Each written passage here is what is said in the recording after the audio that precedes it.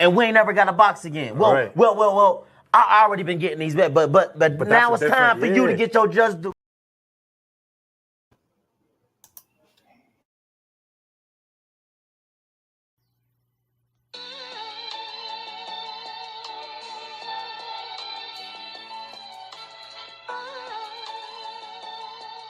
Yeah, you know the deal. We back again. Yo.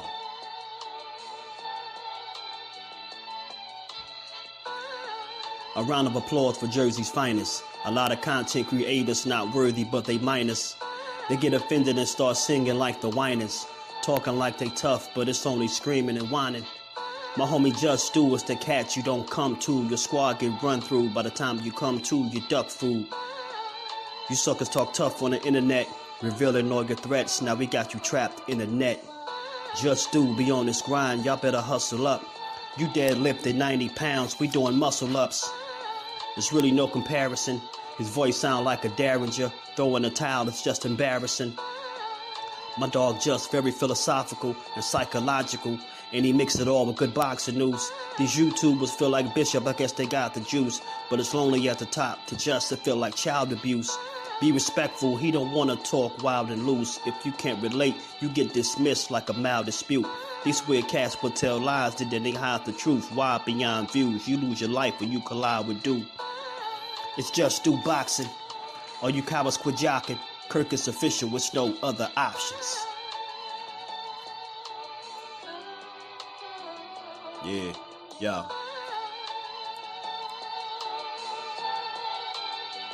You know the deal. Judah Ben, we in the spot. JusDueBoxing, yeah. And of course, shout out to Mrs. Do, holding the whole family down.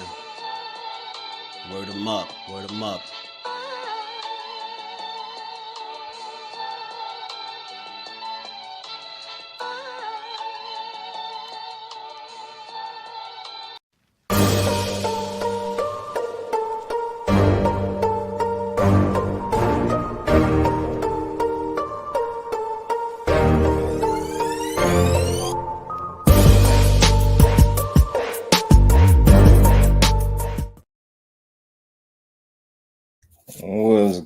What's good? Salute to the fam. How y'all feeling on this good Monday?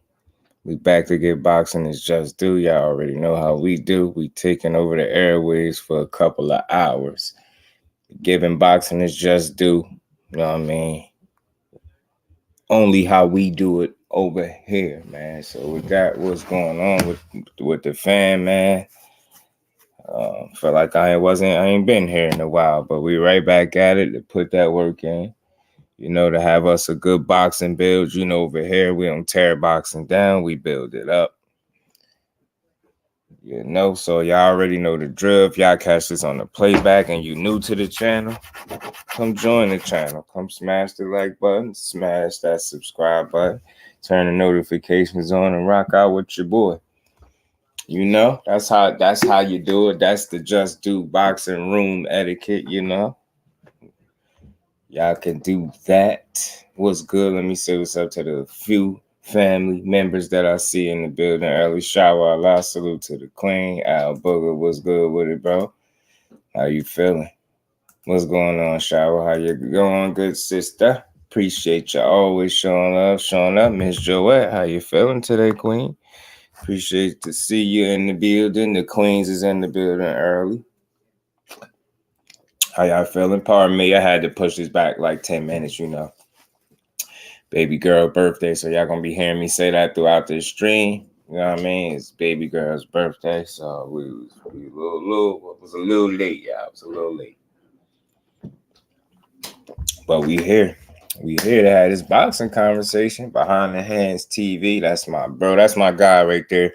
Somebody that I wanted to come up here and build with me, chop it up with me on these random topics, and he ain't even get no heads up really. He just know how we do. Salute to my bro Behind the Hands TV. If y'all haven't, like from this point forward, for sure. Like if y'all hear me suggesting that y'all check somebody out or subscribe to somebody, it's because I know that person is thorough and solid as they come, you know. So anybody that hasn't checked out Behind the Hands TV, do your boy a favor, check him out, man. He's a real one, real content that really enjoys the sport and builds the sport up, not tear it down. You know what I mean? So, and his boots to the ground, you know what I mean? He actually, you know, in these gyms and building these relationships that matter, not this clout chasing era that everybody is addicted to, you know what I mean? He's a real authentic boxing supporter, and that's what I call him. Tim, my guy, what's going on, Tim? How you feeling today, bro? What's good with it? How you feeling, man? How you feeling, Tim? Good to see you as always, bro. Good to see y'all. Y'all make sure y'all sock the like button out one time for you, bro. If y'all haven't, we just getting started. We're gonna have us a little boxing build today. Like, you know, y'all know I'm the clip king. I keep the clips. I seen something that Teddy Atlas had spoke on recently about Anthony Joshua. And again, all of this stuff ties into each other, right? You got Eddie Hearn saying this fight between Wilder and Joshua is 3 weeks away from being signed, right? But if you know how I know, you know, Deontay Wilder don't trust nothing about Eddie Hearn, and he just put it straightforward. He just don't like the guy. You get what I'm saying? So you never really know about that. You know what I mean? You never know how to, you know what I mean? You got to take that Eddie Hearn information when it pertains to Wilder with a grain of salt for that reason, right? Because he don't like the guy. So, you know what I mean? Shout out to Mama Do and them babies. I like how you be putting that for real, because you always say that, and them babies, man. That's how I know you're a true mother. You know what I mean? A mom, a mother, a parent. Like the way you can tell. You can tell. And Miss K, the young princess, appreciate you. Cheryl, she's 14 today. Her birthday is today, and she is 14. 14 years young. JusDueBoxing, one of the realest on this YouTube space as well, man. I'm just, you know, I'm all about giving people their flowers and just do. So y'all do me a favor, check the homie JusDueBoxing out and Behind the Hands TV. Those are two dudes that y'all definitely want to check out. Trust me. Just got done working, trying to get my second win for the gym. I feel you, Tim, man. Pace yourself, Brody. Pace yourself and don't work too hard if you can. You know what I mean? Good time in track and field just ended. Bolay, what's good with it, fam? How you feeling? Sandy Williams McQueen. Salute, Sandy. Appreciate you stopping through. How you feeling today, man? It's first time seeing you in here, so welcome to the family. If you've not subscribed, sub to the channel. Come rock out with your boy. Turn them notifications on, all that good stuff. Know what I mean? Yeah, L-Dub, and I hope all is well over there with you, Brody. CD, what's good, fam? How you feeling, bro? What's good with it? How y'all good folks feeling? How you good folks feel? I'm going to pin this link just in case whenever bro gets situated, maybe he want to come up here and build a little bit. But in the meantime, in between time, we're going to keep it going. I got some little short clips from Teddy Atlas that I thought was interesting, you know what I mean? And a lot of people get their opinions on Joshua. A lot of times you hear a lot of positive when it comes to people that was hands-on with the sport.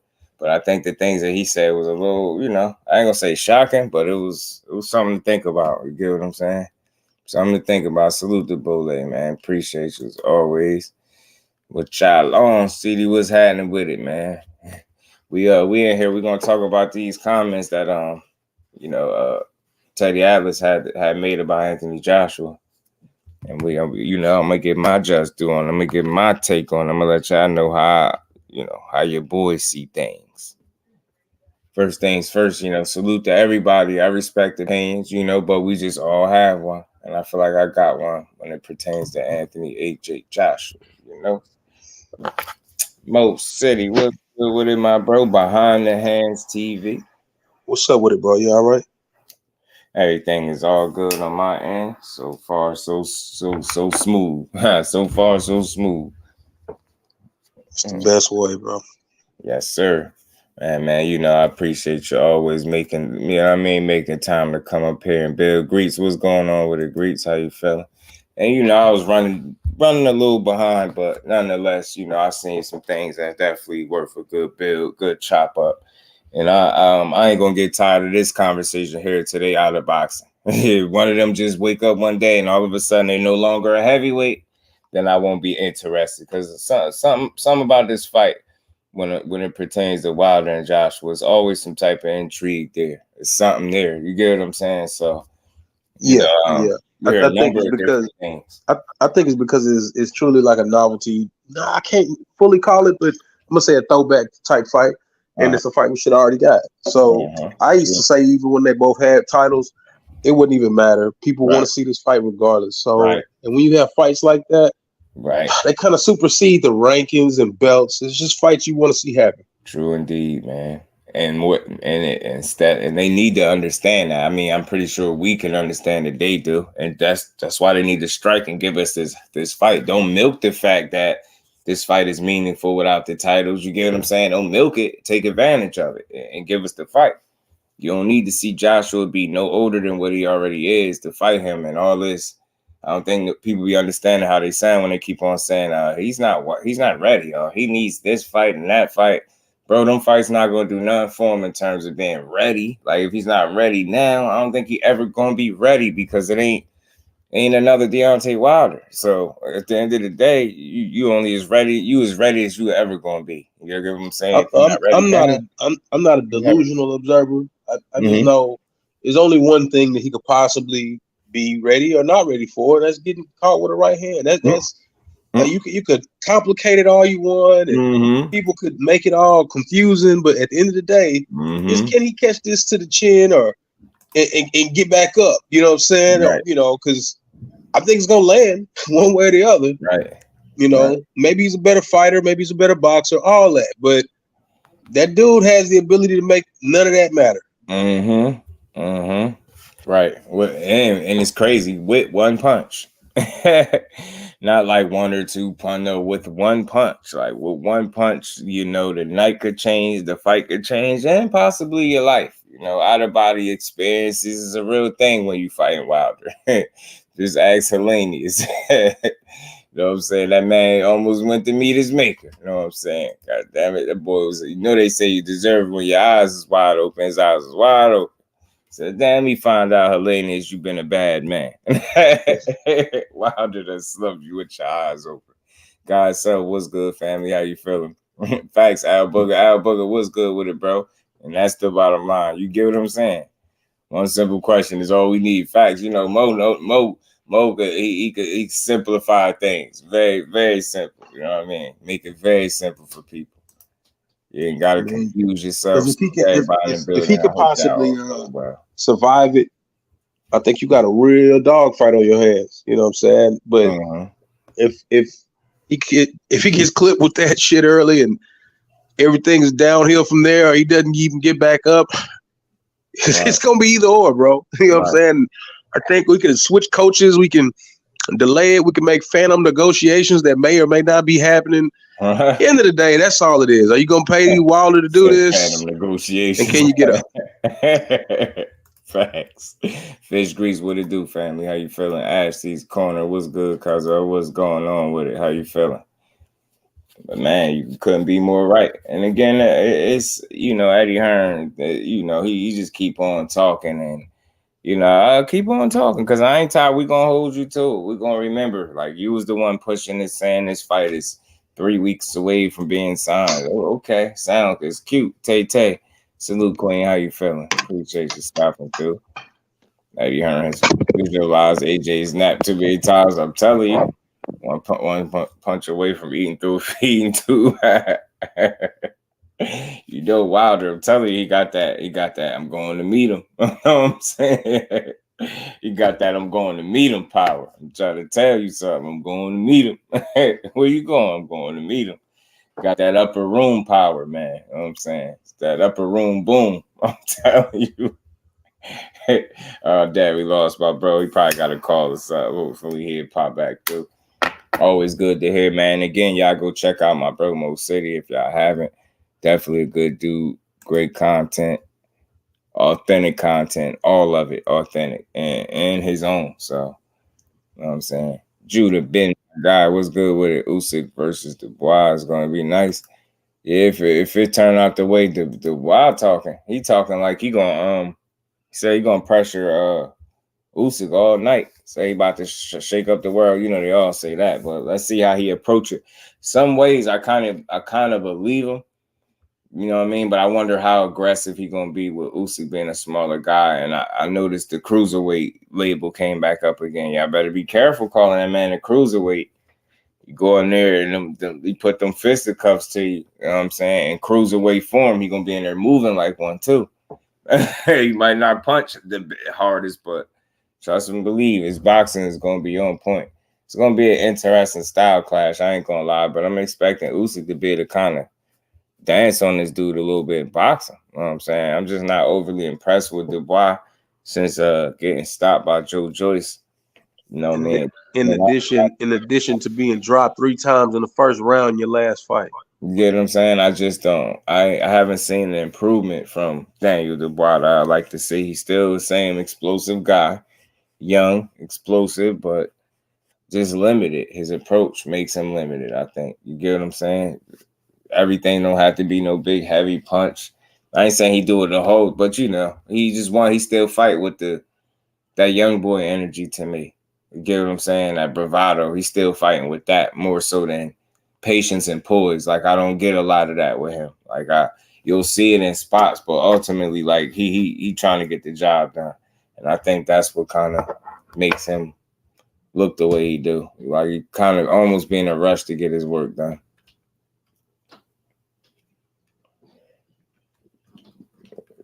But that's gonna be. It's gonna be. I can't give him too much props, man.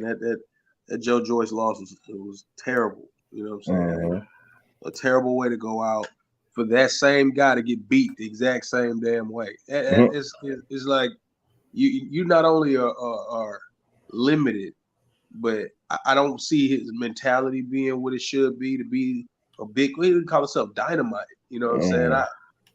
I ain't seen nothing. Nothing? You ain't seen nothing. Bro ain't seen nothing. Not nada. You know what I'm saying? Laced out. What's good, family? Blessings to you, bro. Judah Ben sliding through in that super chat, man. Much love and appreciation, bro.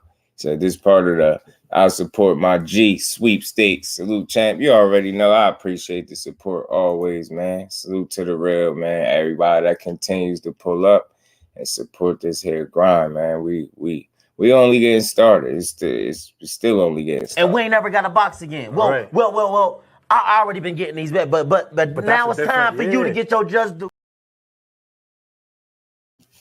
Salute to my brother Judah Ben, man. Appreciate the love, family. Salute to you, bro. Seriously, listen, bro. I thought the Brits, but I want to see guys lose. You see the extent they went to secure Fury's win. Hey, Bole, I'm right with you, bro. I'm right with you on that. Dubois UK level, in my opinion, a little stiff, not a lot of side to side, very low ring IQ, because he's still fighting off that bravado, that young boy energy still. In my opinion, that's what I see.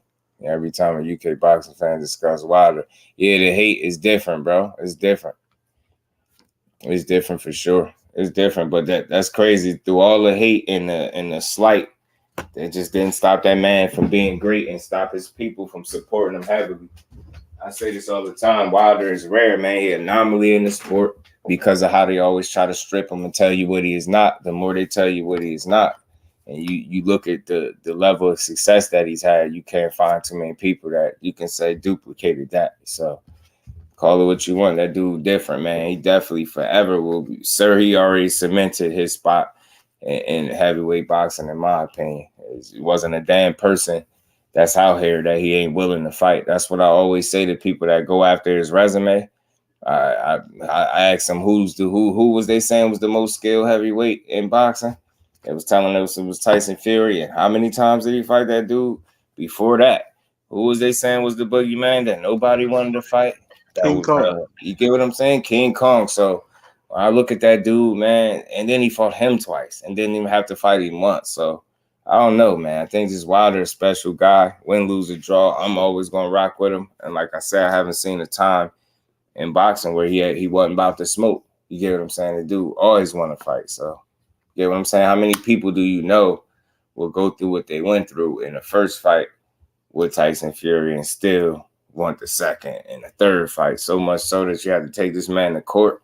That's why I say, man, people don't realize Wilder is closer to the fighter that a lot of y'all say y'all like, mentality-wise.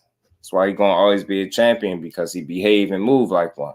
You know what I'm saying? He walk, you know what I mean? He conduct himself amongst this sport, you know what I mean? As dangerous as it is, like a champion. So the belt is just icing on the cake for a guy like Wilder. You get what I'm saying? Don't change his mentality. With or without the belt, he's still the same guy. Confident, hungry, going for it. You get what I'm saying? He got a right hand from heaven to hell, whichever one you want to believe it came from, because he could damn near send you there with the right one. So I'm always appreciate the Deontay Wilder of the sport, man. You get what I'm saying? Always. They can't dim that man light. But Teddy Atlas seems that he has some interesting comments to make about Mr. Anthony AJ Joshua. Yeah, so y'all know I'm the clip king and I keep him. I'm gonna play these little short clips, and yeah, we're gonna talk about it. Teddy Atlas is in his older age, he's very, very blunt, but he been that way, I think, since I've ever heard him. You know what I mean? But I'm gonna play this clip. I want to see Zhang versus Wilder. That'd be a fun fight to watch too, for sure. But I'm gonna play this clip, Mo, and we're gonna see. I'm gonna ask your thoughts on it. It's 2 clips, they're not that long. I think they're both of them under a minute. But it's just something I came across, seeing Teddy Atlas kicking it. I said, damn. Hey, this is how you feel? Tell us how you really feel about Mr. AJ, man. Tell us how you really feel. Give me a quick second. I said, woo, okay. It's something to talk about, something to think about for sure. I'm going to play these in order, too. Salute to my baby girl, Miss Just Do. How you feeling? Salute to my queen. That he's been given over there. Charles Martin. Got his shots today, yeah, man. All right. And a 2. All right, let me take this one. That one, I'm going to make sure I play the 2 clips in order. That's 1. Y'all bear with me. Just give me a quick second. Pulling the other one up. Salute to my baby girl and the baby boy. Yeah, he did get them shots today. I almost tear it up, y'all. That's how mad that stuff make me. I ain't going to lie. My girl set me up. Try to make me the bad guy. Try to make me be the face he see after he feel excruciating pain in the leg out of nowhere. You know what I'm saying? Really? Had me standing over like I did it. You know what I mean? I did not do it, baby boy. Did not do it, man. Wilder had them Thanos gloves. I'm telling you, because all he do is different. Should put heaven and hell on his right glove next fight. I'm telling you, Al Booger. I'm telling you, man, we might be on to something right there. Let us see AJ versus Zhang. Me too. I think Zhang got a very, very good chance of beating him, man. It'll be a very dangerous fight because he throw his punches straight down the pipe. You see how he closed up, old boy, Eye and Joe Joyce. He beat that Eye into submission. You get what I'm saying? I got Zhang winning in the easy southpaw schooling. I'm telling you, I think it'll be extremely tough because AJ will be hesitant. And Zhang will be assertive and sure of himself and throwing them straight shots down the middle. And for a guy that's kind of stiff and not getting his head off the line, I can see him eating a lot of them shots the same way, you get what I'm saying, Joe Joyce did. And you got to think, he just got his nose busted up. His face took a nice little bit of damage from Robert Helenius. Nobody's gonna convince me that Big Bang can't put hands on you, and he's gonna break your face up a little bit too. I could see him stopping him. To be perfectly honest with y'all, I could see Big Bang stopping him. I think that's far too risky of a fight. That's one I don't think they'll consider if he's to ever get a championship again. I just don't know. That fighter have to be mandated. I'm right with you, bro. I just don't see him taking that on his own. You get what I'm saying? Like, yeah, I'm gonna fight Zhang. AJ, like, man, I got better stuff to do. I ain't fighting him. I ain't fighting. I'm sure he like, y'all already got me with the AJ bullshit. Don't do me with this one. I'm telling you. I ain't fighting him. Yes, man. Happy birthday. If you are listening from your mom's phone or somewhere, baby girl, happy 14th birthday to my baby girl, my oldest born. And you already know you're going to continue to enjoy the rest of your day. I just had to make a pit stop, talk to the good folks, the good family up here. Zane his heart. Remember Joseph Parker hurting AJ a couple of times. I'm telling you, man, he was putting on. That's when he's not that big a puncher to me too, and that is true. That is true. Salute to Mr. Webb. Appreciate you as always, man. Yeah, y'all smash that like button out one time. Let me play this job with Teddy Adams had to say. I'm making sure this was the first. He has the gall,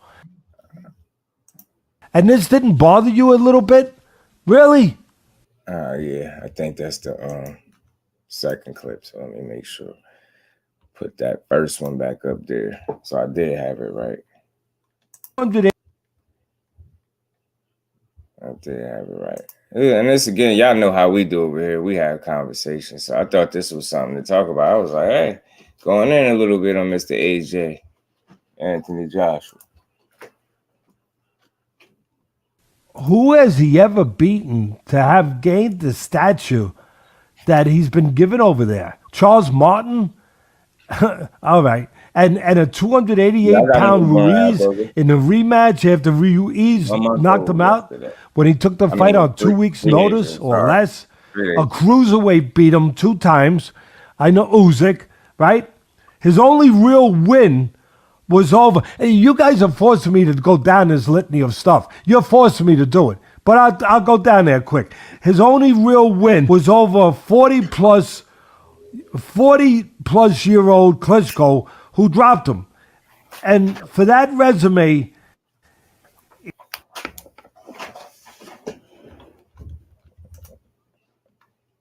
was on AJ helmet, huh? He said, man, he ain't buying it. It's hard to buy when you lay it out like that. Right. As you say over there, the telly. True indeed. 100%. Appreciate you, Fish Grease, Al Booger. Salute to her. Yeah, we got a newborn, 1 month old baby boy, but it's the baby's girl birthday today. So you on point. Sparkle was good with it. How you feeling? Appreciate you pulling up. What's good, cuz? I appreciate that as always, man. So again, you know, I'm not big on disagreeing with people, but I will let you know what my point of view is, or my train of thought is when he's saying what he's saying. So said Teddy, hey, let me finish playing this little clip. He has the gall. And this didn't bother you a little bit? Really? Really, you guys? And, you know, I have nothing but love for you. You're great fans. But for him to say on the telly, as you say over there, the telly, he said after the fight that his back was hurting him. Oh, and he went like this. Oh, Ken, my back is hurting me from carrying the heavyweight division. Are you kidding me? And it's longer than that, but that's pretty much the gist of what he was saying. So he feels like AJ's overrated. He reduced his career to, you know, just to win over Klitschko. That's a 40-year-old Klitschko that he had to put emphasis on that. And I'll just let Teddy speak because, you know, a lot of people come through here and they say how much better that AJ's resume is over Wilder's. And I think that's just a pipe dream. I just think that's something people, you know, wish it was that way, but they don't have nothing where they could really, you know, back that claim. It's just something that they think more times than not. They have a mutual opponent or two. It's real hard to say that it's just head and shoulders better. Right. Mutual opponents, and I'll give him. Some people feel like he did better against Molina or whatever. It's like whatever. But I seen you more recently with Helenius, and I'm not expecting. I was never expecting a first round knockout at all. But I damn sure wasn't expecting to, you know, bust your face up like that. And I did say 6 to 8. You got him out of there in 7, so I can't say I'm surprised by the timing of it. That he talk about you got double wide travel time. I'm telling you, man, how he was talking. just now, being boxing news was good, family. Aisha, salute to the queen. How you feeling today? Teddy said he trying to impersonate Arnold. He was right here trying to be funny. So, bro, you know, I got you up here. What you think about the comments, man? Teddy Atlas. Well, I think with Teddy, and I could be wrong, and I'm sure people will let me know how they feel, but Teddy always speaks from an intent. He don't never just say things dry. He always got intent. Now maybe he does feel that way about him, but how come I don't recall you talking this way about him before? And ain't nothing really much has changed about AJ. I mean, ain't nothing different than what it's been. He still had already lost to AJ. I mean, Andy, and so forth and so on. He'd always had that one against Klitschko. He's always been this guy that he is. But now you deciding to speak so harshly about him. I guess what I'm getting at is every time somebody like a Deontay Wilder or Devin, I mean, it's a lot of different people, but every time I get close to a big fight against said person, people in the media begin to deteriorate the value of beating that person. So I'm not saying that that's exactly what he was doing there, but how come I haven't heard you go on rants about AJ this long? And they've always held AJ in high regard. Him personally, he's never talked bad about AJ. So, you know, and I mean, you hear rumors saying that they're 3 weeks out from a contractual negotiation completion or whatever the case it is, and then all of a sudden there's this campaign about how AJ isn't that great and he ain't beat nobody. Well, where is this coming from? You know what I'm saying? But is it true? Maybe it has some weight to it. But you know, the timeliness of it with the news that we know the fight is potentially being made is weird. You know what I'm saying? Exactly. You know that's what I see when I hear people like Teddy Atlas who speak from an angle when they talk. Right. Man, I couldn't agree more. I agree. And that's an interesting point of view too. LaMarcus, was good, family? How you feeling? And I could see that. And some tell me it's like, because you know what fight is potentially looming. And here you go kind of trying to set the table. You get what I'm saying? A certain way. It's like you tearing the AJ, and if Wilder losing to the guy you just tore into that ain't much, then what's that say about Wilder? You get what I'm saying? Or at the same time, it's like, have you secretly always felt this way about him? Or, you know what I mean? And I don't want to say secretly, but have you always felt this way? Or is it just now time to feel this way because of the guy that he could potentially be fighting, and you know what the outcome could be? So you kind of setting the table already for what you believe the outcome in this particular fight would be. That's what it seemed like to me as well. Because before the Wilder Fury trilogy, you couldn't speak to a person that wasn't telling you that AJ and his resume were head and shoulders better than Deontay Wilder. Couldn't find a person. And now people like Atlas are saying, "Oh yeah, man, AJ ain't never been good." Like this nigga was a unified champion. What are we doing? You know, I'm not saying that I think he was God out there. I don't think he was at, you know, killing guys like he. I don't think that, but you, Mr. Atlas, have thought that before. You know what I'm saying? And now you jumping the fence. Why? 100%. Exactly. Now, what changed from then till now? My dog, it's kind of like every time I go to Popeyes, they trying to charge me $15 for the 7-8 piece, and then this time I show up, they tell me, "Oh no, it's $8." And you like, what's wrong with the chicken? That's what I'm starting to feel about. I'm feeling like that about AJ. What's wrong with the chicken?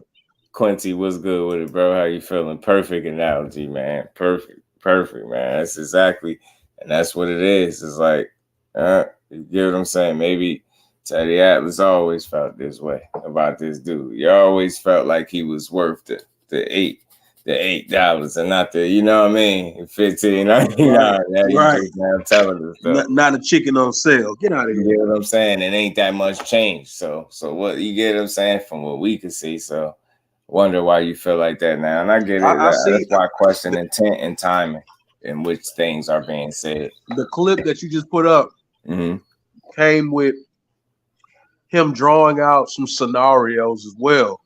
So if anybody get a chance, I mean, it's dope that you.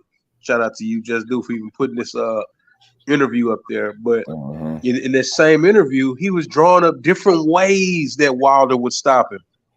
Like his Teddy Atlas was like, you know how he talked like he punch drunk, but he's never been a boxer. So it's weird. His whole persona is weird to me. But anyway, he'd be like, he's gonna, Wilder's got that long right hand, man. He could get him from over here and get him from over there. And then he drew up an idea talking about, well, maybe, since Joshua's this counterpunching now, he's just gonna walk into something. And everything was just talking about different ways that Wilder would catch him. I mean, he gave Wilder the upside on the chin. He gave him I don't know. He was just like trying to big up Wilder a taste just to give AJ a hard time. And I'm like, man, I've never seen them do this before, bro.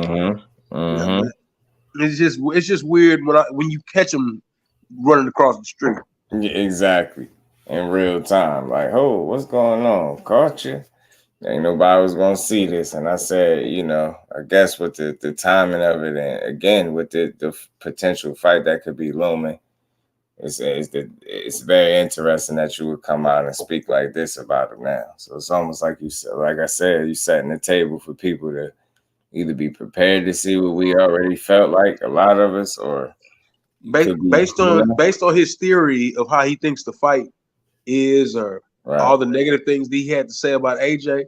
He said everything except I don't want to see this fight. Right. Period. Right. You know what I'm saying? True indeed. That's where you're going with it. That's where you're going with it, Teddy. You know what I'm saying? I mean, never once did I hear him say, well, you know what?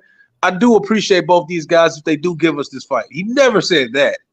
So he not even, you said this earlier in your channel that, building the sport up. Right. That right there was positively 100% tearing it down, because he didn't even give an upside to this fight even happening. Nah, he didn't. He didn't. He did, man. You could be more right. Sandy Williams salute. He said this isn't the first time he spoke to AJ this way. It's the same thing with the Franklin fight. Yeah, that's true. I did hear him turn to him a little bit in the Franklin fight too. But the Franklin fight is post McCracken and post Usyk. Yeah. You know what I'm saying? That bookend of Usyk versus Joshua, I guarantee you all their tunes changed because Wilder said, I got 3 fights left, and that could be one of them. Right. Oh, AJ, Eddie. Funny.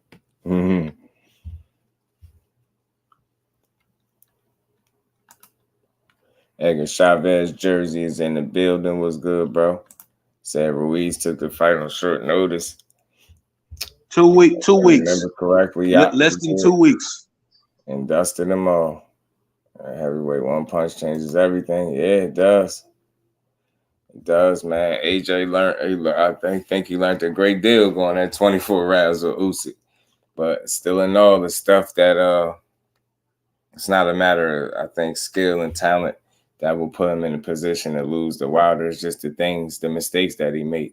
And I think the lack of confidence and being gun shy and all those things are negatives when you stepping in front of a guy like Wilder that's very, very confident that he can shut your lights out, and he know he can. Like, so I've never running around saying that Deontay Wilder is the best boxer ever, because he's far from it. Right. I haven't even said he's the best fighter.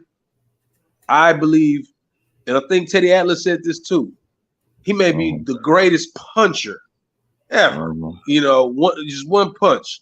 And through all the different opponents he's had, everybody got touched by that shit. Everybody got touched. Everybody. So to think there's a way that Joshua at 33 years old with this new coach, this new game plan will find a way to avoid it for 12 rounds is a lie to me. Yeah, exactly. I think I'm with you on that one. I just don't see it myself. I mean, they can try to sell it to me, but I ain't got to buy it because I ain't buying that one.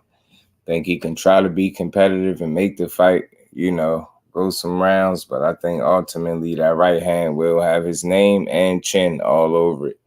And I just don't see. I think he gets hurt or put down. I don't think he makes it out of the fight. Respectfully, I just think. I think the way for him not to get hit by it, the way for him not to get hit by the right hand is being apprehensive of everything. But AJ being apprehensive in a fight with Wilder will get him knocked out anyway. You know what I'm saying? I'm just saying that it's almost like I said this earlier. There's no way that he gonna not land it. So the question is, can you get up from it, or can you, walk it off or eat that punch? You know what I'm saying? That's the only thing I want to know. Right. And I just, from what I've seen, I just don't. them questions, man. I don't know, man. I just don't see you being able to take them right hands, man. And I don't think you're gonna need too many of them either. That's the thing. And if you getting in there with guys that are not known as punchers and you being gun shy and hesitant, just imagine how you're going to fight with a guy that you know can punch, like without a doubt. Right? So I just see it, his approach and his execution and lack of confidence, like the energy, certain things like that. Like, I ain't worried about no skill level and talent. You could think you can box better all you want, but can you fight better? You know what I'm saying? Is he going to be able to handle that, man? What's coming back? Get what I'm saying? That's the question. And, be fair, AJ definitely got the power and the skill set to cause an upset, because I think it will be an upset, in my opinion. But you got the capabilities of winning. He's capable of winning, but I just think the areas, again, where he falls short are some Wilder strengths, and I think that puts him in a position to go damn near meet his maker. I've never seen anything wrong. Well, I'm not saying he's a flawless boxer, but he can always get away with what he's been doing the majority of his career. But I guess it's something about the mentality. Andy broke his will, or I don't know what the hell happened. But that day, AJ left the building. And I'm not going to lie. I'd like to say he looked okay in other fights after that, but his mentality was broken after that, and it just didn't. It never looked right, and I think that is why Deontay Wilder beats him. Right. I'm with you. I just think a lot of people say it's his heart, and I say nah. I say his identity. His identity, and him just not knowing who he should be when to be that person. And I'm gonna keep saying it till he show me something different. I mean, I'm seeing him assert himself in spots and be assertive, but I'm also seeing a guy that is not comfortable throwing more than 2 punches maybe at a time. 3 if you're lucky. You get what I'm saying? Because he worried about what's coming back at him. And that, to me, just shows me a guy that's not fully confident. Like, you have the heart to get in there with these guys, but I'm talking about from an execution standpoint, that's where you lack the confidence, and identity issues is what you struggle with. And this is why I think a guy like you gets hurt. You got to know, you know what I mean? You got to be for sure yourself. You're going in there with a Deontay Wilder. You know that there's an identity crisis when a dude goes halfway across the world for a different trainer. Right. I think he needs an identity, or he's looking for it, or I don't know. But I know that it ain't going to come from you looking up to the Rayful Edmonds and the Big Meaches and the Larry Hoovers. That ain't where you going to find that, buddy. This dude came over here and got inspired by the wrong stuff. Fact. Man, he came over here and started paying attention to the street life, man. You all these boxers you gonna talk about, that's what you're inspired by, huh, buddy? This guy crazy. Patrick Bell, what's good with it, Pat? How you feeling, bro? We fell hard on your opinion, Tyron Willie or Chad Dawson. It seemed like once Willie started losing, he stayed losing though. Unfortunately for him. Ant, what's good with it, Ant? How you feeling? But yeah, man, Teddy Atlas, man, this was something interesting that he said, man. I thought it was you get what I'm saying, the way he put it, he just ain't impressed with the resume. The time in which he fought Klitschko didn't impress him. He got put down. He just wasn't impressed by that. The Charles Martin win, that did nothing for him. You get what I'm saying? So again, man, Joshua still got to prove something. It's crazy. He got them 3 losses, and he's still a name in the sport of boxing, man. If he play his cards right, man, he could put himself in a decent position, but it's all how he moved. Like, is he looking to really try to get back to where he once was? And you just don't do that duck and smoke or not being confident in yourself. Like, you got your promoter keep speaking about Wilder. And like I said, as long as he's speaking on it, I'm going to give updates accordingly. But I truly do hope that this time around, this is a fight that could be made, because it's, I hate to say long overdue, but this fight should have been happening if you really want to be honest. But the fact that I think it's a genuine interest in it, and both guys have suffered multiple losses, I think that says something about, you get what I'm saying, both of these guys as fighters and individuals in terms of they drawing power, and people still really wanting to see them fight despite the fact that they've lost. So I think it would just be a slap in the face to boxing if they didn't find a way to deliver this fight.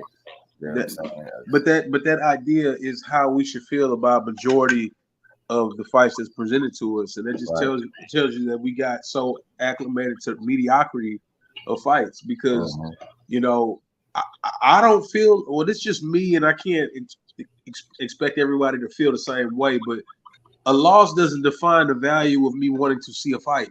But I do understand the generic public of casual people who want to see perfect records and titles on the line in order to give it value.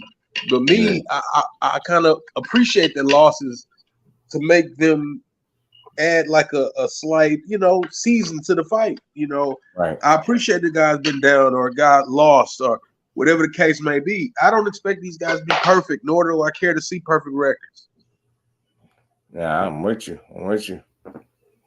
Records, man. So like people, I know people who saying men lie, women lie, numbers don't, and I get it, but sometimes numbers don't tell the whole story. That's what people don't know. I know that should sound good. Yeah, men lie, women lie, numbers don't. Yeah, true, but they don't tell the whole story always. And I think that's the case sometimes when you look at some of these records. You get what I'm saying? On the surface, you know what I mean? It might look a certain way, but if you go a bit deeper, you peel them layers back, you'll see that everything ain't what it seems. So, get what I'm saying? Every 20, 25 and 0, 30 and 0 ain't created equal. Ain't built equal. You know what I'm saying? So, I'm with you, man. I'm with you on that. I mean, again, I could care less about a O. You know what I mean? I just know that doesn't determine the quality. It's kind of like how the number of people in the chat don't determine the quality of work that's being put out. You get what I'm saying? That's a great way to look at it. You get what I'm saying? It don't determine that. So you just got to know quality when you see it and when you hear it, in this case, when you hear it. So I'm with you 100%. I'm with the guys that I want to see quality more so than I want to see a propped up record that, was built and, or maneuvered a certain way. So, yeah, I mean, I feel like this. If Sean Porter ever fought Manny Pacquiao, he'd have the greatest welterweight resume with no comparison. Right. I mean, more so because not specifically saying that to be a fact, but things like that I can admire a lot more than you with this fluffed up record that don't really matter. But when I know that you just went and fought the best, no matter what, man, I can salute that. Right. All day. I mean, period. Mm-hmm. Right. I'm with you. Crawford's team ever get trainers of the year? I think they would have to get another big win because they're going to cheat Bo Mack. I mean, I'm not saying he should win it or not. It's just my opinion. But if he was to fight Errol in December and do it again, yeah, maybe. But you're not going to get it on one win. I think you're going to need multiple guys getting busy. Right. That seemed reasonable, though, if you really think about it, because it's like if you look at Derek James, and I was talking about this, in a different conversation, when Tarver questioned him being trainer of the year in that little clip, that little interview he did, but I said there, like, you think he got trainer of the year because of one win? You know what I'm saying? And I was saying that as opposed to, to Tarver. What I see with people, I'm not knocking Tarver, and I'll just say in this instance, right? Can't speak in all the instances, but in this instance, to me, just kind of showing me your hand that you just don't like the guy, because I'm just being real. Regardless if you like him or not, he had a guy become a 3-belt unified champion April the 16th of last year. Then he had another guy become undisputed, and then they kicked off this grandioso career of Frank Martin on that level. And he took on Michelle Rivera that before the fight was looked at pretty respectfully, minus the failed drug test later on, and people beginning to question him later on. But when those two decided to fight, people are like, that's what we need to see more of. Top guys fighting each other. Cool. They fought. Derrick James won some pretty big fights last year. You know what I'm saying? Right. I can't say that he didn't deserve anything. That's what I'm saying. So it took him more than one fight for sure to get it. So I think the same thing could be said for Bomac just being real about it.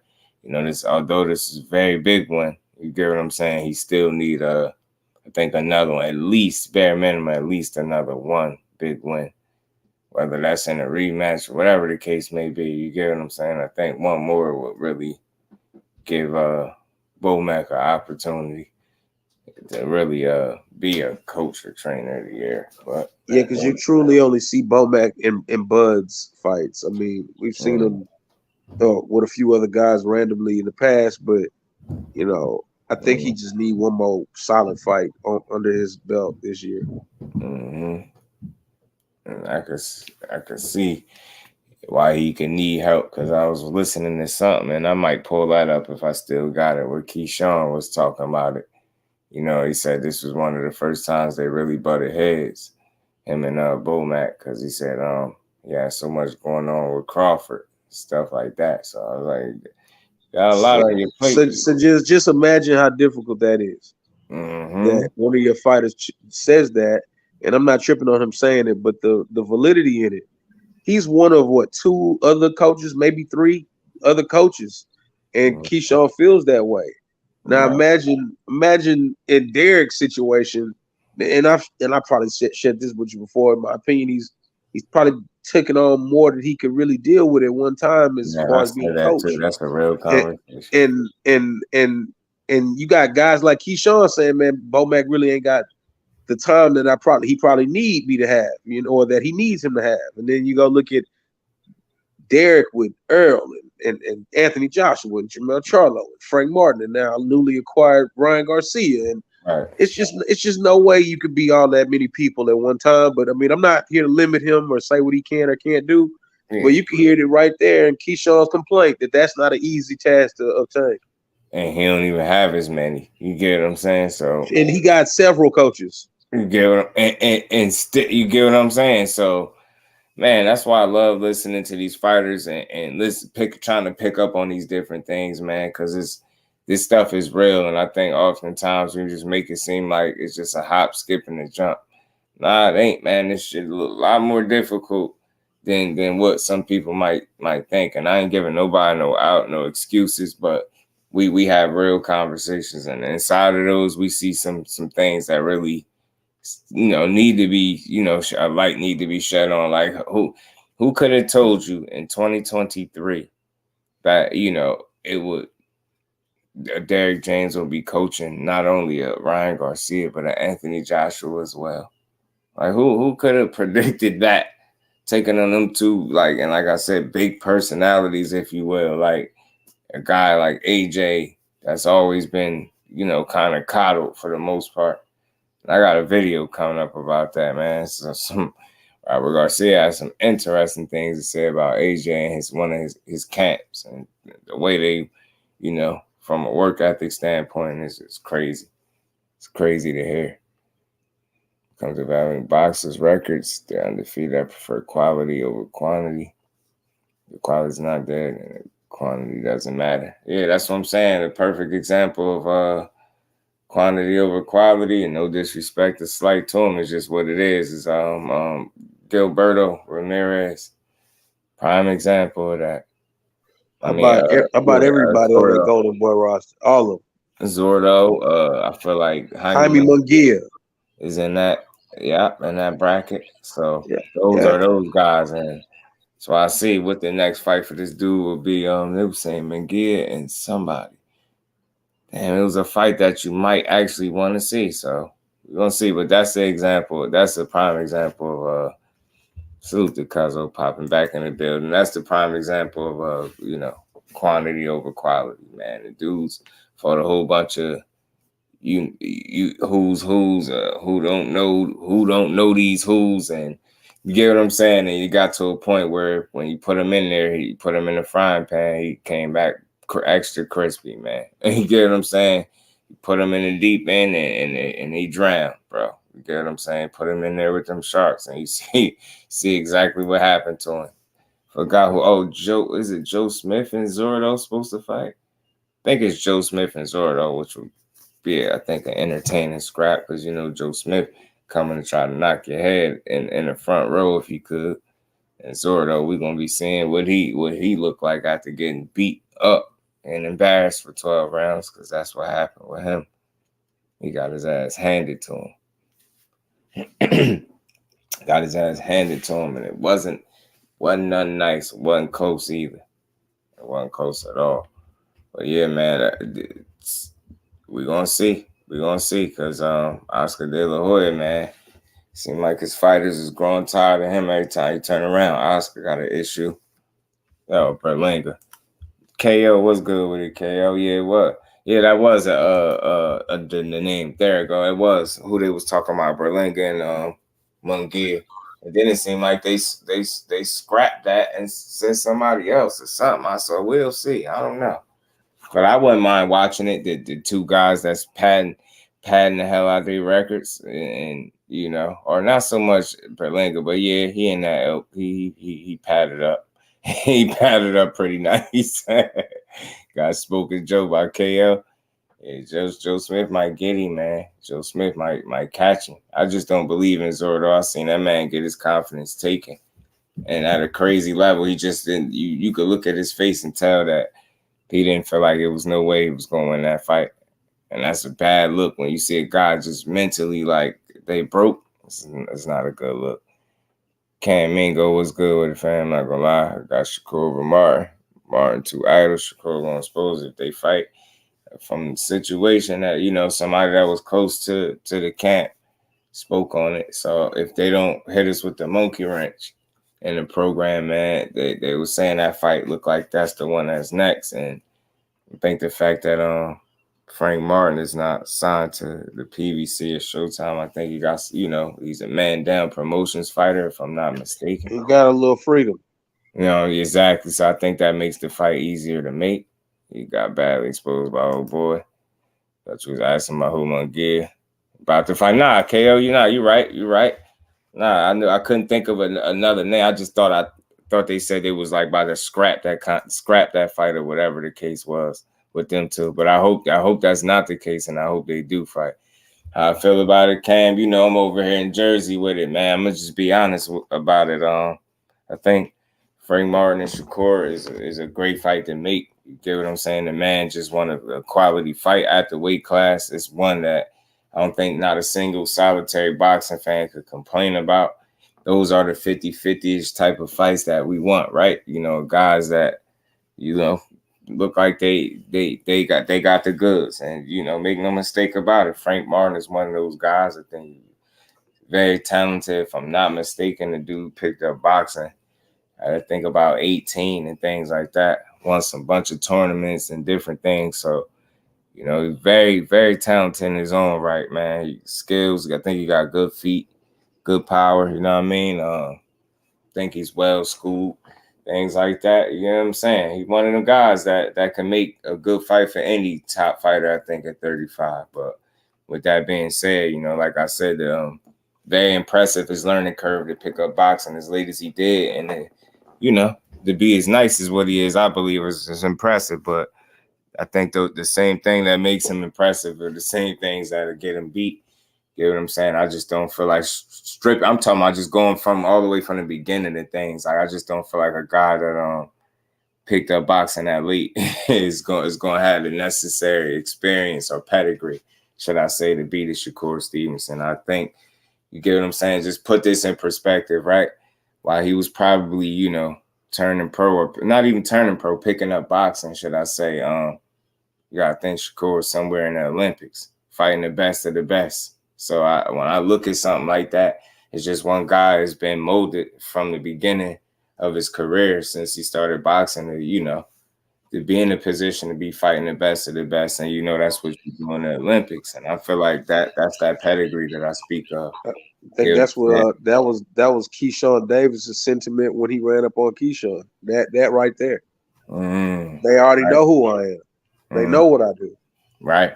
They don't get that for some reason no more. I'll be trying to tell them that when they say that about when you say clout, you got to be very, very, very, specific with how you use that, because, guys that are Olympians have a certain amount of clout, to me, in my opinion, from the start, as opposed to a guy that, dudes can't even name 4 or 5 fights of. You know what I'm saying? That's not no diss to him. That's just me trying to put things in perspective. Like, you see how much you don't know about the fighter that you vouch so heavily for?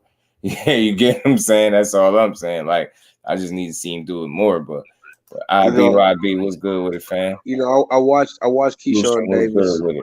I watched Keyshawn Davis as an amateur and as an Olympian and on the USA boxing team. And I know a lot of guys that were on that team, and Troy Isley and Quentin Randall and these guys. I value their boxing opinion, and right, because when I asked them all, who did you have the hardest time with, they all say Keyshawn. And I'm not like a advocate for anybody in particular, anybody, but I got to be honest, when guys are talking to me like that, telling me that, oh man, it was Keyshawn, and I'm like, you mean one of the youngest guys there? Like, yeah. He was pushing everybody, I mean. And then when Keyshawn says something like, hey, they know who I am, I'm like, hey, I got to give it whatever props of validity as I could give it. You know what I'm saying? I mean, I don't, by no means of the stretch of the imagination, to say this is how I determine who's going to win a fight. I'm not doing that. But what I am going to say is, some people are proven in some ways. Not saying as a professional at that time, but they've been forged in some type of fire. You know what I'm saying? Whether that be USA boxing or Olympic, whatever the case may be, outside of winning a couple of tournaments. Right. I mean, can he beat them? Possibly. But at the same time, man, I give credit to what credit is due, especially for those who've traveled and done all like what you were saying Shakur probably was doing at the time he turned pro. You got to get that way more value than what people want to give it a look at. Because I've heard stories and tales about how this man flew to other countries and won a tournament and fly back, and the very next day competing in something totally different. And I mean, that's a rough way around the sport, but to survive, and not just survive, and be one of the best at it, that says a lot too. That's why I say, man, that pedigree that I speak so highly of is not to be ignored, man. I think that stuff makes certain fighters special, man. You when you're able to get that schooling from a young age, man, and it's a mentality thing that you start to develop. You get what I'm saying? You going in here getting some of the best that boxing has to offer, and not only are you doing well, you're doing your damn thing. You get what I'm saying? And start building that confidence in yourself, and you're hungry as they come, man. I just think it's different. The schooling, you get what I'm saying? The understanding of the game, I think, is just at a different level. And he's, young and coming into his own. I believe he's 26 now. Man, it's just the experience, I think, is deeper. You know what I mean? Far deeper than the experience that Frank Martin's got. Get what I'm saying? But if they wanted to make that fight and do me a favor, I'm with it. That's all I feel about. Right. And let's not forget, not too long ago, people was basically saying, Frank Martin's still learning on the job type deal. So just putting those things into perspective, and, with all that being said, it'll still be a great fight, but just some little factors, some deciding contributing factors that I feel like swing in the favor of Shakur to win that fight. Controlling distance and range, you get what I'm saying? IQ, like just being real, like, and this is just a question because we'll never know unless they got in there. But what we seen out of the last guy that Frank Martin fought with, the Artem Haratunian or whatever his name was, Artem, like Kajab, what we seen that day on the night, Could you see that kind of style? Could you see him really troubling Shakur? Could you see that kind of style winning 3 or 4 rounds against him? And I don't like triangle theories, but just think about the style and what the dude presented on the night.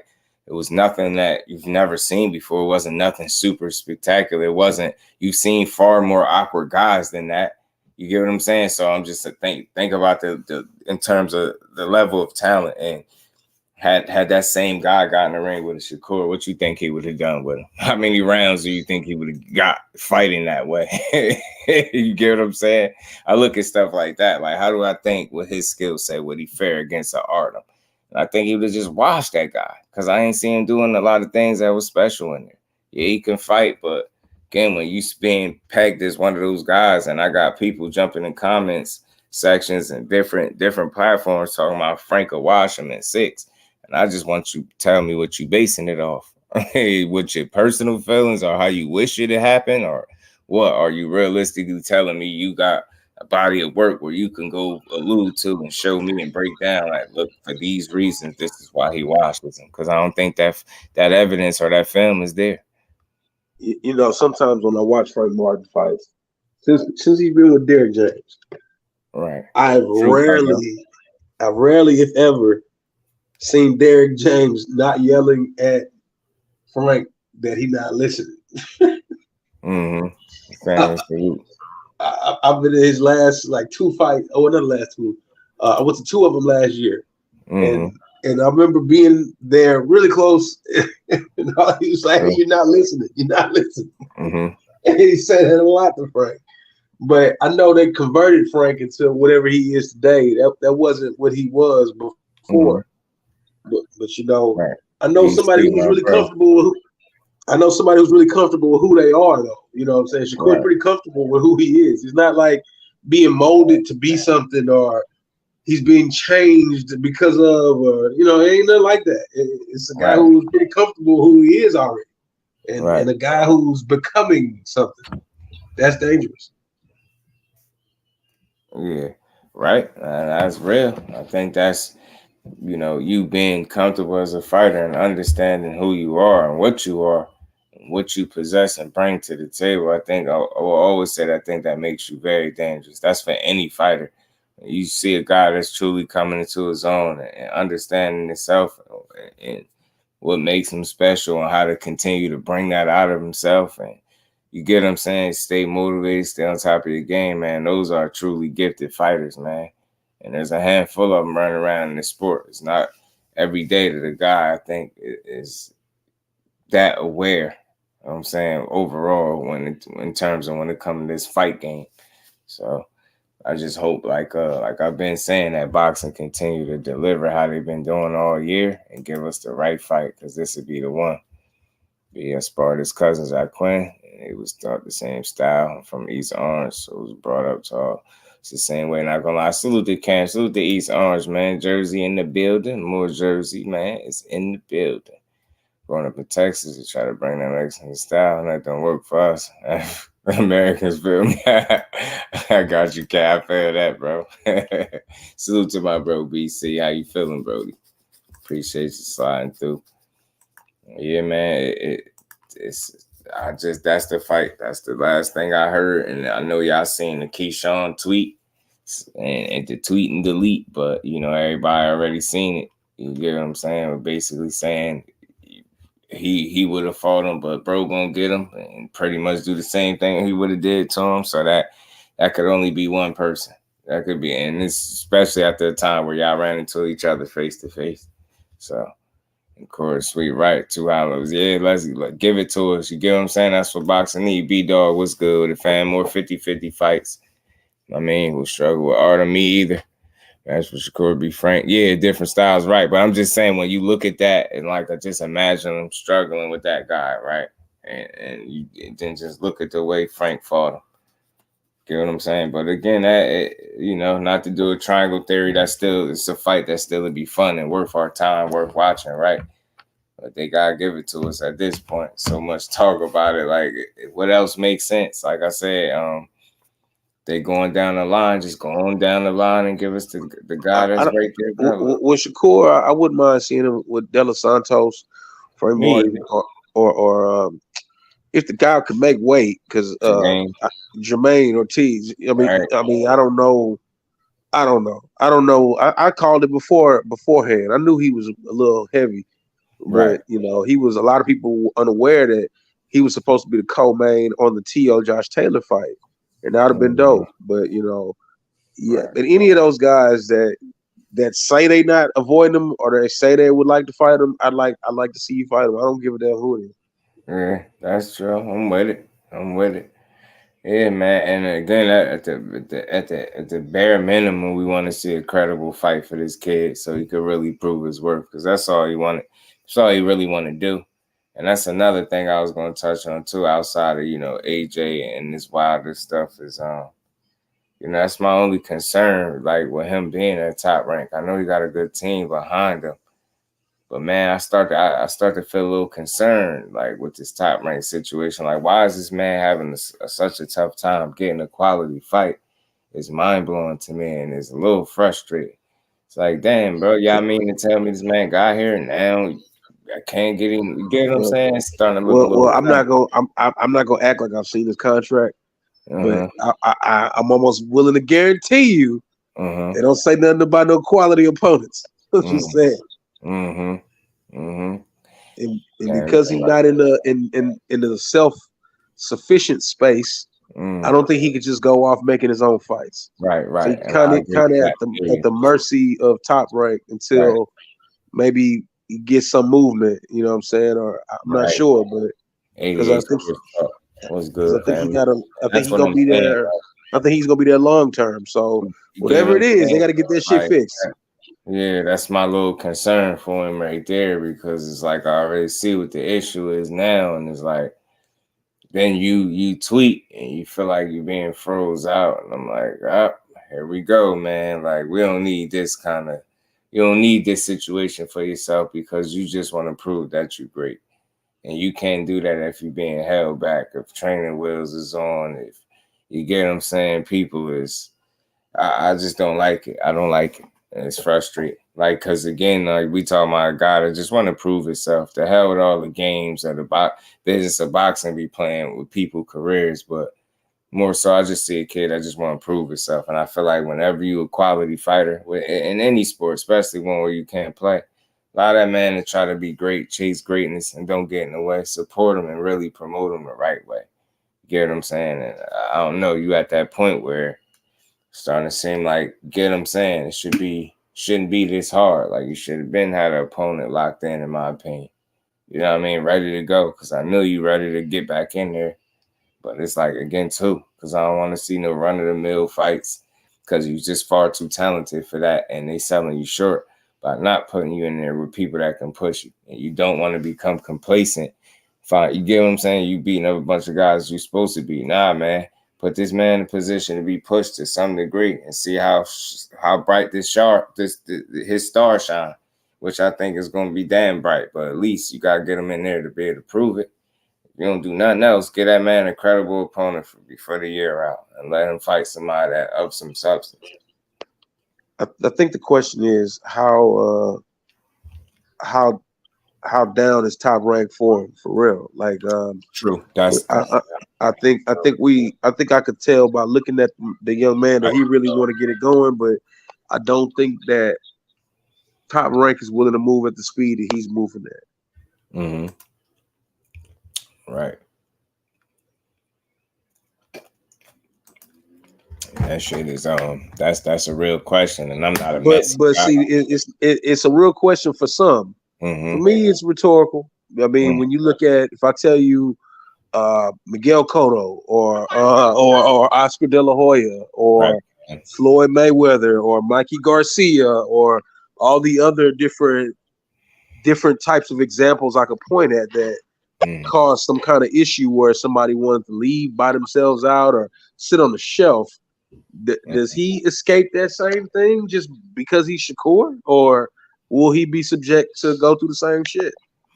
I think and that's where my concern come in, bro, because just going off, and now I can try to be optimistic all I want, but I don't want to be blindly optimistic. And I think you know, it's a different train of thought. Like, it ain't just cut and dry with this situation. Like, I'll be optimistic. No, it's be realistic. And this situation look like that it can start potentially being a problem for him.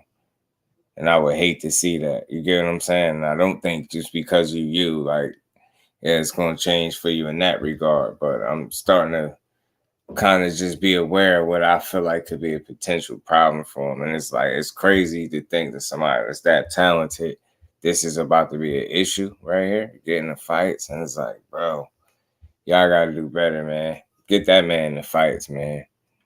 Talking about Shakur is too ambitious. You get what I'm saying? You get what I'm saying? And that's what brings me to what Mo says, that how down for you are they really? How down are they for him? Like, do y'all believe in him the way he believe in himself? Because if not, then y'all probably don't need him. You don't deserve him then. You know what I mean?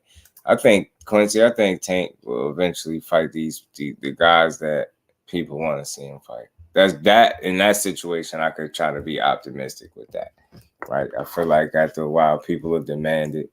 But at the same token, like I said, that's a very layered situation, man, with him. And you know, I always want to see the best available fighters fight the best available guys, right? But when, like I said before, when you show us when EJ and Bud went out there and gave us a legacy fight, and you see what those numbers was and what they should have been based on the kind of fight that they gave us, legacy fight, you know, something that you're supposed to talk about years on end, right? They give us that, and the only thing we do is like, and I just say we, but it seemed like people partially halfway supported it, didn't support it the way it should have been, and then look at the way they celebrated Errol Spence losing more so than they did Terrence Crawford win. People was like sore winners and sore losers and winners, and they won. It's like sore winners. It's like, damn, y'all celebrating a guy losing more than just celebrating the fact that we got a fight that people was adamant in comment sections on, you know, all over YouTube that it was never happening because one guy was scared of the other guy. Yeah, I'm calling it because that's what some people were saying. Straight up and down. They're saying that man's scared, and that's why the fight is never going to happen. Here we are, a whole fight later. Still wonder do people feel like the man's scared. Like, get what I'm saying? People just kill me. Should be fast track. Right. It seemed like Bob, it seemed like he did what he was going to do there, and it seemed like the only thing from here is him potentially being held back. The way it's being moved right here now, you got here where the smoke is at, and look what's going on. I don't like it. I don't like it. I'm just being honest. Do like Bud, stick around a couple more years. Yeah, facts, B-Dog. The first opportunity, get up out of there. And that's what I'm saying. Cuzzo. And that's not a good thing when he clearly your best fighter. You know what I'm saying? But I think the downside to thinking that can happen, I mean, I guess I'm being pessimistic by saying this, but he's made some good money, but I don't know if he's in the ballpark of where his contract is to where he could just buy himself out. I think he's still really early in it. I'm not sure where it's at, but a guy comes out of the Olympics highly touted like that, I'm sure they got him on paper for a long time. You know, I mean, I would hate for it to be he's stuck there, but you know, I don't think that they've given him an opportunity to build the name or the credibility, and that may be why. Because if he does get big fights, if he does get his name out there, he puts himself in position to just buy himself away from them, you know, and I don't think they want that. Right, man. That makes sense, man. That stuff is frustrating, and it ain't just about being a supporter of a guy. You just don't want to see that for no fighter when you feel like you got a talent like that.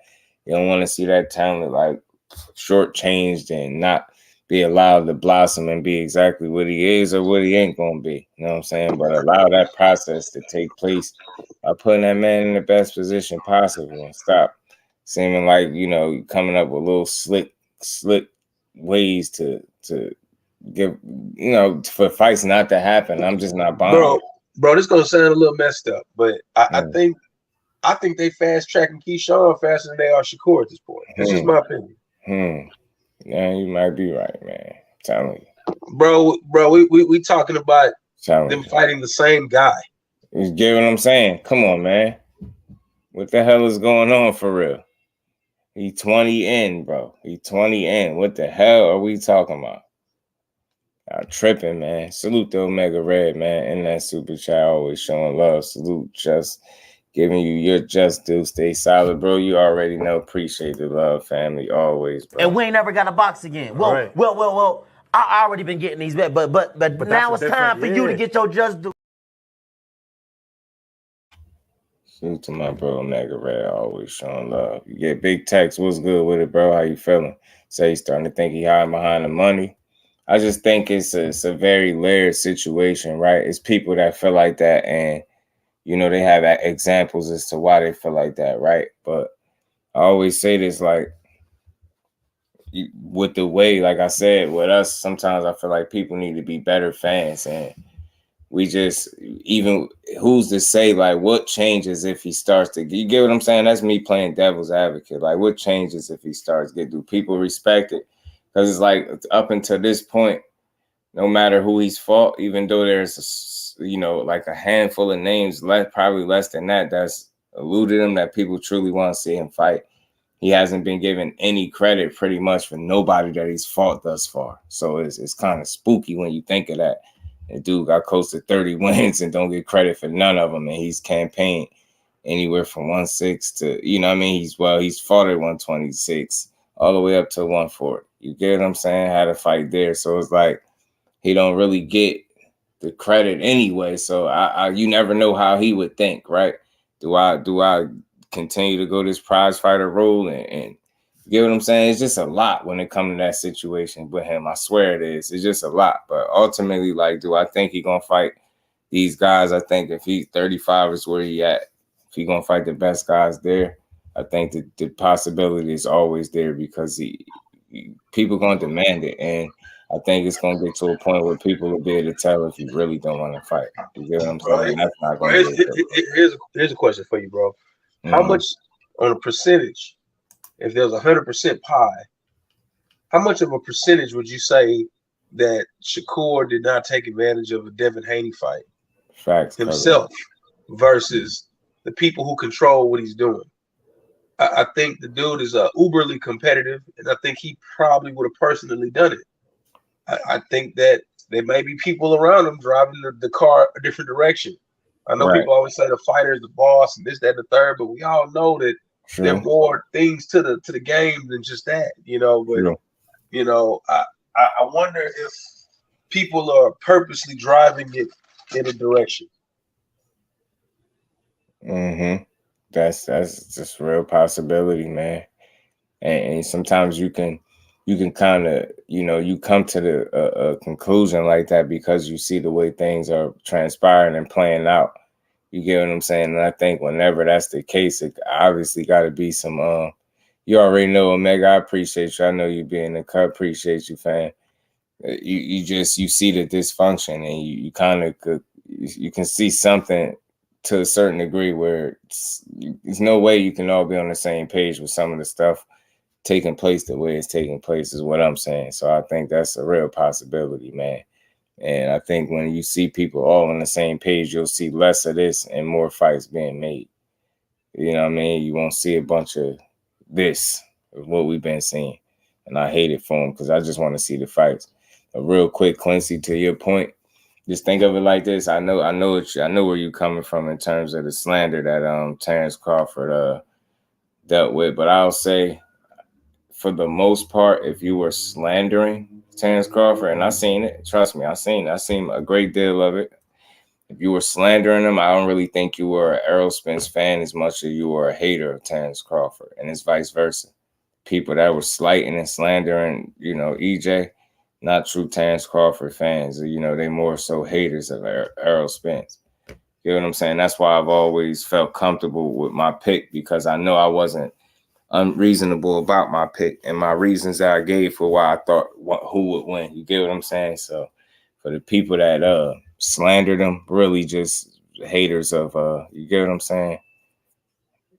Of Terrence Crawford more so than a fan of Errol Spence.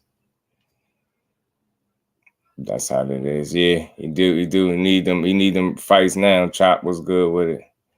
Foot in the doorway is not my place for a time. But yeah, man, it's like they build you up. They get you right there, cuzzo, and then it's that's it. They didn't get you no farther. You know what I'm saying? They get that. They just get you there, and then that's it. Pac-Man, tell you what's good with it, bro. 817, what's going on with it, family? How you feeling?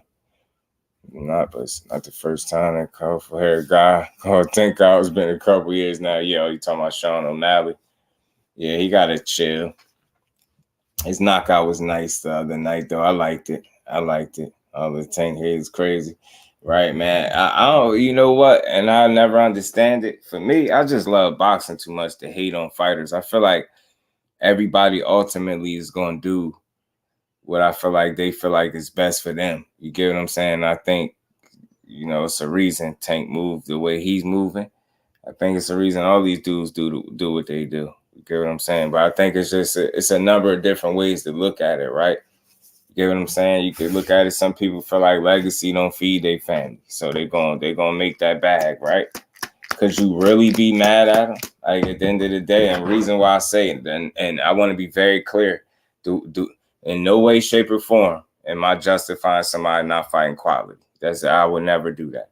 But again, the more I speak on boxing, the more I try to take myself out of a fan's perspective and put myself as best I can in the shoes of the fighter.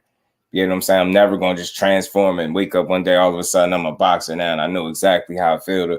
But you get what I'm saying? You know what? We know how to hypothetically put ourselves in the shoes of another person and try to at least see things from their point of view. And I feel like the more I speak boxing, the more I try to take that approach. So again, the reason why I give you the point of view that I'm giving you based on what I'm saying about Shakur is because I'm around a lot of matchmakers, promoters, in our Houston area, and I watch a lot of these fights get made, and I go to them and so forth and so on. But one thing that's a constant that I always peep is that given the opportunity, a promoter, a manager, or whatever, they're gonna try to put their guy in the easiest fight possible. Right. Period. Period. True. Majority of the time, they're just gonna try to line that guy up with a good win. Rather it be a paid fight or a guy's, not making it much money. I mean, from the lowest level to the highest level. I mean, I see them, but there's not a promoter manager that's like, hey man, we want to get us a good tough fight, and they be dead serious about it. They want to make some money real quick and keep the train rolling. I mean, and a lot of people think that it's this glorious view, a point of view from there, like, yeah, we're warriors and we want this and we won't do. Right. The people in the suits don't give two shits about that. And they don't care. So, when we look at a fighter not being pushed in a direction, it's less of the fighter is not as competitive more than it is the powers that be in his situation just feel like it's easier to go another way. Right. Makes sense. And again, it's just about like sometimes just trying to at least remove your fan hat for a second and just try to understand from a different set of lenses and how would you do it. Again, a lot of people, we hate the business side of it, the aspect of boxing, because we know how dirty it is. But again, for me, being a content creator, like, I think I got somewhat of a responsibility to try to understand that aspect as much as possible too. So again, my perspective on things, I think would be far different than the average person, because a lot of times people are strictly talking from a fan's point of view. And I just seen a guy give us the biggest fight that he could have gave us. And although there's people that definitely gave both guys credit, there's far too much slander, and again, celebrating the loss more so than the actual great fight that you got, despite how one-sided, however it played out, whoever you went for. And I think sometimes fighters are able to gauge and look at things from that perspective and say, man, look, that's a guy who gave y'all what y'all wanted, and look how y'all, you know what I'm saying? Just think about it. You got people that call Tank and Ryan an exhibition, but look how they paid for that exhibition. Look at the numbers, as opposed to the diehard fight. You get what I'm saying? That everybody should have wanted to see, right? And then look at the difference. You know what I'm saying? So it's like even when they give us what we say we want, we don't support it the way we should. And if a fighter is able to gauge that, if I'm able to see that from home, who knows if a fighter is to feel that way? But that doesn't mean me justifying him not fighting somebody of substance, right? But again, who's to say me giving y'all this fight is going to do what for me? You get what I'm saying? So it's like, especially when you're a guy that haven't been given credit for nobody that you really fought. When you let some people tell it. And that bare minimum credit shit is weak. Like either you give motherfucker credit or you don't. Like, and I just don't see. You get what I'm saying when it pertains to you're talking about Tank. I just don't hear it. Like people, you would think he never fought nobody that could possibly ever be of any type of substance. Like you would think he was just in here literally just fighting nothing and nobody's no type of challenges. Like I just can't think like that. Like I look at boxing a lot different than that.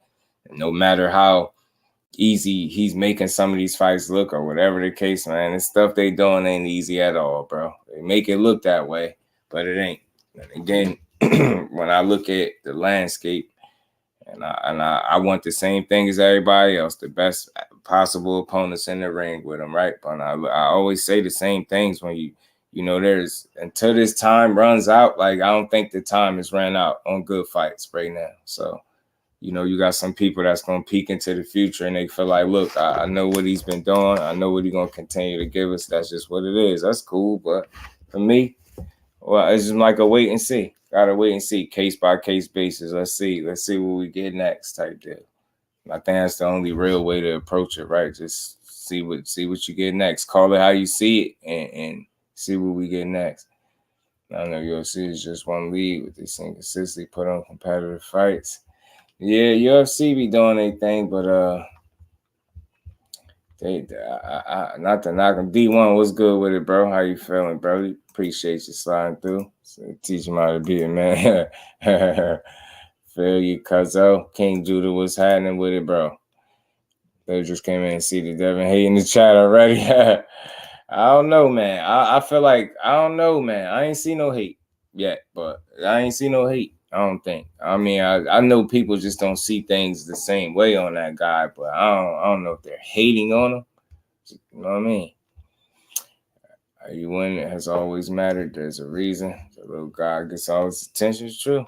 Really hope it's best for Anthony Joshua. People hate for him. It's turning me into a fan. Again, with Anthony Joshua, I think that's a guy that a few fights ago, he was the darling, the heavyweight division, right?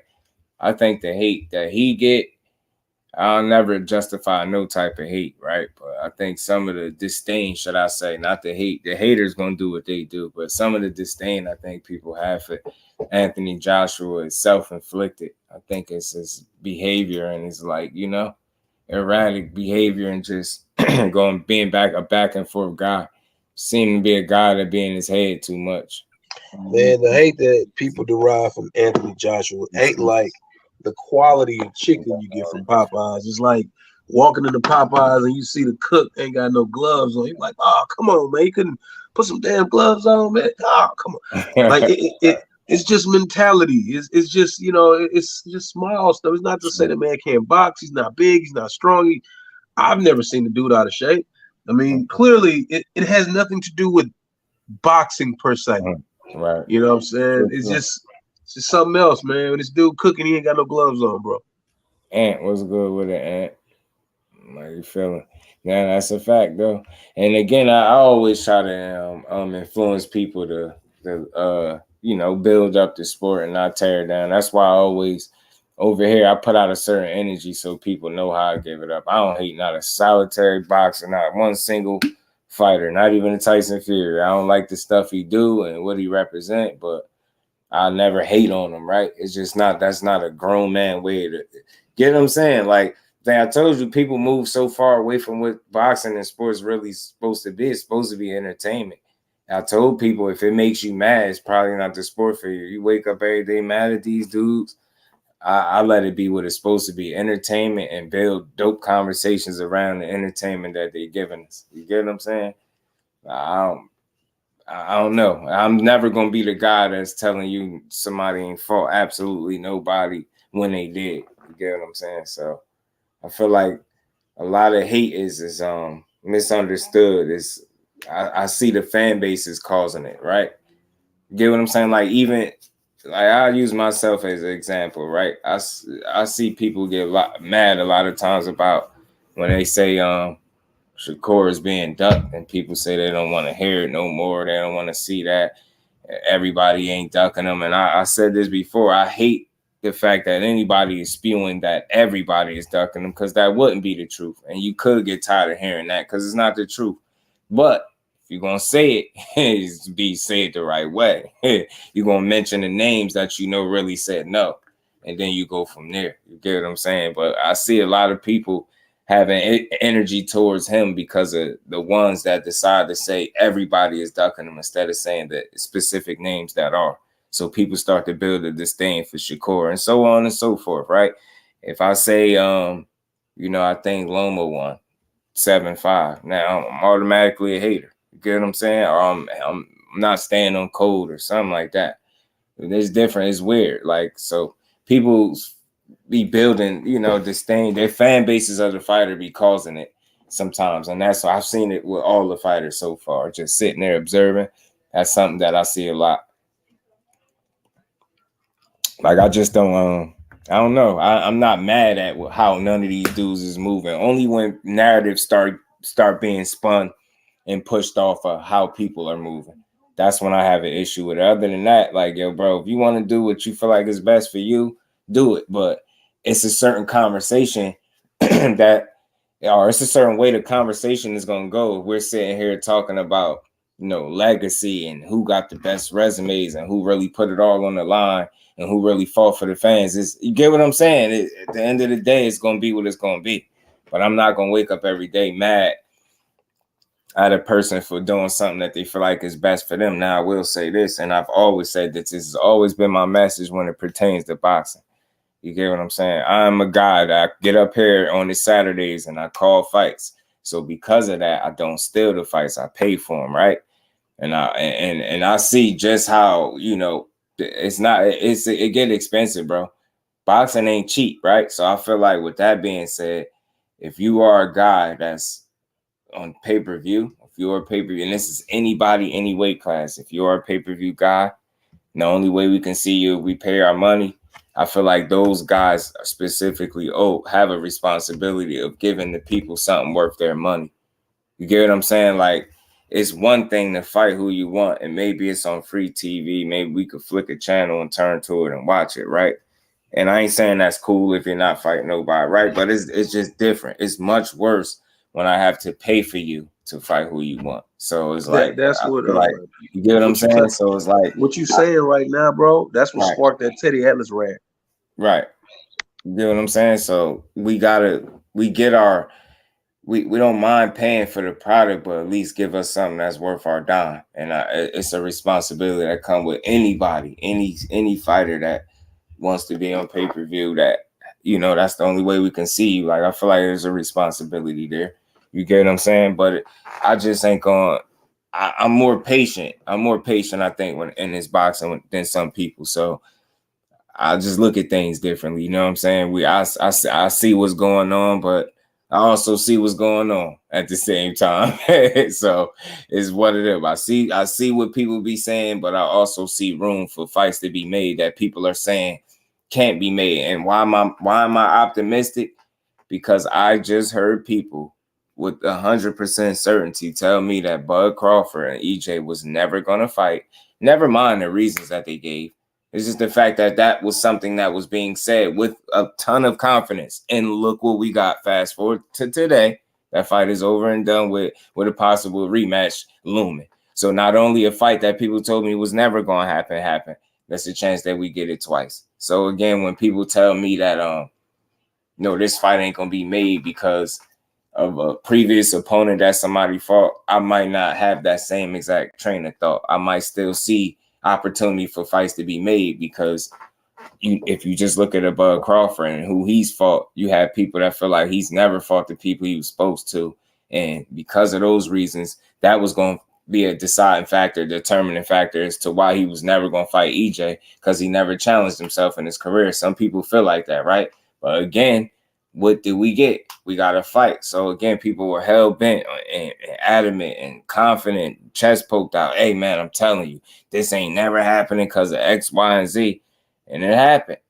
So that's where my mind is at. Like when somebody tell me a fight can't happen, I don't really, you know what I mean? If you healthy, you in the same weight class or in and around the same weight class, I think the fight can happen, right? You know what I mean? But I'll call it things out as I see it. Like I ain't gonna predict the future and then give people certain energy based off something that I feel like I predicted and don't even know if that's gonna be the case. So I don't know. I deal with this shit case by case, man. I get it. I want to see the best absolute fighters fight the best available guys. You know what I'm saying? And when we don't, you call it out accordingly. But I'm just different. I don't go on these. I don't tear you down. Like, you get what I'm saying? I call it out, but I ain't got to tear you down. We gonna see, man. We gonna see. Gertz was good with it, bro. Howard the Duck sequel coming out. Ever the Duck, Tim going in. Okay, I'm done reading this. I'm just listening now. McCann's are Shakur fans. They have similar style.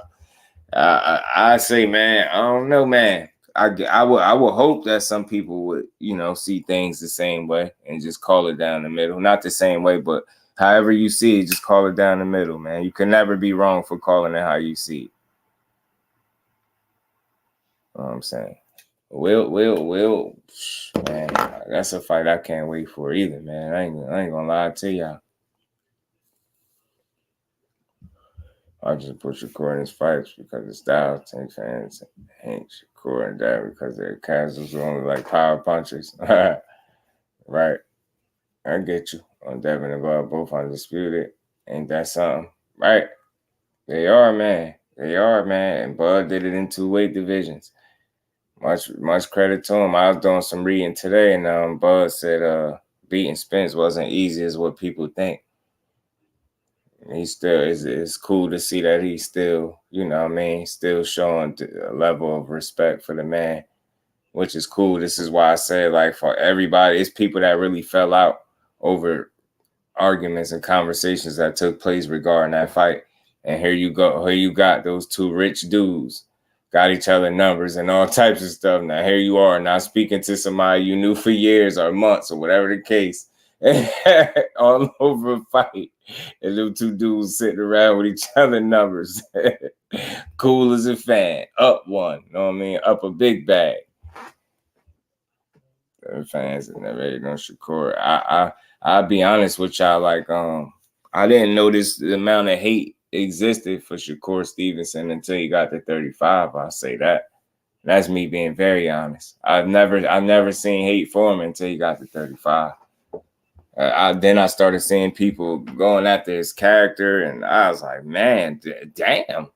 And I'm a man first, and I'm a logical thinker. When you start making it about everything but how good he fight or how good you think he's not, then I know it's different. You get what I'm saying? It's different. So that's why I'm so hopeful to see him in there with somebody that people saying will beat him. Like I said, somebody wrote in the comments that Frank Martin will wash him in 6. And I'm like, man, please make this fight so we can enjoy this as boxing fans. Man, words like wash is tough. Mm-hmm. In 6 rounds, I said, woo, okay. He didn't wash none of the people he just finished. Well, okay. He gonna wash him. All right. That's fine. I mean, if that happens, I'm all in. I'm not like I'm like you know where I'm at with it. I mean, shit, I don't give a damn. Somebody could get washed or give a damn washing. I don't care. Let's see. But do I believe that he's about to wash him? I don't think so. Mm-hmm. I said, man, damn, wash. I said, please let me see. I started not even to let people know who if I had a favorite fighter or not. But I still know how fair I will challenge anybody that will ever try to call me a fanboy. You tell me a time I ever spoke on him as a fighter and I wasn't realistic. I'm always realistic, no matter how much of a fan people want to make me. Don't make me too much of a fan. Listen, I'm a supporter. It's deeper than a fan. These fans switch up soon as something don't go your way. Like this situation right here, people talking about stock dropping. Your stock dropping without you actually losing the fight, man. What is this? The days of our lives, man? Get that soap opera garbage out of here. Stock is dropping. Like, says who? You? in the comments. His stock dropping. Yeah, all you got to do is continue to win, bro. Public appeal do not matter. And when young fighters understand that that's a battle that they should never even try to win, then they'll save themselves a lot of tweets and characters. You know what I'm saying? By not even responding to certain stuff. You know what I'm saying? Over here, I'm just gonna always call it down the middle, and I just urge everybody to always show love to the sport because we always say we love it, right? That's why you'll never catch me hating on one single fighter. I don't care if I don't like you, how you fight, or whatever the case. I don't know none of these people not to like them, so it's never a personal thing with me. It's either I like how you fight or I don't. I think you nice or I don't. I don't call fighters bums. I give a lot of respect over this way. That's why I say, man, I don't know. The hate never comes from my angle, or my end, so I'm cool. Dude, on Valley or Tank, man, I got Tank punching another shade of the rainbow into that man head. I'm telling you, hate no never existed. Yeah, like self-awareness is scary. Man, it's King Judo on the haters today, man. Haney 12 zip core. Joe, what's good with it, Joe? I knew he was covered on. What's going on? People don't be keeping it 100 though. They don't. Big Dog Willie back in the super. Said the Haney coat. The cap is strong. May the cat be with you. And we ain't never got a box again. Well. I already been getting these back, but now it's time for you to get your just do. Bro, I spit out my water when you read that. Yeah, Big Dog is a fool. He be on it, yo. I try to say this all the time, though, y'all. I can't account for the hate that man get, but I'm gonna always say this. I want people to understand something. Even some of his biggest fans probably didn't do it the way I did it, and I'm just me, right? But when his fight was coming up, I talked about the fight all the way up into the build-up. When it was the actual week of the fight, like I got the receipts. Like he was in every single live all the way up until fight day, and then I did a post-fight on the Sunday. So my support be running different. I felt like that fight was a meaningful fight. I felt like that was a young man chasing somebody of substance. You get what I'm saying? Despite if he ain't the Loma of yesteryear, you get what I'm saying? He still was a very credible opponent. So I felt like a fight like that needed to be bigged up. The fact that it was on pay-per-view, I thought that was dope for Dev. Try to make you know what I mean? Start cementing yourself and growing your name, your profile, whatever the case. So I enjoyed spending my money to watch the fight, and I called it right here with y'all. So I can't really account for the hate that he gets, but just know it don't come from this way. Like, and it's genuine. I rock with him, right?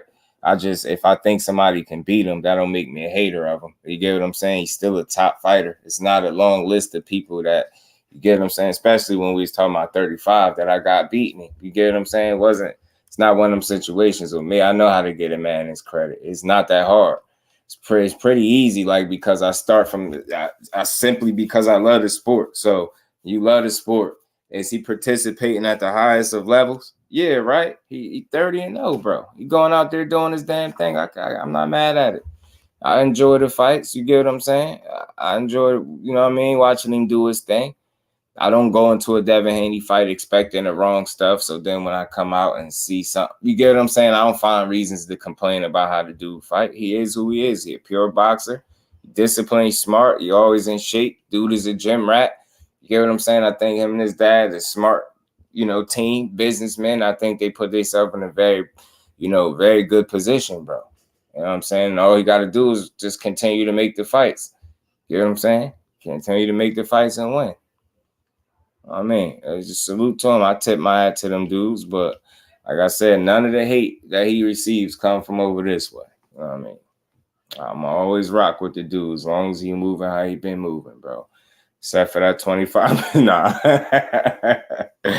I'm just playing. You go mess with y'all. I'm just messing with y'all, man. But yeah, man, I think I enjoy the sport too much to hate on any fighter. It's just that's not the way to enjoy this. That's not why I'm here. You know what I'm saying? So I just give credit where it's due. That's what I'm about. So the man handle business, I'm going to give him his credit. If he get handled, I'm going to speak on that. If he do the handling, I'm going to speak on that. You know what I'm saying? Says Sean, it's the rainbow Mally, yeah, right? Tank gonna punch another shaded rainbow in that man's head. I mean, ain't no way. Just ask him. The only question I should hit him in his DM because he the type to respond. I'd be like, yo, you sleepy? Are you sleepy? Just let me know that now. Is you sleepy? You know what I'm saying? You said you want to fight Tank. Yeah, you might be getting a little sleep. You know what I'm saying? Right now, Beaver Better V wants to fight undisputed in politics. Right, politics suck, man. As fans notice, but purposely hate on the talented black athlete resumes and accolades. It's true. That's why I say, man, I think everybody serves, a place, has their place in boxing. You get what I'm saying? And we always want to see the best, absolute best fights happening. But when they're not, I'm a guy that wants to try to understand why. Is it as simple as this guy ducking how fans will make it seem? Or is it some business related things that's not lining up?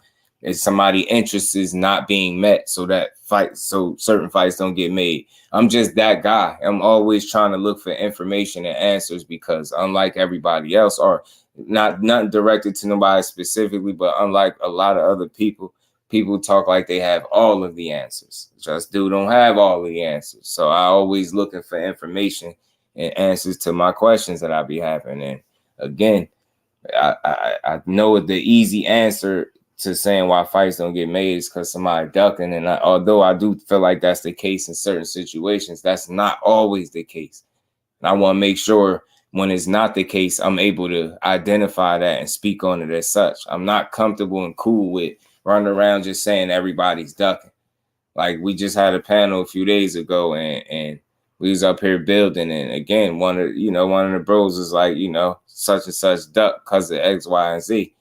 And then when we got to really breaking the situation down and you see that man did everything he was supposed to do, there was no way possible he could have ducked. So I'm that guy. I'm the guy trying to, understand and had the in-depth conversations instead of just saying this one duck, that one duck, when that's not the case. Man. You get what I'm saying? I just went through a period for the last month or two, where I heard about 5 fighters duck one guy in a matter of a month and a half, 2 months tops. And that's why I say nobody has a problem with that. It's nothing personal about any one fighter, but it's like how irresponsible are people to make countless videos saying this one duck, that one duck. Like, so you telling me the business of boxing not only work fast, but it worked that fast where this man will be in negotiations with all these different fighters and none of it, coming to fruition. None of it. So, and then none of it coming to fruition because all of these fighters duck. And then when you look at the guys that they're saying duck, and then you look at some of most of the guys on any of these dudes' resumes, and you see that they're far more dangerous opponents than any of these guys. So I just start trying to make sense out of it. You're trying to tell me logically some of the most talented and dangerous fighters we have in the sport in more than one weight class are all ducking one guy because there's just none of these dudes are confident that he can beat him. I just don't see how I can make you can't make me believe that. Can't make me believe nothing like that. And it's crazy that people will push it. That's why I say let's be more responsible with our input, our takes, our perspectives. You know what I mean? Our point of views, all that stuff. But even from to be another guy up here just yelling somebody duck. This one duck. He's a duck. Even at that point though, JusDue, bro. Mm-hmm. What bothers me the most is okay, those other guys, that's fine. But when I go home to the top ranked building and y'all signed me, mm-hmm. I'm assuming they told him they would always have some fight for him. Mm-hmm. And I think they got too great of an infrastructure for at least decent level fighters not to be fighting him. That's right. What I don't like. Right. And I'm with you 1,000,000%. And that's frustrating as hell. And that, again, when it's a situation like that and it's somebody that I'm really rocking with, and I just want to see him go out there and be able to fight the best possible opponents to see how good he is and let him be great. You know what I mean? Win, lose, or draw. The more I, as these days go, I try to understand that side of it as much as I can because it's certain pieces of information I'm never going to have. But for what we're able to see, process, digest, break it down, you get what I'm saying? We're able to see something and come up with something that I think makes sense, bro. I'm willing to bet you as long as Shakur's over there in that division and it stays the same, Abdullah Mason won't ever have a problem having an opponent, and Keyshawn Davis will not have a problem getting an opponent in the same building. I'm just saying. Right. And that's a problem in and of itself right there. That's crazy. It's crazy. And that's what my issue is. And I'm not that guy. I also don't want to be another guy just saying like, well, leave him. You just need to leave. But then that was one of the questions I had. Like, I'm definitely not on the leave him side of the fence. I'm not on that. But what I am on the side of the fence that says that maybe that the questioning of how they putting these things together for him, particularly him, is either failing or not working out. Like, are we not paying enough? Or I mean, what's the problem? I mean, whatever the problem is with a generational talent like that, you got to fix it right now and get the boat back going. You know what I'm saying? You get what I'm saying? Like, I know a lot of times the easy answers to things is when something ain't going right. Hey man, just pack up and haul ass. But I'm not so quick. I'm not on that train as fast because I believe in you've been there. You get what I'm saying, for X amount of time. Can this situation be situated, and can you you know what I mean? Could this be straightened out? Could these issues be fixed? Like, and I think yes, you get what I'm saying. But I don't know exactly what kind of conversations need to be had, but I know some need to be had. You get what I'm saying? Where everybody's on the same page and not just saying they have the same goal, but moving in a manner that would suggest that they all have the same goal. And that's just what I want. So we don't have to get the back and forth and the soap opera dishes. You get what I'm saying? And the soap opera specials of back and forth, and you know what I'm saying? Like, bro, that shouldn't have to happen. Like, especially when you got a talent like that, it should be able to announce a date and then an opponent when they ready. But it shouldn't be this, is what I'm saying. Like, get what I'm saying? You know, if you say you know what kind of talent you got, then move accordingly, man. It's crazy for some fighters. I don't want to just speak just specifically on him, but for some fighters, it turns into a goddamn Where's Waldo opponent looking exercise every time. Right. You know what I'm saying? It shouldn't be like this for the upper echelon of boxing. And that's all I'm saying. So again, I know the quick answer is to up and leave, but I don't think that's always the quick fix, man. I think, sometimes people gotta at least be willing to have maybe a uncomfortable, maybe a number of different uncomfortable conversations need to be had. But if that's what it takes, then so be it.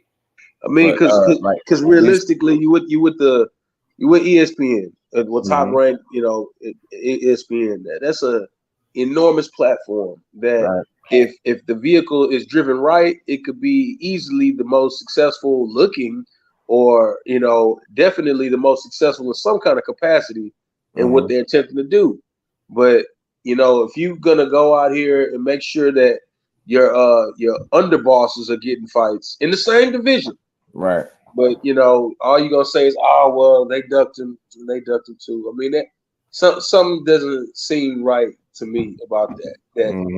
That we just okay with this. This guy that doesn't have a title, nobody wants to fight him, right? All right. Right. It's crazy, man. So I just be trying to understand, and not just his situation, anybody for that matter. You know what I mean? But more so when it's somebody that you're really rocking with, you open your eyes a little bit more. But now at the same time, now I'm looking at, multiple fighters in their situations as to why these guys don't be able to get these fights when we know they got the talent that, they got the necessary talent to be successful in these fights. Why the hell are they not getting them? Salute the Big Dog Willie, man. Back in the super chat. Said that Haney Coat is a powerful organization, so be careful. They have Haney Coat members are all YouTube with Coat members on the football channel, and said the Kansas City Chiefs is dug it down. Big Dog. And we ain't never got to box again. Well, I already been getting these bets, but now it's time for you to get your JusDueBoxing. So yeah, man. Salute the Big Dog Willie. Appreciate you, bro. They'll never understand where you coming from too. They probably think you just making that up. Everybody is not part of that cult, man. There's some reasons, plenty of reasonable Devin Haney fans, but I think the people that don't allow, you know, the next man or female, a woman to have their opinion without being deemed a hater.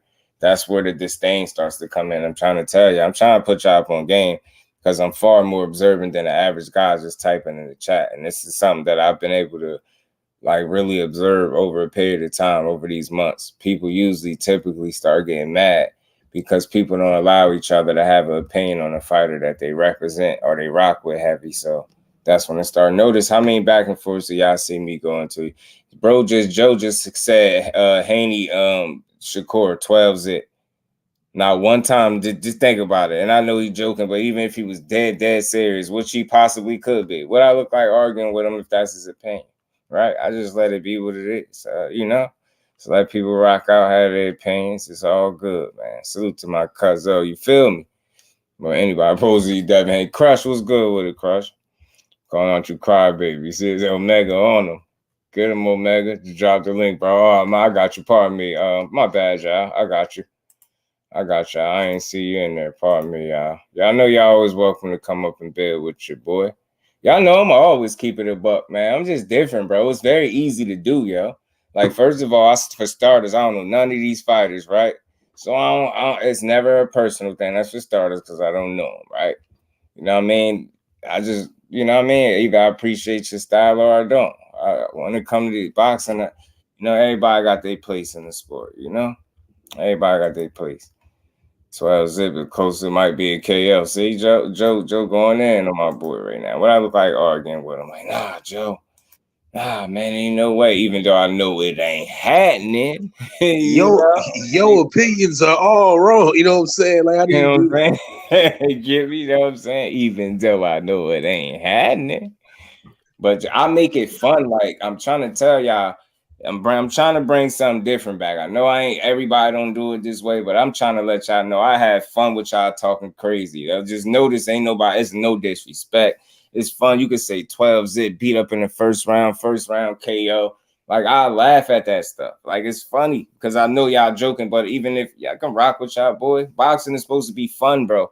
I'm telling y'all, I'm gonna keep telling y'all, is different, bro. This is supposed to be fun. When y'all come here, let's have some fun with this. We're gonna put the facts where they need to be put, and we're gonna build when we need to build. We're gonna have fun, talk as crazy as you want. I just don't care. Let's enjoy this shit. Know what I mean? Let's enjoy it. They going in. Man, what's good, Just Dude, man? What's good with it, King Judah? Man, I'm cooling, bro. I'm just laughing in your chat, bro. I came here today. Man, I wasn't on no bullshit today, bro. Because really, for the last like 4 or 5 days, probably a week straight, man, I've been chilling, bro. Like, I've been having fun with the whole Devin Haney hate. But everywhere I go, bro, niggas is in their feelings, bro. I've been joking all day in the chat. Niggas is highly upset right now. I'm trying to tell y'all that's how it's supposed to be, yo. Aside from what we really got to put the facts, that's why I say the facts gonna be where they need to be, right? But aside from that, yo, people be too mad. We gotta enjoy this, man. Let's have some fun. KO, what's good with it? Hey, Big man, dog, chilling, man. man. Y'all talk to me, man. Talk to me. You know, man, I'm just here, man. I hear y'all cooking, bro. Y'all cooking real. Y'all cooking real good. You know what I'm saying? I would just say, go on, saying sprinkle some seasoning over the top, Abdullah Mason gonna find himself in the same position as motherfucking Shakur Stevens. I want y'all to make no mistake about it, bro. It's gonna come a point. He's gonna have a hard ass time getting fights too, bro. Right. Devin Haney was already in that Just position. so y'all know. Yeah, Abdullah got to go through it. They gonna do him like Boots, like Shakur. Yeah, you got to go through it. Hate it, bro. Hate to see it. You just want to see the fights for these dudes. I just, you know, that what you sign the Top Rank. It's great, bro. When you fighting them 4-rounders and 6-rounders and 8-rounders and shit, boy. Hey, they gonna keep you busy, boy. You gonna get back. Abdullah Mason fighting this week, boy. It's gonna be like his 4th or 5th fight, boy. 10K. Top Rank is like a real nigga boxing starter kit.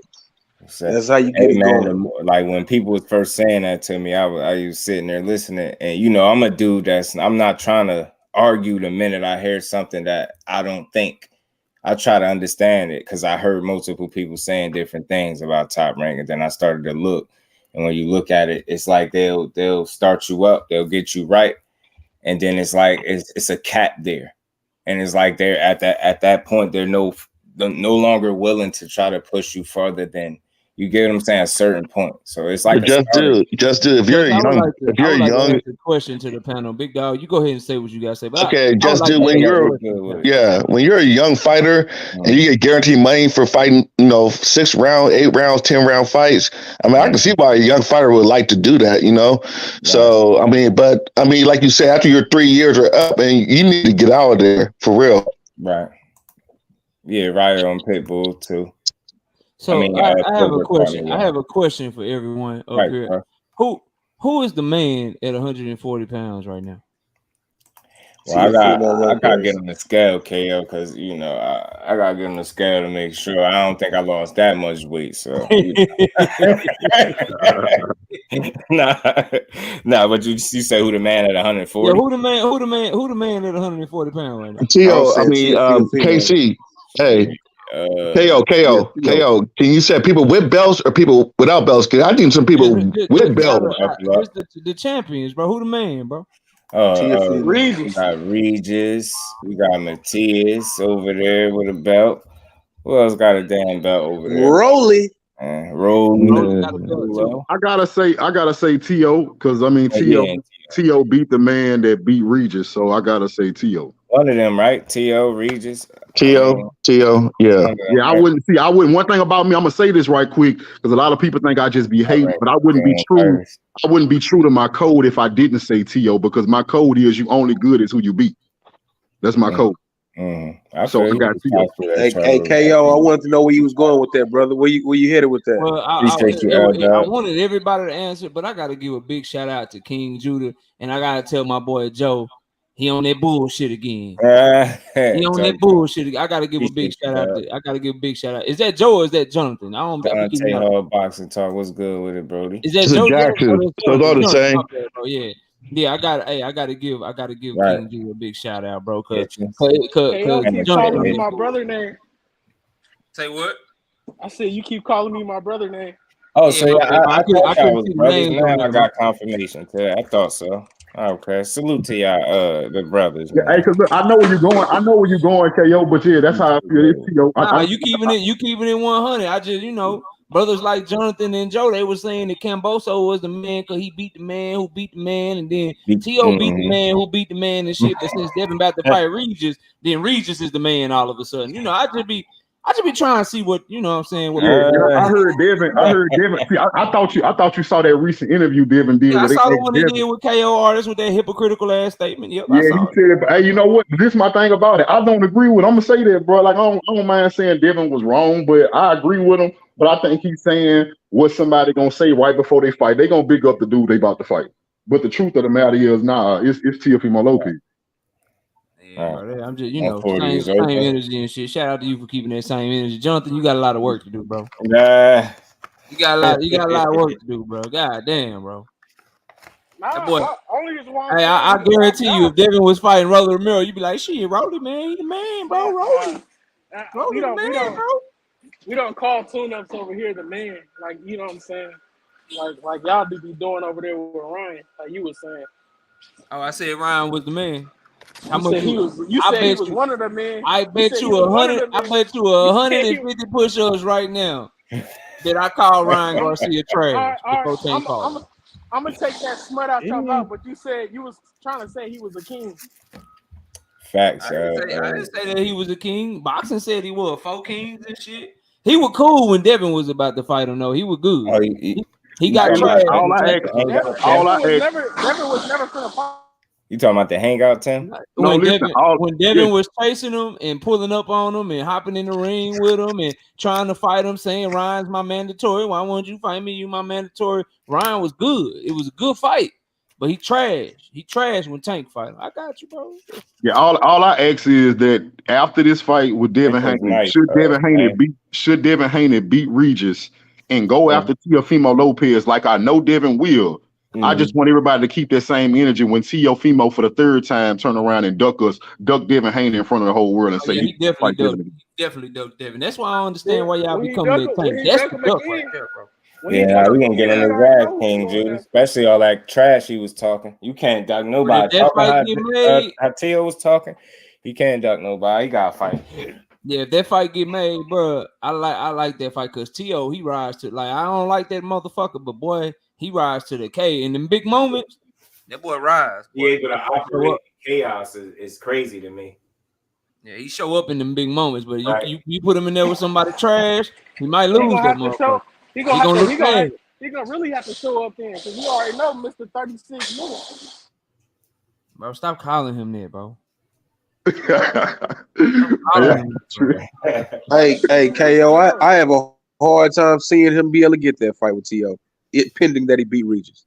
He gonna have to do it. Like he gonna have to Well, only reason why I'm saying is like the same way my mama used to trip on me when I was going outside and then come back inside, and she was like, "You stay inside, you stay outside."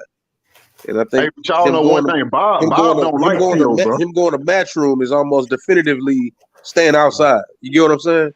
Yeah, no, you right about that, Mo City. The thing is though, Bob will give him the fight. Bob just ain't gonna like the way that Eddie is willing to just I'll let you fight Regis on the one fight deal. Bob ain't going for that shit. He go over there, he get that Tiafimo fight, boy. You finna have a rematch. You gonna have an option on your ass. It's gonna be at minimum another 3-fight deal, bro. Hey, but KO, you know, bro, Bob don't like Teofimo Lopez, bro. He'll give Devin that fight, bro. He do not like Teofimo Lopez. He not one of them people. He not gonna protect Teo like he will protect a Lomachenko or somebody. That's to say that Teo will lose. I don't stepchild. You know what I'm saying? He'll give him the fight, King Jr. But what I'm saying is, bro, he gonna give him the fight.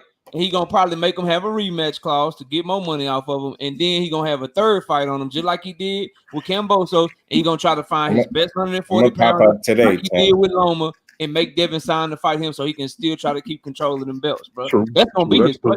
Yeah, that's true. Yeah, Bob he'll protect Teo. I'm saying he gonna try to make sure, like, okay, you left out on me one time, motherfucker. And I got the WBC strip from you and shit. So I'm trying to get some of that shit back, and I'm probably about to have the WBO strip your ass too. But damn, if you come over here for a TO fight, you about to have to rematch his ass. And then if you get through him twice, I got somebody waiting for you at 140. He gonna have whoever he think the dog is at 140, whether it be one of his 135ers coming up or somebody he already got signed at 140. He gonna try to get that third fight to somebody he think really can beat Devin if T.O. can't get the job done, bro.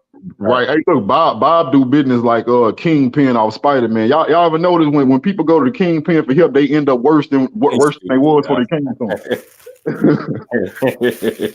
I know what you're talking about. Yeah, shit. Man. Y'all see that boy Tank become a crossover star, boy. Got them boys from the MMA trying to Philly get that bag, good boy. with Philly.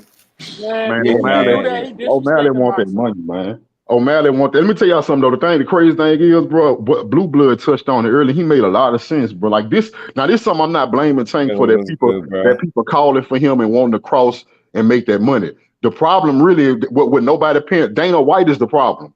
Because you over there feeding them dudes peanuts to the point where as soon as they make a name, now they run into these boxes to get that bag, and they interrupting the real fights for boxing fans because you're not paying them dudes. That's the real problem. Nobody talking about. Right about that, because Ngannou just fucked up Usyk bag. You right? Right. Yeah. He just messed up Usyk bag. Usyk was supposed to get that Fury fight. It's like I don't know what's up. What's the issue with this dude? Like, do he not want to fight? Because that's what I keep hearing, man. Tyson Fury. Well, like I think that's part of it. Just do, but again, like we just touched on too, bro. As long as you got a UFC fighter who willing to come there and you can make comparable money, if not more, to fight somebody that you know is not on your level. These dudes jumping on it. They jumping on it. It's just crazy. UFC got the fans right now, bro. Yeah, they got the fans, and they stupid ass fans be like, "Oh, O'Malley has a shot. Let's buy it." And now you make O'Malley gonna get beat the fuck up. He probably do got a shot. See, you heard that shit? I like O'Malley. Hey, I like O'Malley, bro. I like O'Malley, but I know one thing. All the time. Hey, listen. I know one thing, bro. Because when I was training, bro, I trained MMA. So I cross trained with boxers also. Now, mind you, I never been purely into boxing. I came in doing MMA training. You see what I'm saying? Right. But every time I fought somebody who only focused on boxing, they worked my ass, bro. It's a difference, dog. Like it's a big difference. That's why, like, you can always say they got a chance. Yeah, they got a puncher's chance. Yeah. But that boxer more often not gonna work them over, bro. Right. Number one. That MMA fighter, bro. Like Dog, do you really think you really hit that hard? Because Tank Davis got a chin, and if you getting that bitch and you ain't cracking, I think he had a disadvantage. I think the MMA fighter. Out, bro. I think he had a disadvantage anyway because don't he wear 4 ounces? He wear 4 ounces. They wear 4 ounces. In oh UFC, hell no, he not wearing that for. He not even lasting 12 with 8. Hell no. Hey, y'all know what boxers get them. I don't know if y'all pay attention yet, but the biggest difference between a real boxer, those MMA guys, is fighting inside the clinch. Like once it's close quarters combat, them MMA fighters don't know what to do, bro. Cause see, they can't clinch you the way they know how to clinch you. You see what I'm saying? So when they gotta clinch you, when they gotta clinch you and throw punches, legal punches at that, it's different for them because them boxers understand that they know how to get their shots off everywhere. The good ones do. Some fighters can't fight on the inside at all. Somebody like who we talking about, Tank. Like he know how to get his shots off. It don't matter how far away or close he is. Tank can hit you. Tank can hit you. Omega Red. Omega Red, what's good, family? What's up, bro? What's going on? What's good, man? Yeah, I just wanted to address one thing and I'll get the hell off. Mm-hmm. The only thing I was saying, well, I see people pushing this damn shit with Tank fan hating on goddamn Secure. When goddamn we see for months Devin Haney fan called this man coon and all this other shit. Mm-hmm. And now it's just Tank fan hating on Secure. Mm-hmm. Yeah, that shit been bothering him the whole life. Hold on. Let me got there feeling, dog, because I don't do all that over talking and interrupting. Hold on, bro. I said, I'm gonna say what I got to say. I've been watching this damn shit, and soon as Devin went to 140, they throw that shit on Tank. And you cannot tell me that's some bullshit. Mm-hmm. Mm-hmm. Tell me I'm damn lying. But you sound hurt. You sound hurt right now. I ain't got hurt.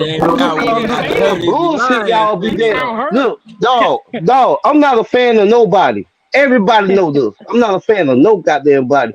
But when I see bullshit, I'm gonna call that shit out. Everybody know it. KO, how many times I been out there and call shit out of your check? All the time, but we ain't moving no goalposts. You see how I roll, bro? Is he lying? Answer the question. Is he lying?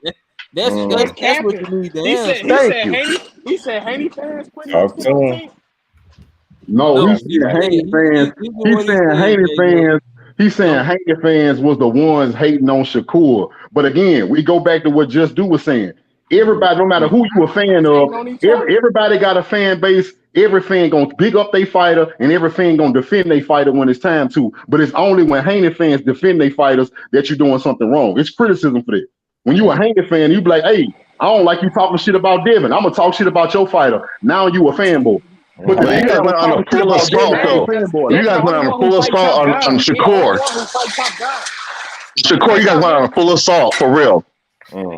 Since Shakur moved up to 135, he was a cloud chaser. He did this, he did that. Come on now. He's gonna be worse. That's what I'm talking about. That's what I'm talking about. He's gonna be worse than that. Once Devin Haney let the world know he's not coming back to 135, and Shakur let everybody know this is my division. Fuck Tank Davis. He gonna be worse than that. Then he gonna be called worse than that. Mm-hmm. Right. Nah, because all the Tank fans, all the Tank fans, I know what we gonna do. We gonna get with Just Do. We gonna get with Big Dog Willing. We gonna say, "Oh, your man think he the man." Shit, let's push the fight then. That's you. I've been explaining that to you, bro. I've been, and you know what? It ain't for you to say it, but I've been, bro. The vast majority of Tank fans don't think like you, bro. They don't. How many Tank fans call Secure cool? Hold on, bro. Ideology. Yeah, Omega right. Exactly, Mega Man. How many Tank fans call Secure cool? I don't want to hear. I just told y'all starting the whole argument. Y'all done started the whole argument about who called Shakur a coon when Shakur was in talks to fight Devin Haney. Yeah, Devin Haney fans picked out one singular moment that they can use to defend their fighter, just like everybody else. So somebody a coon is defending your fighter? Some people thought he was. Some people thought he was. I ain't finna tell another man how he feel. The fuck? Because guess what? If Tank Davis, if it was the same situation, if you can replace Devin Haney with Tank Davis, it would have been the same shit. It would have been clout chasing and coon talk. They already, Kevin Ford just told you Shakur gonna price himself out because he priced himself out with Devin. How the fuck y'all let that shit slide? He ain't even talk to Shakur about the damn fight. I ain't heard Big Dog really say shit. Yeah. About what? That 25% look better and better every day. That's all I gotta say. No, I'm just saying, how y'all pick and choose what y'all want to be outraged about? How you pick and choose what you want to be outraged about? They just told you that Shakur, they just lied on Shakur. They said he priced himself out. They didn't even talk to that dude. They just basically let you know, but the thing about it, Tank fan never called nobody a coon. All the shit that you guys say about Shakur is just off the rails. Off the rail. I never say. I would like to say this. Man, y'all gotta stop all this prop baby ass shit. These are grown ass men, bro. As far as what Calvin Ford said about Shakur Stevenson, pricing himself out, I'm gonna tell Calvin Ford again. Shut the hell up. You a trainer. You don't know nothing about the business, so leave that alone. But what I would also say is Shakur Stevenson's promoter has let us know publicly that he ain't got no interest in making Shakur Stevenson versus Tank Davis. So until his promoter is interested in making the fight, Tank Davis versus Shakur Stevenson ain't even an issue because Bob Arum is letting you know he ain't got no interest in making Shakur versus Tank. And y'all ignore that too. No, hold on. This ain't about all that shit.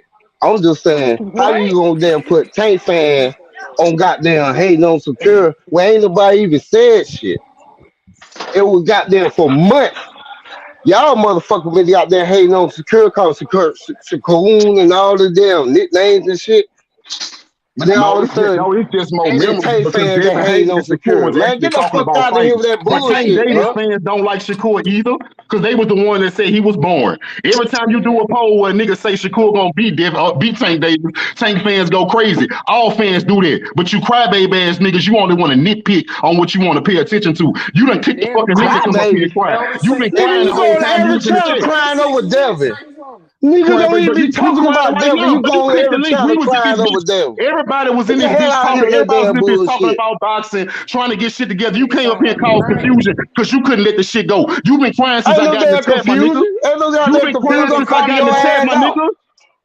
I told you in the chat, I was just playing with you all day. You've been in your feelings the whole time I've been in the chat. I've been on this motherfucker for almost an hour now, and you've been in your feelings for an hour, and you couldn't contain yourself while we was up here building. You had to come up here and cry some fucking more. You kicked the link to cry just now. I'm calling your ass out. Yeah, I'm calling all y'all motherfuckers ass out. You in your feelings. Y'all shit on that man for months. Y'all shit on that man for months. You crying, my nigga. Every fighter gets shitted on. Every last one of them niggas done got drugged before. All of them. Kello, then why you crying every time you go to then? How you feeling? If it's normal.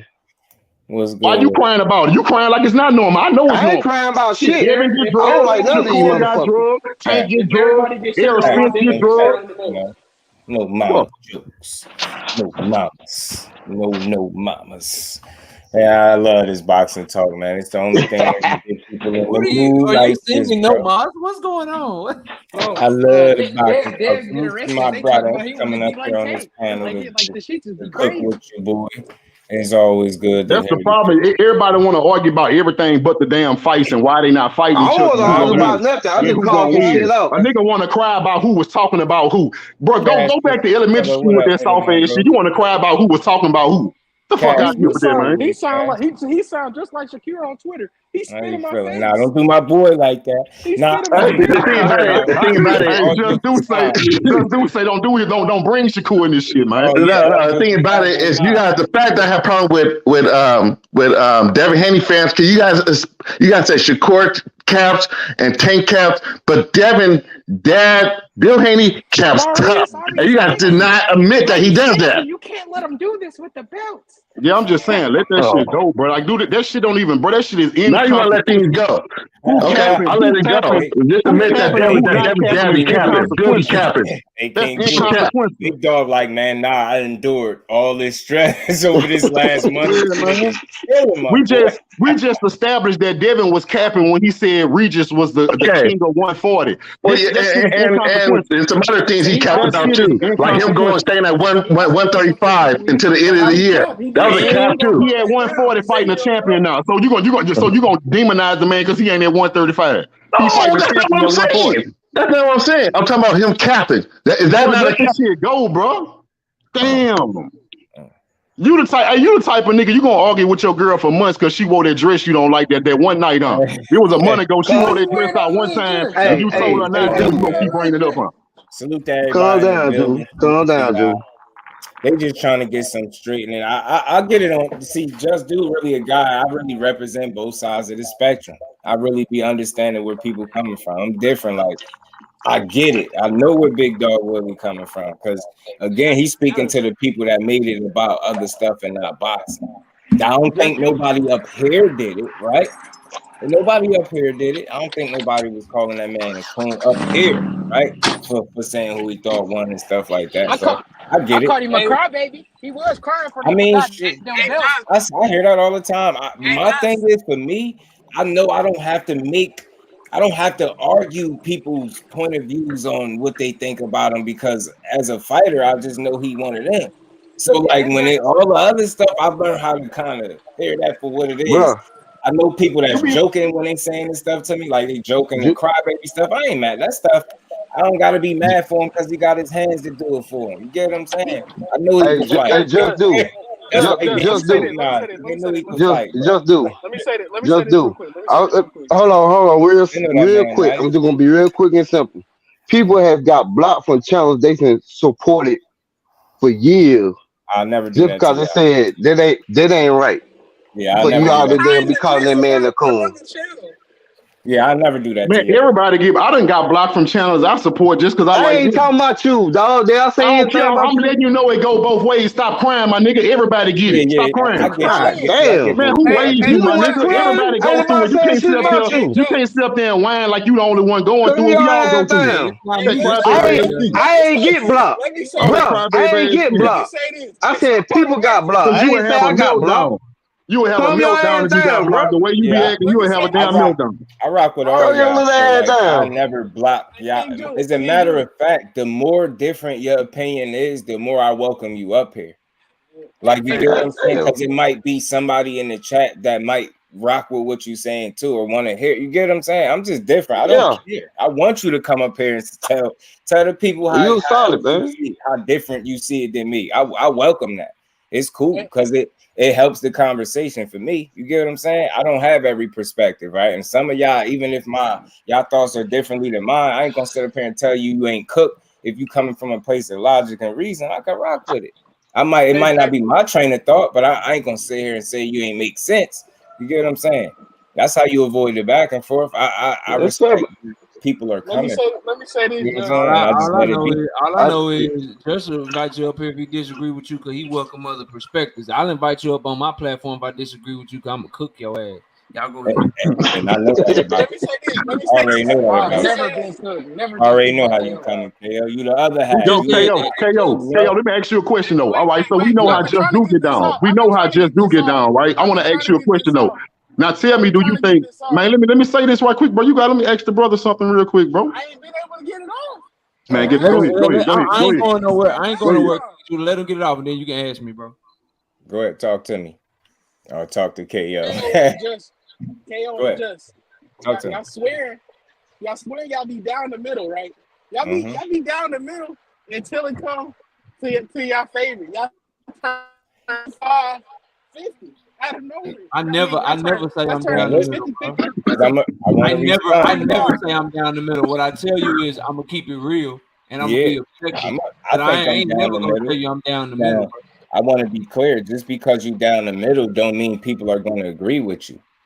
When I say down the middle, I'm going to be fair in the sport. I'm gonna be fair and logical in a sport that's not fair, right? So that's all. That's what I will challenge anybody to, right? It's not about agreeing with me. It's about understanding that I come from a place of logic and reason. So it's okay if you disagree, but you can't tell me I ain't making sense. So no matter no matter who my favorite fighter is, I'm still gonna tell it how I see it, and I'm not gonna make up nothing for him. I'm not gonna make arguments for the fighter that I know I shouldn't make. Get what I'm saying? So I think and let me say this. Let me say this. You lean. Hey, let me say this. King Judah, what was you about to ask me, bro? Okay, look, I'm gonna say this, then I'm gonna ask the question because it all go together. I'm gonna say this to what he just said. Yeah, bro, but that's my point about being sensitive. It's okay if a content creator has a favorite and sometimes the bias come out, bro. We human. That's what this shit all about. I go to KO channel all the time, and sometimes I just randomly say something about Tank to get his attention because I know we about to argue. That don't make me think less of KO because he took the shit personal, or he wanted to defend his fighter. But the question I wanted to ask is, do you remember that night that it was a Devin Haney versus Tank conversation, and you had me, Nick J, Dub right side. You had, I think Smoke was up there. You had the biggest Devin Haney supporters on YouTube. Contender Regime was up there that night too. Yeah. Right, and it versus you. You was by yourself. You remember that night? Unfortunate. Yeah, I remember. Yeah. But do you remember? You remember no matter how heated it got, it was respect. It was respect, and you knew where we was coming from. We knew where you was coming from, and we all was cool afterwards. Right. Now, that's my point about being sensitive. If you was as sensitive as some of these niggas, you would have blocked all of us. Oh no, I ain't blocking nobody. I'm just trying to tell you. I'm just trying to tell you where I'm coming from about how niggas claim they not sensitive, but I know sensitive when I see it, and I know when a nigga not sensitive. Cause you was on a panel with nothing but Devin Haney supporters by yourself on your platform, and none of us got blocked. Talk to him, Shower. Fact. Yeah. All right. We were having fun talking. You try to throw, hey, what it is. I got a question for everybody on the panel. Who my favorite fighter is? Who my favorite fighter is? I'm still trying to find out. Whoever got power, and whoever not a pure boxer. Exactly. I know you, my nigga. Whoever got power and whoever not a pure boxer is your favorite fighter. I'm saying exactly the KO, not you. Relax, bro. Nah, niggas know. I need a name. I need a name. KO, pay attention from now on. KO, pay attention from now on. Everybody he claimed that he defend or he like is gonna be a nigga that hit hard and he not a pure box. Nigga ain't got no jab. Who I defend? Who I like? Tell me that. Right. Who I defend and who I like? Any random nigga you think got some power, my nigga. Bro, this ain't my first rodeo with you. Hey, you called me sister. All right, you don't even know what the fuck out there I like. Man, get the hell out of here. Who you like? Shot. Who? I would love to see the fight. I just don't think Crawford gonna take that risk. They don't got the right bag attached to it for him. If he's fighting at 147, that's the fight for him. If he right, ain't that's fighting, the only fight. He can go to 154 or 168. I ain't tripping on that. Whatever. He didn't even, if Earl don't take a rematch and he do fight at 147, he need to fight Boots. If he ain't gonna fight Boots and he move up, they need to take his goddamn belts, bro. Hey, let's keep it real. Crawford not about to fight. Hey, peace everybody. Hey, peace everybody. I got to go. I got something I got to do. Crawford not about to fight. I appreciate you, my bro. And he might fight Canelo. You feel me? Like that's what Crawford is, really, bro. Crawford not gonna fight Boots. I know this. I'm not saying the nigga scary or duck. We in a situation where I know he not gonna do it, mostly because he don't have to. You see what I'm saying? He feel like he don't have to. I had to come to shove for him to fight him. I just don't think the money that he would be looking for at this point. And I think he was kind of straight up about that, wasn't he? That's why I'm mad at him. I think after this win, it's the most transparent he's ever been. If y'all been catching any of those interviews, if you're doing his victory lap, deservingly so, that's the most transparent I ever heard him be. For me, like I'm like, yo, he being straight up. He looking for big fights with money, and I just ain't willing to say the reason he ain't fighting him is because he's scared. Like I just went through that with EJ. I ain't trying to hear the scared stuff. I'm just trying to consider that he might just be telling you what it is. He want money. Yeah, he's saying it without saying it, man. That dude is dangerous. If the right amount of money ain't attached to that, I'm not fighting him. It's that simple. That's what I got from it. You know what I'm saying? I don't think he was ducking. Did you get any more news about Shakira and Frank Martin? Still what it's been. Like the still what it's been. Person close to that, it's still what it is, unless they throw the monkey wrench in the program. Man, I think Bob's gonna block that, bro. Bob let you know. Let me tell you something, bro. Like, I don't like to call people racist, and I don't know what his motivations is, but Bob done told us out his own mouth he don't like to make black fighters fight against another black fighter. He done told us this out his own prejudice for sure. Yeah, he is not down for that. He not down because he know just because we want it, he is not down to give us Frank Martin versus Shakur Stevenson, bro. He is not down to do that. I just don't think for that reason, bro. I don't think it's gonna happen, bro. And a lot of people, at first, people thought it was just because it was Top Rank and PBC trying to do business or whatever. But I think it's bigger than that. Bob Arum ain't trying to make no fight between black fighters, especially somebody like Shakur and Frank Martin, who don't have a history of selling out venues. Like, he's just not interested in it. If they put that mark in Atlanta, it's gonna sell out. If they put it in Atlanta. I feel you, bro, but I don't think Bob believed it. You know what I'm saying? I don't believe Bob believed it. And we're gonna see, man. I hope, and that's why I was asking the question, like, is Top Rank gonna start being a problem? Because it shouldn't be this much of an issue for this man to get a quality fight. It's kind of annoying when you really just want to see quality fights at a weight class where you got more than enough fighters that's capable of giving us these fights.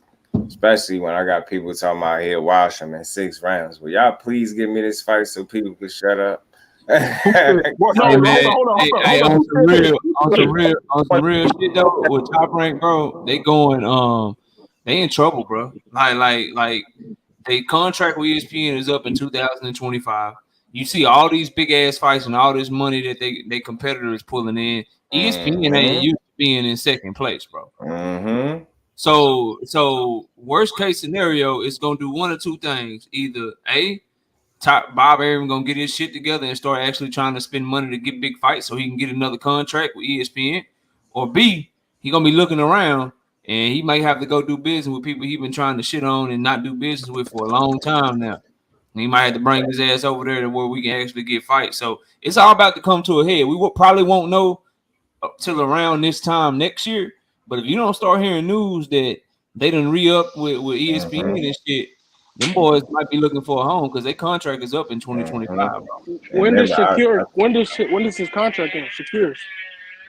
Well, I don't know about that. I don't know about that. But if the good thing for him would be even if he under Top Rank, if Top Rank lose that ESPN deal and they looking for a TV deal, and CBS owns Showtime, and they just did that huge Paramount deal. Man, they'll try to gobble that shit up.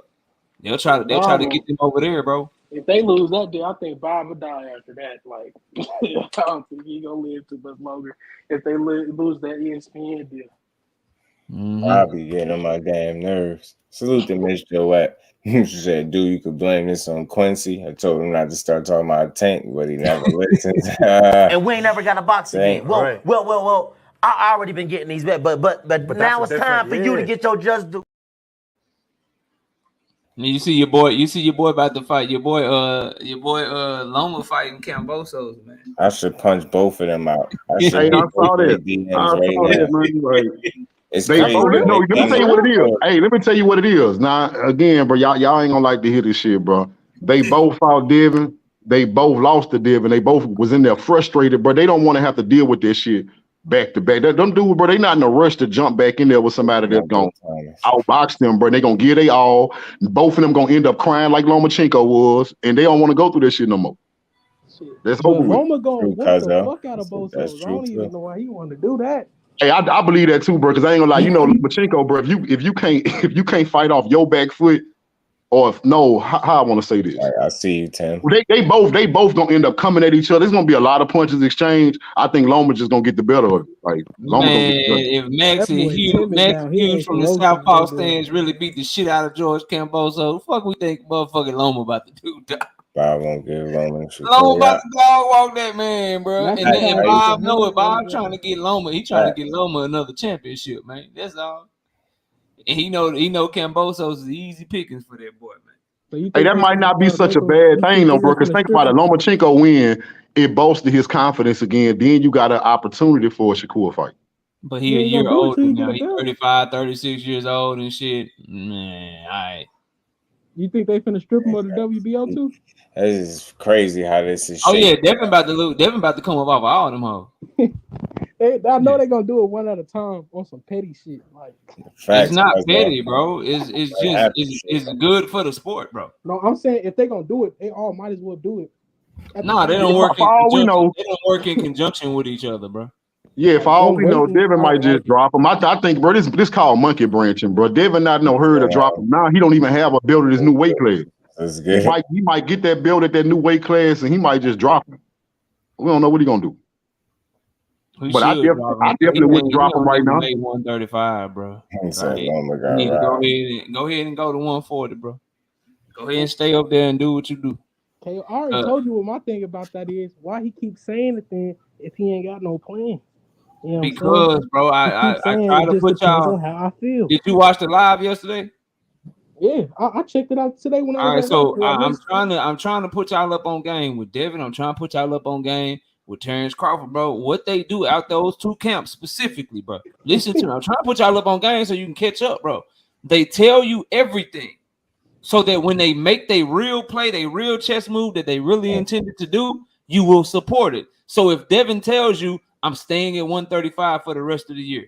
If Devin and Bill tell you that, but then they say, well, I don't know how I feel at the weight. Well, I'm going to 140.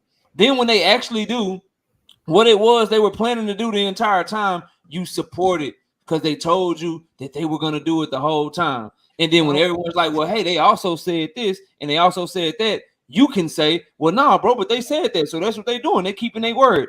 Bud Crawford is doing the same thing with Canelo right now. I'll fight him at a catch weight because weight classes happen for a reason. Oh, I'll go up to 168 because skills pay the bills. Size don't matter. Oh, I'll fight Jermell Charlo at 168 because I want to be 3-time undisputed. Oh, I'll fight Jermell Charlo at 154 because the highest that I can go up, I respect the weight classes. The highest I can go up is 154. They do this to you guys so that whenever they go make whatever move they really want to make, you guys will be fanboyish or diehards enough to support the shit, bro. And that's not so Tank Davis didn't do the same thing when they tell us, oh, we gonna fight Monster Newey. Oh, I can knock out Crawford too. Oh, we want to fight Teofimo Lopez. Yeah, that's definitely the best fight for us. Only to ultimately want to fight Pitbull Cruz like they was gonna do from jump, like we all knew they was gonna do. The difference is none of those things came out of Tank Davis's mouth himself. KO, are you mad? Those things came out of Devin Haney and Terrence Crawford's mouth, bro. Like it came from them directly, is what I'm telling y'all, bro. Come on, bro. We nitpicking, bro. We nitpicking, bro. I'm just all right, bro. I'm nitpicking, but I be highly accurate, bro. When it comes to the only thing I got wrong was Earl Spence got his ass whooped by Terrence Crawford. And that's really it. Other than that, I've been spot on with Devin and Terrence the whole time. I feel you, bro. But if you know the type of person I am, I always see shit from both sides. But yeah, you've been accurate. I've been accurate too, because I told everybody that Tank Davis was gonna fight Pitbull when he got out, and he was not sending the contract to Devin or Shakur Stevenson. I said that before he went to jail. I told y'all that the moment he told me he was gonna do this. When he was still negotiating with Ryan Garcia, and he said Devin Haney and Shakur next, I said then they wouldn't get no contracts from him. Well, to his credit, after Rolly, and when he was fighting Hector, when he was doing the deal with Hector and Ryan, Calvin Ford was saying all that Eastside Pitbull Cruz shit then. Oh, I want Eastside Pitbull Cruz next. I want Pitbull Cruz. And he fought 2 fights. It was not Eastside Pitbull Cruz. So, you know, we'll see what he do. All we can do is wait and see. And what I will say about the whole Devin and Tank thing, and we ain't got to have a conversation all over again. Tank's team, his team, fucking Steven Espinosa is saying that they had initial talks, bro, and that Devin said they were doing some other shit.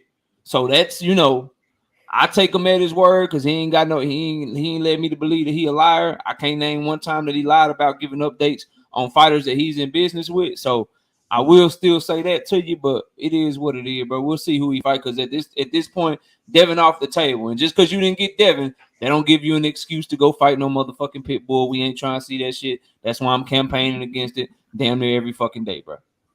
Bro, that's all I'm saying. My issue, bro, I keep telling people, bro, my issue is that. And my issue is like, bro, okay, bro, if you a Tank fan, like, okay, like KO, I think you're a Tank fan. You say you believe Tank beat everybody. Cool, bro. That's cool. You know what I'm saying? Because you always break down why you think, how this going to go down. I done heard your predictions. My issue is Tank constantly not fighting the best, yet his fans religiously tell you he can beat everybody, but he don't have to fight nobody to prove it.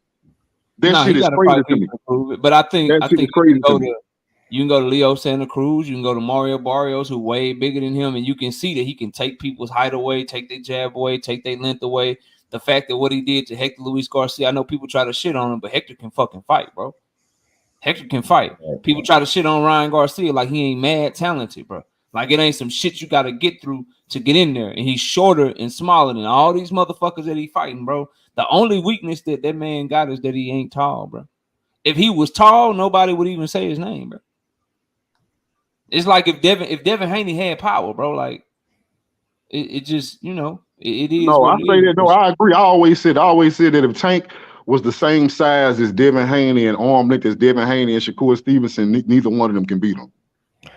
That'd be like a cheat code. Fucking cheat code. That'd be a cheat code. Wouldn't be fair at that point. I say that too, man. You better be glad he's small as hell.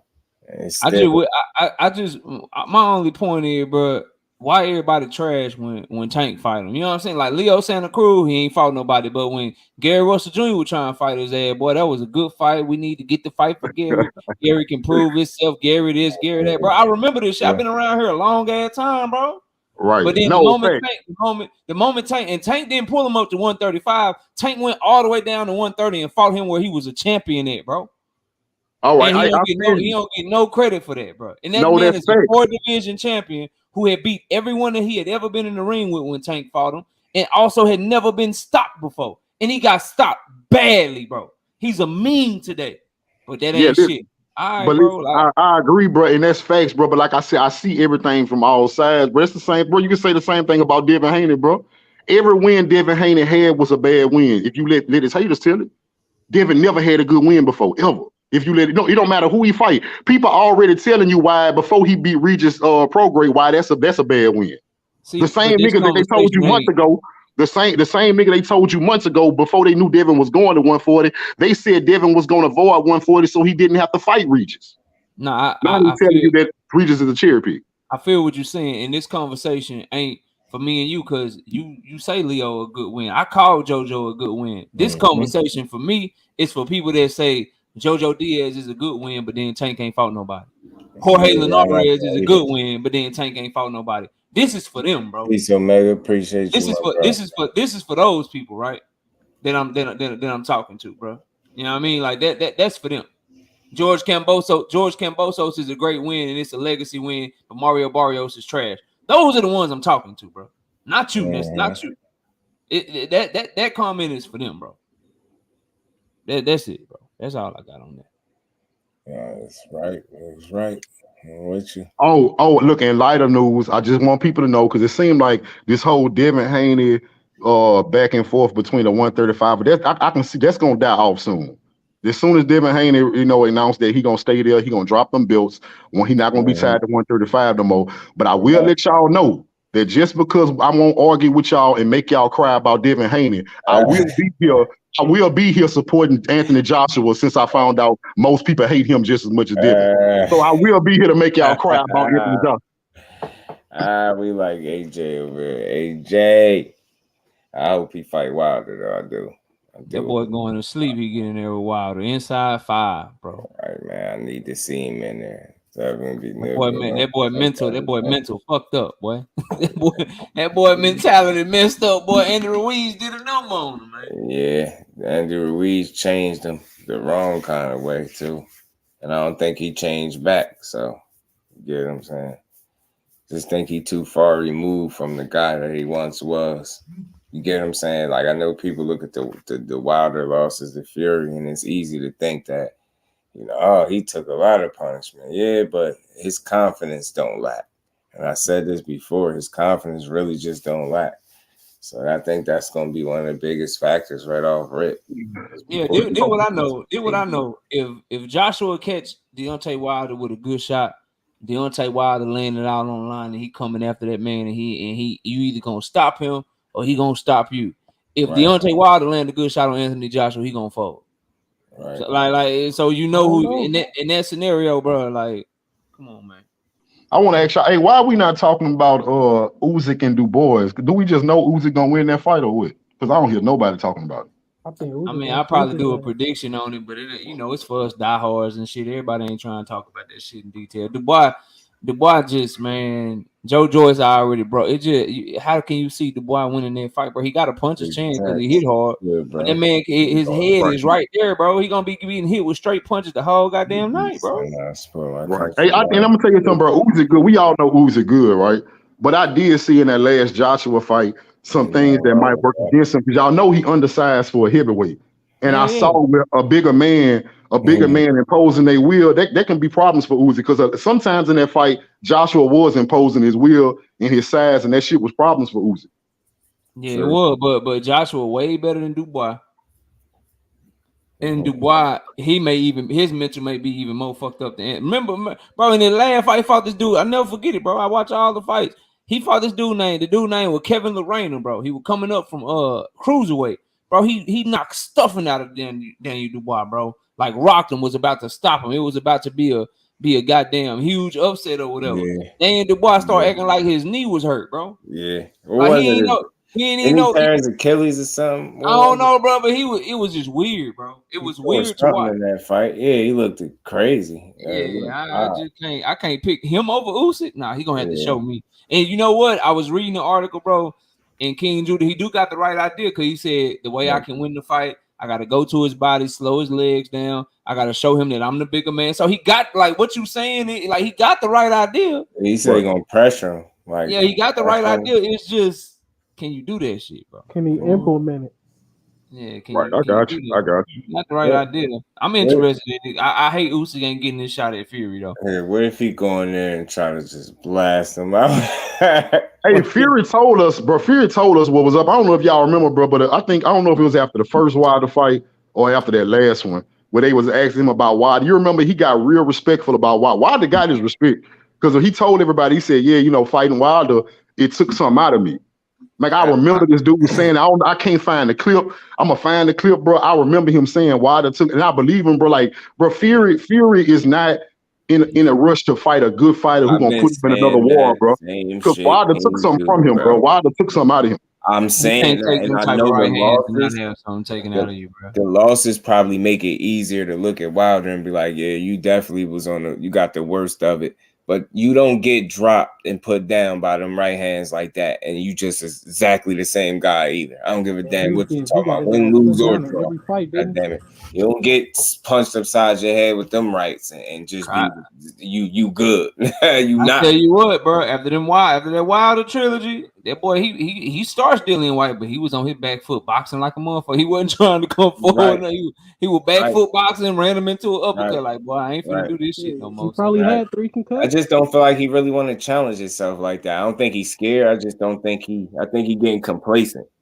And now that he found a pot of gold outside of fighting an actual fighter, you can't tell him nothing. Can't tell him nothing. I wonder why they letting him keep his goddamn belt, bro. Yeah. We already know why. He ain't even gotta say it. Yeah, that's some bullshit, man. They're making a joke out of the heavyweight title right now. That's why I be talking. It don't be because Devin got him or this guy got him, bro. Them belts, bro, they be. Nah, they getting away. And that's why I say it's situational. Devin is moving in a way I think will make belts valid. That's a ranch. Because he quality, right? And he moving a certain way. But then when you glance over at Tyson Fury, you see what he doing? He's the exact opposite. He's a goofy. So it's like I think it's situational. I think it's depending on the fighter that those belts are attached to. If you gonna take Devin belt for going up to fight a champion, right? And you gonna take Jermell Charlo belt for going up 2 weight classes to fight an undisputed champion, right? You can't take Tyson Fury shit for fighting an MMA fighter, bro. Exactly. KO, we know what that's about though. We know what that's about. That shit, that's crazy, bro. That's crazy. Because another thing is, I don't think Tyson Fury is not gonna let nobody become undisputed. I see that in him, bro. He's not gonna give Usyk that opportunity. He's not gonna give him that opportunity, bro. He's not gonna fight Wilder. I don't know. You know that money he made with Wilder. Depending on how much he like money, you see what I'm saying? Depending on how much he like money. If AJ would have found a way to beat Usyk, he would have made that fight. Yeah. He would have made that fight. He ain't trying to make it with Usyk or Deontay Wilder because them real dogs in there, bro. Oh, here, I don't want this one. I'm about to hop off, y'all. Hey, thank you for letting me on the panel, Jeff. All right, bro. Peace. Yeah, he tore something in that fight. ACL. I thought it was an ACL or something. But I know he had some type of injury. And that's another reason why I ain't picking him. You figure that Usyk is going to be his first fight back, I think, from the injury, I thought. So I think so. Like, come on, man. Nah, he fought one more dude. He fought a dude on the Don King card, didn't he? It was early, right? Quick knockout or something. Yeah, real fast, real quick. So it's like, yeah, you know what I mean. So I want to say this before I go. Bro. I want to put this out here. All jokes aside, but y'all know I rock with y'all, bro. I wouldn't come to nobody's platform if I didn't. Like if I don't like you, I'm not coming to your platform. Period. You already but know. I want to put this out there. I want to put this out there, bro. It's a lot of people, you know, all jokes aside, I joke sometimes I'm serious. A lot of people criticize me because one thing about it, I don't hold my tongue and I always have an opinion. I was taught to always have one. Always. But my thing is this here. I feel like the way I look at the word, the way I look at boxing, I'm what's right with boxing. So a lot of these fans that go against me, you was wrong with boxing because all I do is I apply the pressure to niggas who not trying to make big fights. That's all I do. I'm what's right with boxing. If you disagreeing with me every turn, you was wrong with the sport, not me. But with that being said, bro, I'm gonna go and get up out of here. Y'all take it easy. Hey, KO, you going live or no? Yeah, in about an hour and a half. Yeah. Okay, that's all I wanted to know. All right, Jeff, I'm out of here too. We'll be there to check you. I got you, Thomas. And salute to my bro, man. Omega Red coming through heavy in that Cash App. Salute, bro. Much love and appreciation. And we ain't never got a box again. Well. I already been getting these bet, but now it's time for you to get your just do. All right, KO. Appreciate y'all letting me know. Appreciate y'all letting me know about Dane DeWalker. I ain't know he was hurt for real, bro. He looked funny, bro. I was like, what wrong with him, dog? Yeah, remember he had tore his leg up in one of those fights, and he still ended up winning with it. And then then he had that one little quick fight, like you said, since then, and that's been it. So you figure you fighting Usyk, a guy that is a rhythm fighter to me that like to dance in there, and if you one fight removed, you know what I mean, from an injury, I just don't know about that. Even without that, I don't see you beating him. Undercard boxing was good, bro. How you feel? Bro, your boy Shakur gonna have to fight like Dennis Berinchek. Oh, I got you. You say that again. Your boy Shakur about to have to fight like Dennis Berinchek for a vacant. It's crazy that they gonna do that, and I you know what? My last grain, other than the fact that I ain't hear nothing switch from the source that was like an actual, somebody that's close right there with the camp type deal, is the little tweet from Keyshawn too. I caught it. I know we all caught it, saying something about basically bro about to do. You get what I'm saying? So I'm like, who you talking about? Who else could you be talking about? And then why did you delete it?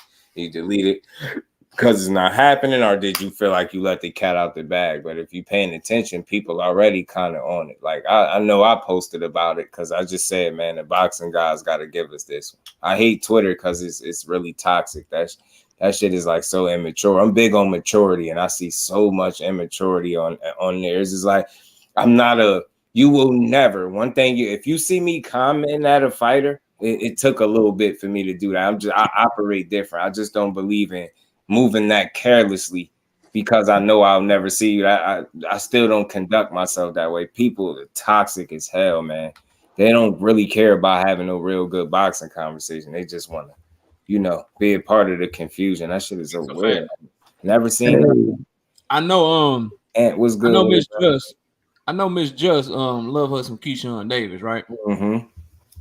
So can you ask her just on behalf of all the Keyshawn Davis fans? I'm gonna consider her the president of the fan club. Mm-hmm. Can you ask her to tell him to stop calling Shakur his big bro when they're the damn same age, man? They is too. Can you tell her that's like he got to stop doing that shit? They the same goddamn age, man. Big bro gonna get him. Big bro, got the same age, bro. Yeah. They be on this handle it. I heard they do. I do hear him calling. I hear that they really got a they really been around each other for a while. I think that's why that's like that. But I get you. I get you. Man, that's fair. Like, that's fair. But I see some people really be mad that they cool like that. Hey, you stop calling him his friend. Like, bro, what? It's mutual, I feel like. But, Shakur is, you gonna carry another thing I got to get y'all on real quick, bro. I'm going to go hard on my channel, but I want to bring this up to you, too, on your boy Shakur. Shakur told George Kambosos that he was a female body part because he was trying to put him off on Tank. He said, that's female. Why would you put another fighter off on another fighter? But that's what Keyshawn Davis do for him all the time. Yeah. To an extent, yeah. So is he calling Keyshawn a female? Yeah, I definitely because that's the second time too, KO. I'm tired of that, man. First you did it with Devin Haney. Tell my why you ain't take the 25%? Now you doing it with Tank. You sound like a whole out here. Like, what's up with you, dude? Like, how you, you know what I'm saying? How you keep messing with me off on me? And I'm talking to you. It's like, man, that's the weirdest. You remember when they was at the basketball, the Syracuse game, and Coming to America? Salute, Ant. How you feeling, Brody? Appreciate you, Ant. You guys remember that? You talking about the basketball game Coming to America, the first one? Yeah, the first one. Yeah. When they was at the basketball time, and he stood up and he said, "I'm happy to be here." I think that's Keyshawn, bro. I just think Keyshawn just happy to be here, bro, because he do be doing a lot of cheerleading. That's why I want to interview him. I said this before. I think he just a young dude just enjoying the ride. And I think heard certain interviews that kind of will let you know that's the case. Like he was saying that like these dudes be mad, and I don't even like hate these dudes for real. Like this is boxing, like, and I get it. I just think we got to the point where you get so much BS and so much runaround that sometimes we forget to kind of enjoy the little back and forths of boxing. Because you gotta enjoy that shit. You gotta love it. You gotta love the pay. Right? I love the pay. You know what I'm saying? KO boxing happens on the weekends, and what did we just get this weekend? You get what I'm saying? Lack thereof. And how did it feel? I know y'all felt crazy because I did. I felt crazy. I was watching MMA, bro. I was watching the Sean O'Malley dude, bro. I don't like MMA like that, bro. You know what I mean? Knock somebody out. I'll take a peek at UFC every now and again, but just think about how crazy that felt. So for us to only get boxing on the weekends, you need something to get you through that. And I believe, like, just enjoy it. I think we'd be so mad at these dudes are kids, man. They young men. They young men, they figuring it out. They having fun. I said this before, and I just try to understand Keyshawn because he gets so much flack. I'm like, I think his confidence is purely based on the work that he putting in behind the scenes with the people that he's fighting with. Not everybody could wake up and say they're able to spar at the drop of a hat with Shakur, countless work. Get what I'm saying? Then you got a Bud Crawford and just other people that just are like that. I think the fact that he constantly working, you know what I'm saying, in that circle, it keeps him sharp, and I think it keeps him confident. And I think that's what makes him take the talking. So I feel like as long as he's delivering, I'm cool with it. Like, I get it, but I see the I don't know if the bias double standard, I guess, when it comes to him and Frank Martin. And I called it. After I seen Frank Martin fight. I said, now Keyshawn Davis got a fight coming up because you had Kid Austin had a fight. He did what he did. Then you had Frank Martin had his fight, and here come Keyshawn. Man, we all seen with Frank Martin, and people were saying he struggled. I didn't feel like it was a struggle fight. I just felt like he had somebody that fought back. He had to figure some stuff out. Who that, Frank? Yeah, and that's me. I'm trying to knock. I ain't throwing him under the bus. They saying he struggled. Some people say he looked like shit. I'm not. I didn't go that far. I just said he got exposed to have a real huge. I think he got some deficiencies exploited. I said that. I'd be really trying to be as fair as possible with these dudes when I know I can be. You like the fairest person on YouTube. You get what I'm saying? I can go aggressive, but it's like, all right. I feel like everybody else do that. So let me just give him his. Let me say, all right. He had to figure some stuff out, but I'm like, watch this. Keyshawn is going to fight his guy, and he's going to. I said he probably won't really lose a round, but watch the difference in the criticism after he beat this guy. Go out there and beat that guy. You won't say it. Why he ain't do this? Why he ain't do that? I'm like, y'all serious? Y'all serious? This man's still under 10 fights, and he just went out there and pretty much won every round, got a knockdown against a guy that never been stopped. With twice as many fights, if not more, than he got. Like, I don't know how people assess prospects no more. Like, I don't get it. Like, it's a test for the right reasons. Is it a world? If you like somebody, bro, people gonna find a way to make him seem. Yeah, you don't like somebody, people gonna do the opposite, bro. Even if I didn't like the dude, like I would still call it the way I seen it. Like, you get that's what make you. That's what make you though. Most people, right? Who cares about that? No disrespect. Like, for instance, you said that about Frank Martin. I like Frank Martin way more than I like Keyshawn, but I would tell you that Frank Martin got exposed to have a huge hole in that fight. That boy fighting spurts, bro.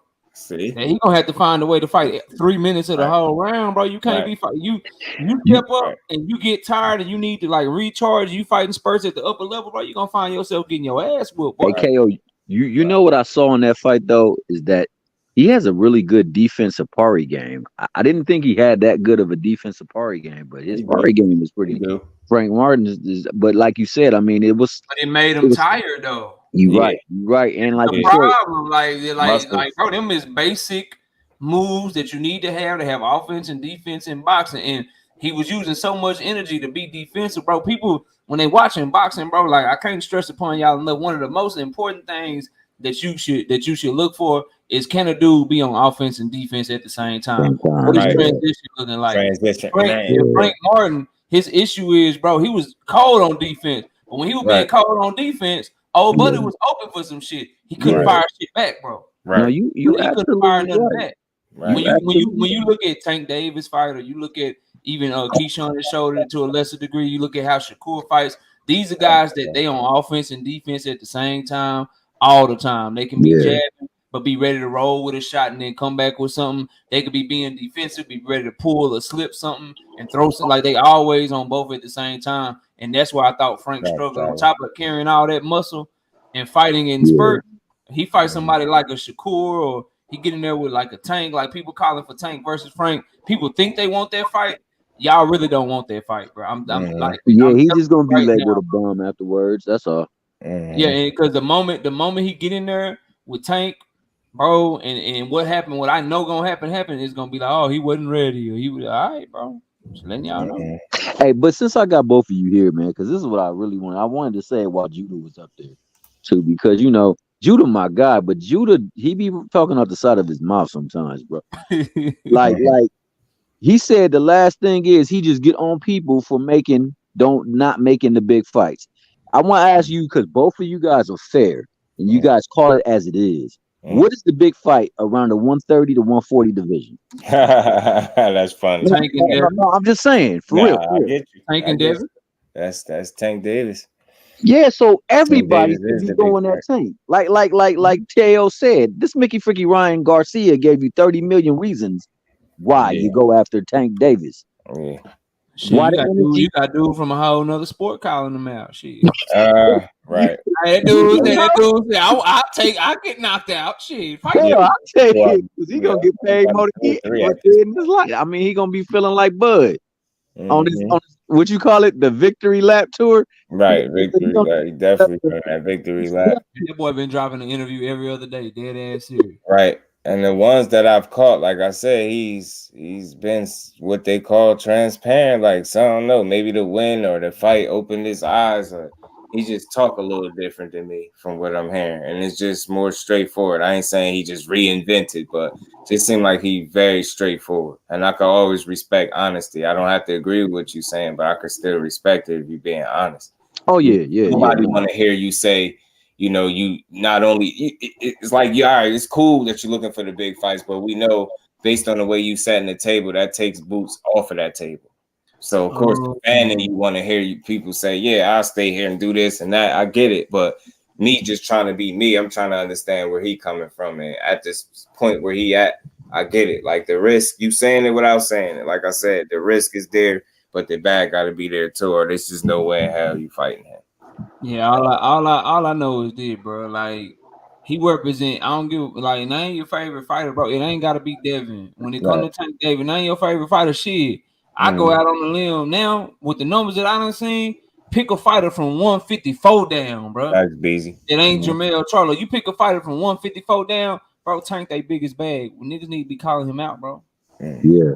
I would never argue that point because I get it. Like it's what it is. That's a factual point. He is.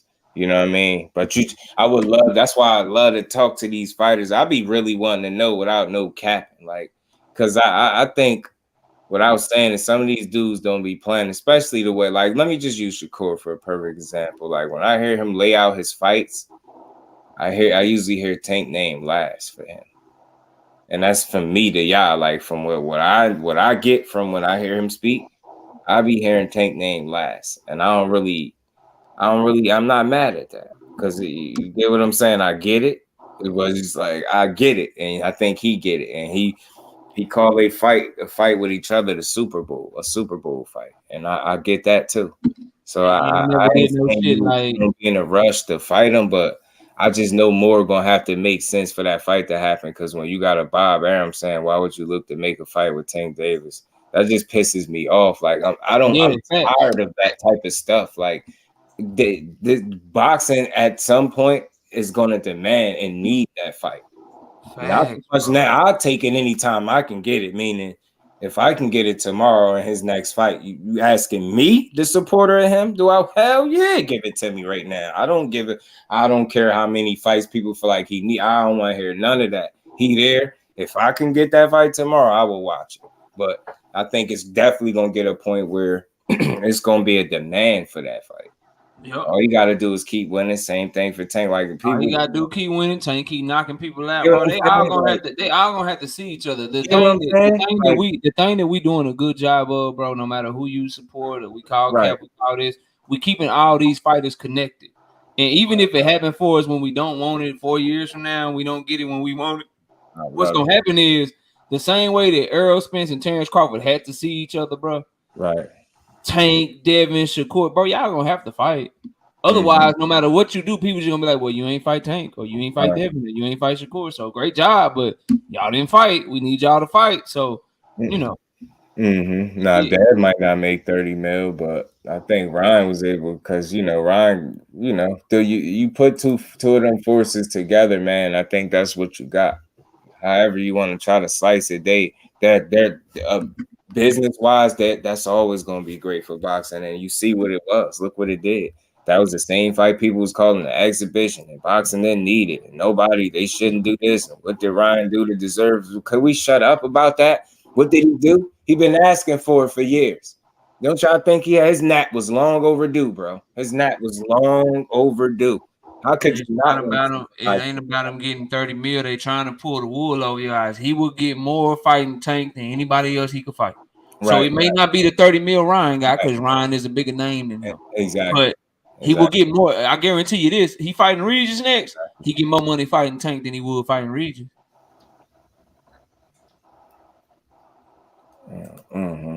More money fighting Tank than he get fighting Regis.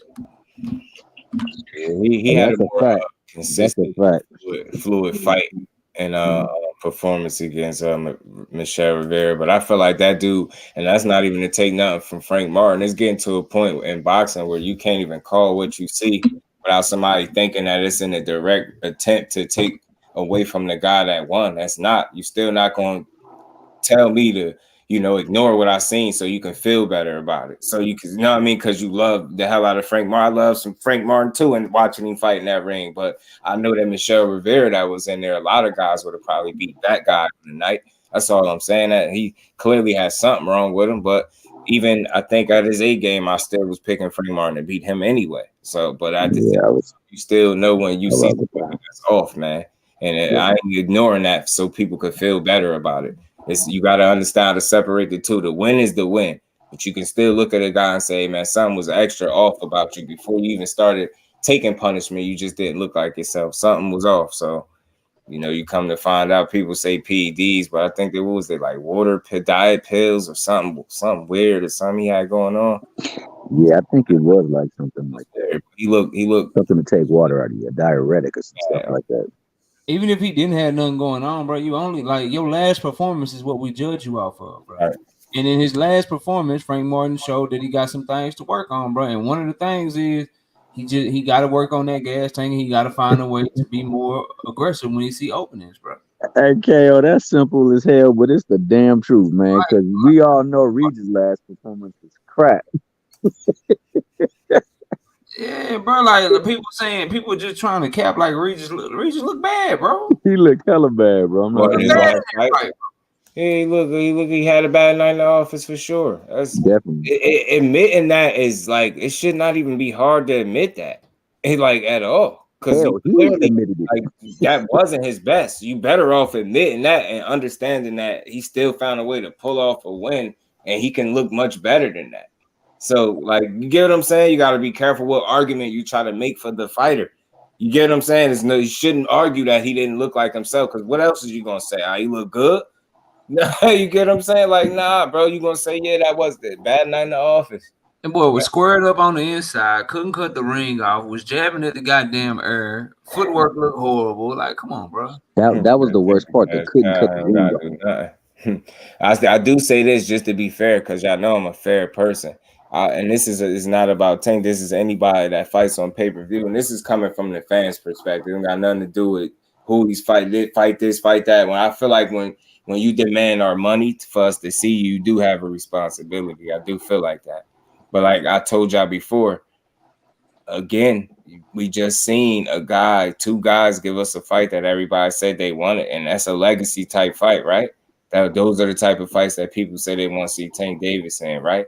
And then when you look at the numbers and this quote unquote exhibition with Ryan Garcia that he didn't deserve and that shouldn't be in boxing, and boxing didn't need this. Look at the numbers that it did as opposed to the fight that we said boxing needed. So something ain't looking right. The math, get what I'm trying to say. So it's like when I see the way people critique Tank Davis and they give him zero credit for none of his opponents, who's to say if I give y'all a fight that y'all want, what's going to change? What's going to change? Y'all people need to realize with this whole Latin Mexican.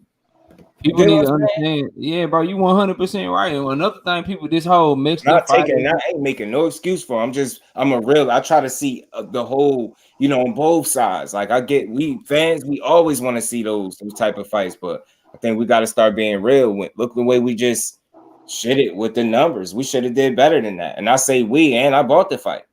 100%. And what people ain't understanding, bro, like the person that puts up the budget for the money for Tank's fights is telling y'all that they tried to reach out to them, bro. Mm-hmm. I don't understand why people keep just overlooking this fact, bro. Like the person that the manager of Showtime, the president of Showtime, he tell them, hey, this is how much we're willing to put up on marketing, this is how much we're willing to put up for the fight. He runs the budget for the network that Tank fight on, and he is telling you, we reached out to the Haney's. They had some other shit going out of his own mouth, bro. Mm-hmm.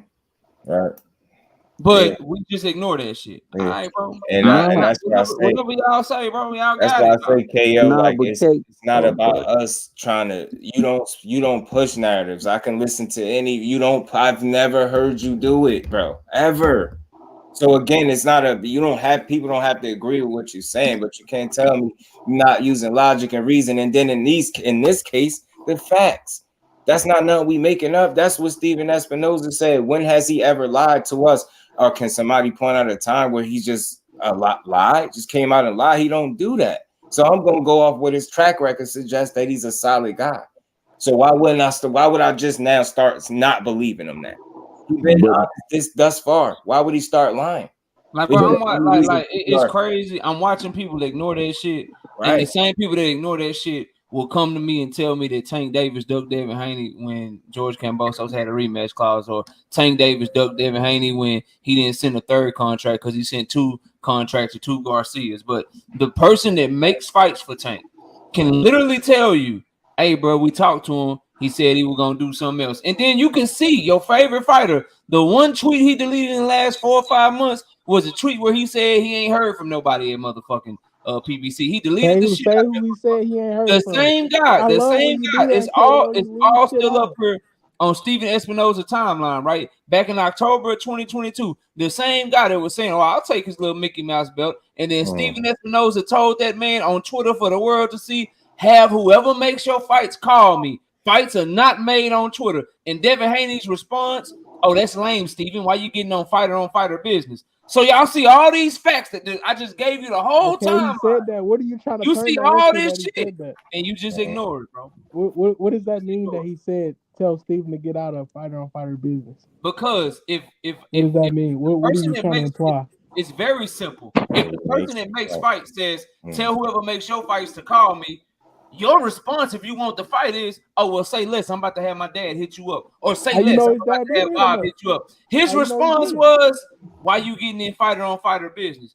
Then when his daddy says they never got reached out to in 2023, he immediately deletes the tweet that he tweeted. And then Steven Espinoza tells y'all what they tweet tried did he delete, KO? And y'all just ignore the shit, bro. Y'all do what too does much. The tweet say? Because I know you got a screenshot of it. What did the tweet say? I don't have a screenshot. It's on Steven Espinoza's timeline. No, I'm not even talking about what is the tweet. If you think I'm lying, I'll go. What tweet did he delete? What tweet did he delete? Was it about Al Heyman? Oh, the one where he said he ain't got an Al Heyman number. All right, then you talking about you saying he don't got. You said he said something about Espinoza and stuff like that. All he told Espinoza he said the shit about Espinoza in October last year, bro. He told him to get out his business. I don't see a problem with that. No, he says why you in fight. He tweeted at Espinoza first, bro. We talking shit. What are you talking about? We talking shit. I'm listening. Y'all just keep on. We talking shit, bro. You ain't gotta ruin the fun and shit. You see how Eddie do it? He eggs that shit on. Ruin the fun. The man who makes the fight. So the man who makes the fight is talking to someone else. No. Let's run this down because Stephen Espinoza is not a promoter. He actually has shareholders and he actually runs the budget. He actually makes fight. But let's run this down. So Stephen Espinoza is talking to a fan about the fights that are possible for Tank Davis. Devin Haney jumps in the tweet and starts going at Stephen Espinoza. Oh, I'll take his Mickey Mouse belt. I'll do this. I'll do that. Stephen Espinoza tweets right back at him. Hey, if you're serious, fights aren't made on Twitter. Have whoever makes your fights reach out to me. So you know Devin Haney went at him first. When Stephen Espinoza responded to him with what he asked for, bro, he asked, hey, I will step in and I will fight Tank Davis. Stephen Espinoza says, all right, fights ain't made on Twitter. Have whoever makes your fights reach out to me. You apparently got what you said you wanted. But then the moment he gave it to you, hey, man, why you getting on fighter business? That's lame. You started talking to him, bro. Like, what are y'all talking about to me, dog? That's what I say, man. It's so if we go through that, we know that's a fact late in 2022. We know at the beginning of 2023, he clout chasing like a motherfucker, dropping Hector Luis Garcia's sparring footage. We know in the summer of 2023, Espinoza claims that they reached out to him. We know that in the summer of 2023, Devin Haney is deleting tweets and shit. But y'all see all of this information, and y'all can't tie the shit together, bro. Y'all don't have enough common sense to see what's going on, bro. Okay, can I tell you what I got from what Steven said? I'll let you run all that down. You know what I'm saying? Let you have your fun with that. From what I'm hearing, it sounds like Brett only congratulations for beating Loma. You know what I'm saying? And Bill said that they said they will fight, but not right now. That's what Leonard told him. So I don't know who you can believe who you want to believe, and I guess I'm gonna just believe who I want to believe. How about we all have the common sense to believe the person that hasn't lied to us before? A lot of things. Preliminary could mean a lot of things. How about we don't know who as fight fans? We look at the two individuals telling us things, right? We hear Stephen Espinoza telling us things, and we hear Bill Haney telling us things. How about we choose to get on the helmet of the one that is lying to us on a consistent basis? How about that? Yeah. Well, so we ain't gonna call Stephen a liar. He said I talked to Devin's team. No, nigga, you talked to Devin. He didn't say I talked to him. He says Tank team reached out to him. He never said he talked to him. He said Tank's team reached out to him, had preliminary conversations. Nothing came of it because Devin was doing something else. Now, everything I told you, we don't know who stepped out of it because it's preliminary. That could mean anything. All right. But you know that what Stephen Espinoza said. Let's keep running down. So he says that they said they were doing other things. Now, if you look at what Stephen Espinoza said, and you tie it back to the timeline, was Devin Haney not reaching out to Regis Prograis 4 days after his fight with Loma? So wouldn't that give some credence to what Stephen Espinoza is saying, bro? I do this, bro. Like, come on, man. What do you just because he reached out to him? What are we talking about? So if he says, hey, we had preliminary conversations, if he says, hey, we had preliminary conversations, but they told us we were doing other things, and then we can go through the timeline and see history of this nigga after fighting Loma trying to do a bunch of other things that don't allow you to think, okay, you get mad, like Stephen Espinoza telling the truth. You didn't want him to work his options. That's what his argument back to at the end of the day.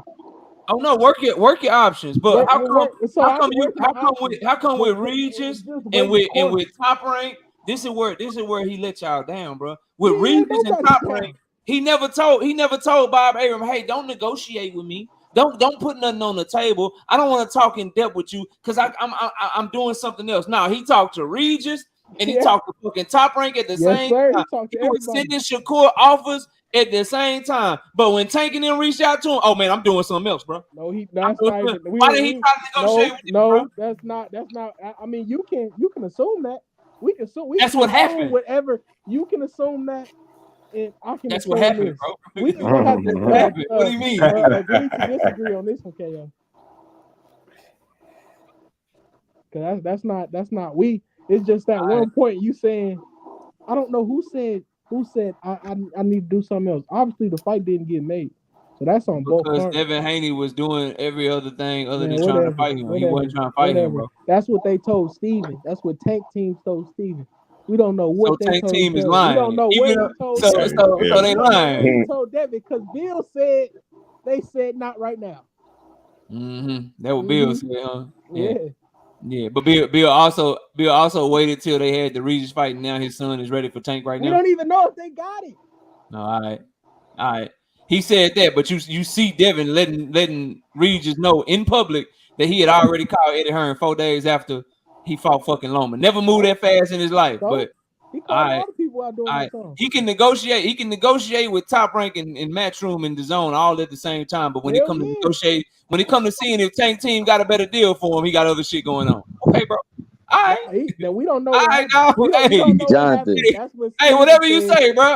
They got time to have meetings. They meet with DAZN. They having lunch with Bob Arum, but when they have preliminary conversation with Tank Team, they got other shit going on. Okay, bro. You gonna believe that? I'm gonna believe mine. That's okay. Hey, I'm done. Yeah, you'll be on it, man. I ain't gonna lie to you. You got Big Dog Willie on your side. And look, he did it without pushing the narrative, yo. He just going off of the stuff that's out there. That's it. It's not. Again, it's not.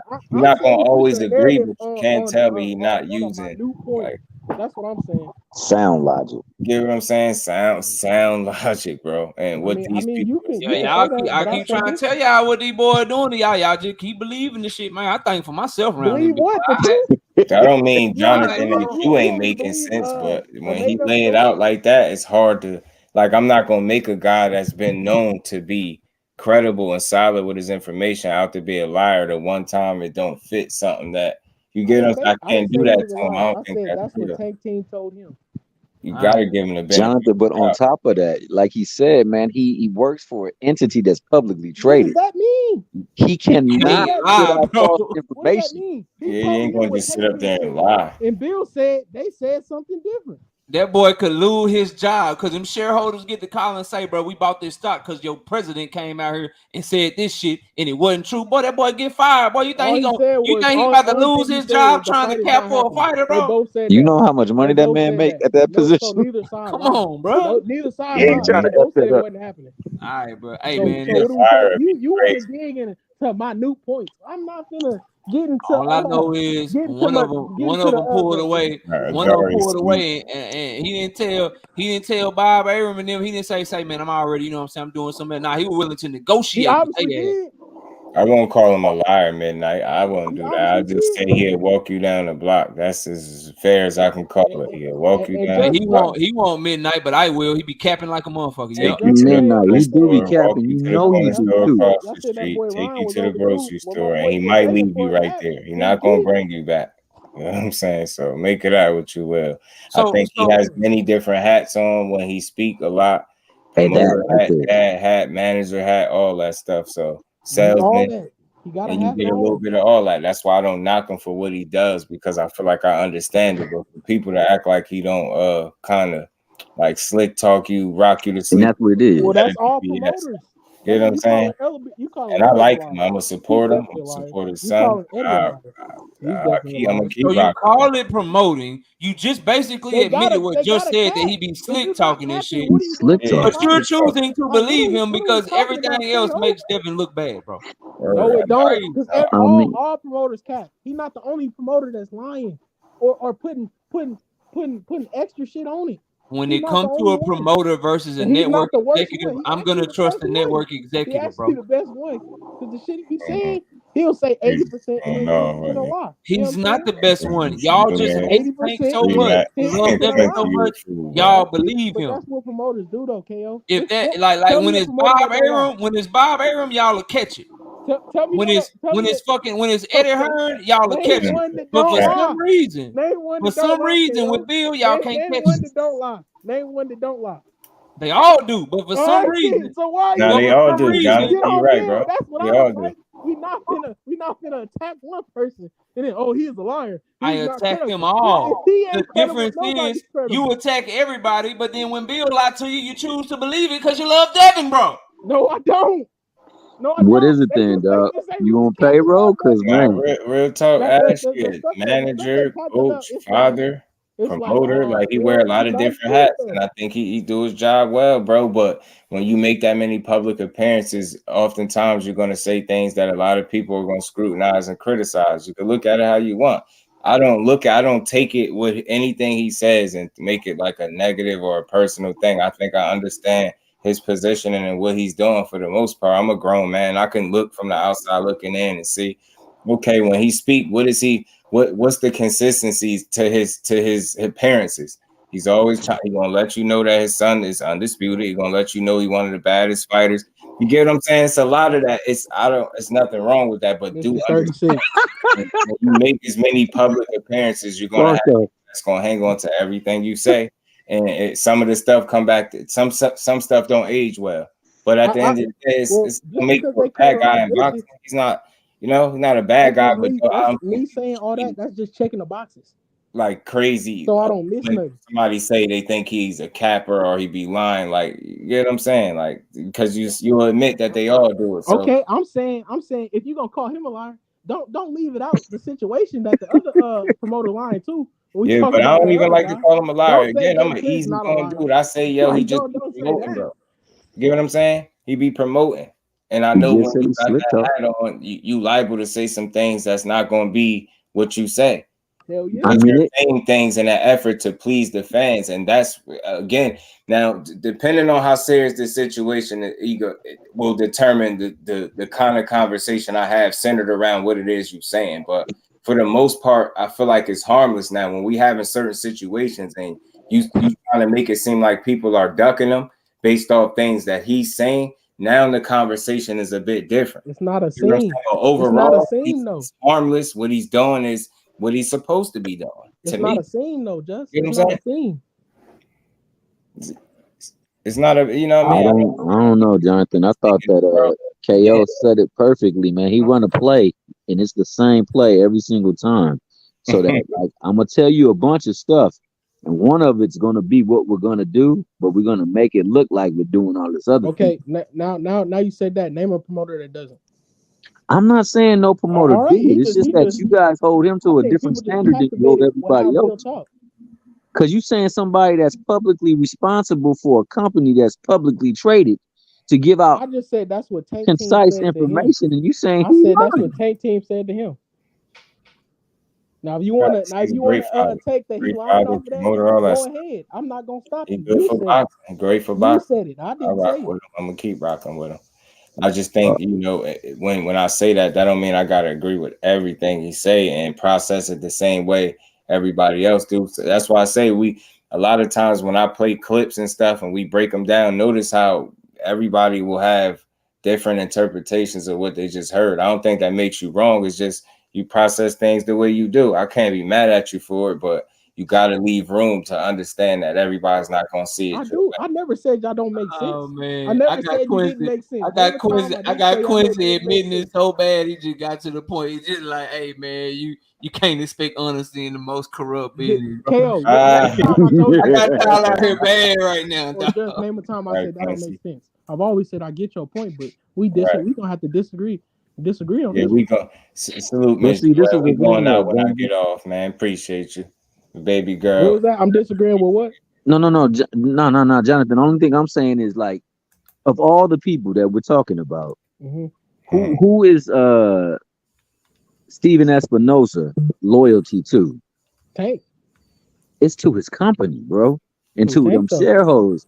He ain't got a dog really in the fight. Yes, he do. To be capping for Tank. Nah, his dog is his company is like, say, that little 1.2 million you did with Tank. We need that again. Who we got? Right. We need that again. Who we got? While we playing around, because that's really what they are. It ain't no motherfucking Tank. His company like, hey, what we got? Hey, you need to pull Al Heyman on. We need something big for Boots, because we got to be signed. That's like saying Al. That's what I'm saying. Bob Arum is equal to Devin and Shakir. Come on, bro. And they was on the same company, and we knew that wasn't. That's not how it go. You said no. Say it again. I ain't hear you. I'm saying you said that Steven is not on Tank's side. And I'm saying is he a promoter? I'm saying he is. And I'm saying you saying that is like saying, oh man, he's on the side of getting the biggest fight, so he don't got to take a pay cut. Bro. That part right there. He's not on Tank's side, bro. He on the side of getting Tank the biggest fight possible, so he can make money for his bosses and shit, bro. That's where y'all get shit. Like, so bro, at the end of the day, he was the president of Showtime Boxing before Tank Davis even hit the scene, bro. And with the job that he been doing, he gonna be that shit after Tank Davis leave, bro. He is on the side of the biggest fight possible. The last thing they want to do is have Tank do what he did with Ryan and then go right back and sell another 200,000. That's why I disagree right there. You saying his loyalty not with the fighter he been making money with. Why would he be like, loyalty is to Showtime? His loyalty is to Showtime. It really is. I get what you're saying, Jonathan. It's not like he against Tank, but ultimately, if push come to shove, if you ask him where his loyalty is, that's like asking him to pick his job over the fighter. Bro, if his boss right now told him that we want you to get rid of Tank Davis right now, he can never fight on Showtime again, bro. He gonna do that shit. You get what I'm saying? He gonna do that but shit. I'm saying he's still gonna be like, yes, Tank's still my boy. He's not gonna be like, oh, throw the nigga to the wind. He might do that on the business side. That's the business. But I'm saying, you saying who his loyalty lied to, bro? You telling me this dude make you multi-millions and your loyalty don't lie with him? Get out of here. I'm not accepting that. Yeah. If you're saying between Tank and Devin, then yes, it's Tank. But if you're talking in general, it's Showtime, bro. Okay, but we're not talking in general. We're talking about Devin and Tank. But his loyalty is to Earl Spence and Bud Crawford as well, and he came out and let people know we just couldn't get the first deal. We just couldn't get the first deal to the finish line. There was some shit Bud ass that we couldn't do. Of course, he gonna be like. What I'm telling you is that whether he on your side or not, he has shown us a track record of telling you what's really going on. When asked a question, he's straightforward and tells you the answer, bro. That's all I'm telling you, bro. He only repeating what Tank team told him. You think Tank team, who is Al Heyman, you think they lying to their partners and shit? That they out here saying they trying to make fights they really ain't trying to make? I think. What about it? What about Al Heyman would make you think that that's how he operates, bro? What about Bill Haney says they said not right now? Cause all right, dog. Okay. Right? That's what I'm saying. We just gonna have to disagree on this one. Ooh, I got some news, Just. Yeah, the undercard for Canelo and Charlo, Ramos and Lubin. We knew that. And Yordenis Ugas, they passing this dude around. Yordenis Ugas versus Mario Barrios. Wow. Fighting Keith? Yeah, Ugas versus Barrios is the other one. On the card. That's cool because they got a young fight up there too. Some young fight. I forgot the fight. It's Resendez. I got this from my homie L Dub. Who else he say? All his information be spot on, bro. Who is Resendez or something, man? I know what he's talking about. It's something like that. We talking about the same people, same person. Ugas not fighting Keith Thurman no more? Nope. I was hearing Barrios initially anyway. I think I had made a video about that. Barrios and I wanted to see that one. I wanted to watch that one. Just that way you'll get to see what Ugas got left after that Spence annihilation. So dude, that beat Barrios. Yeah, it should be a fun fight though, because Barrios been looking solid since getting knocked out. I don't know, man. You know, people don't beat Barrios. Could Springer said people don't be the same once they fight Spence, bro. He took a lot of punishment, man. That was Spence's last little good performances. You know what I mean? Had that boy eye fucked up, broken ribs and shit. Mm-hmm. So it's gonna be interesting to see. Hey, I definitely think it's going the distance, cuz for sure. You think the Earl fight would have been different if he would have got it last year? Like fresh off that fight, you think it would have been different outcome? Well, not a different outcome, but I think maybe just Earl could have a been better more fight. but Bud showed some things in that fight where he looked like he just the better fighter, bro. No, I'm not saying he would have won, but I'm saying you think if he would have got it off like fresh off that Ugas fight, he probably would have been more competitive, but I think Bud still would have got the dub.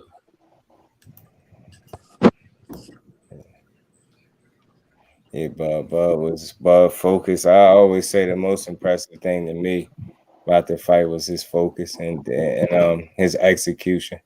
Yeah, it was just spot on.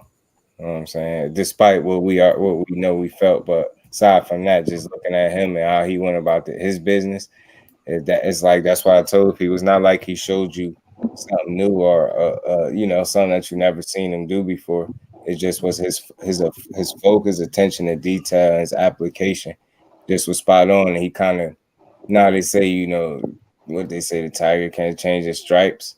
In a sense, he kind of did do that instead of being a guy that put himself behind the 8 ball, give up 3 at the very worst 4 early rounds and things like that. I've seen him do it before. He changed that dynamic, and I think that put him in a much more favorable position too. Instead of being a guy that might have to, come back from the early rounds or something that you gave up, you switched that and you kind of did your best impression of what Earl do in a sense. You get what I'm saying? I think it was smart. It was spot on. I think him and his coach, they put together a real good game plan. That's a good fight though, bro. Barrios and Ugas. That's closer than people think. Ugas coming off like a 17, 18 month layoff, injuries and shit. Right. Barrios, I think he just got a W after losing to Keith Thurman.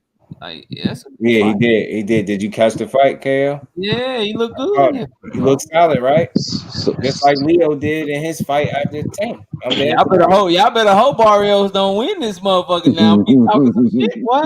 Telling you. I'm be talking some shit about Tank resume. Barrios win this motherfucker. I'm just letting y'all know.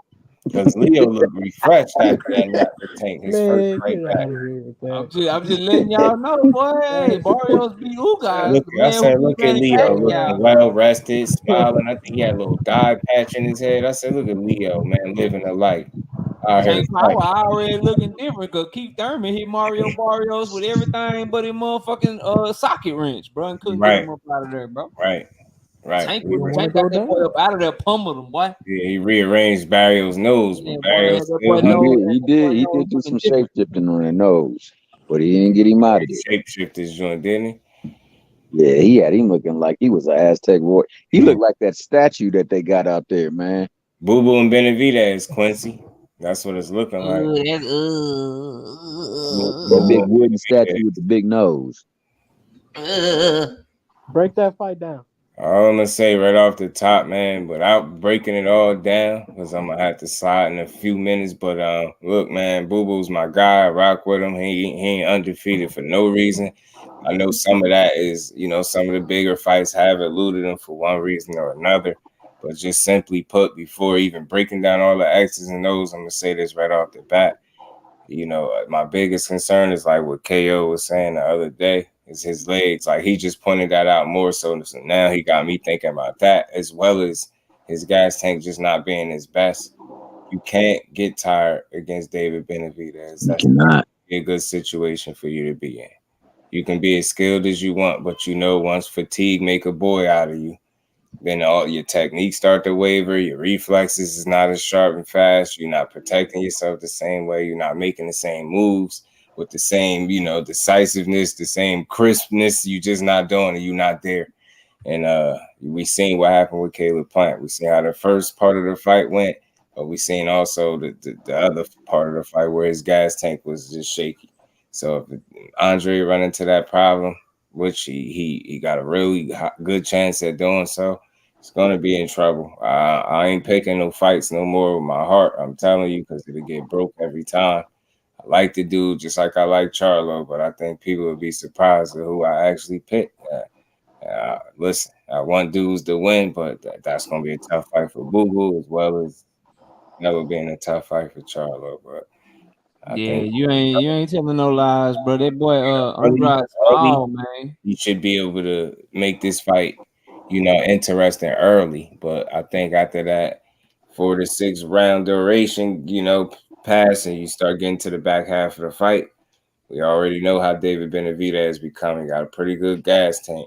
You gotta find a way to back his ass up, though. If he can do that, gotta make him respect you too. That's another thing, or you're gonna be in trouble too. So I know he's Andrade is 35, bro. He had like a 10-year age disadvantage, bro. He's not a real big puncher by any stretch, but I think he may be able to punch a little bit better than Caleb Plant, possibly. I just don't know, but he got to get this man respect, bro. And I think early he could duplicate and emulate, however you want to put it, some of the things that Caleb Plant did in his own way, because he can move in there, he can box, he's tricky, he's smart, he's a good fighter. But the biggest issue for him is age and inactivity.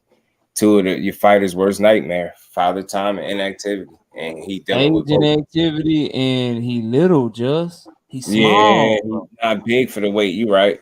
True. Do you think he can make a difference? Because again, I seen him, bro. He looks solid. Now this could be because he ain't cut the weight down. You get what I'm saying? He could be in between cats. So I don't know, but right now he looks solid. Cause like he probably just, you know what I'm saying, all the way in shape without cutting weight. He probably just a dude that just like 165, bro.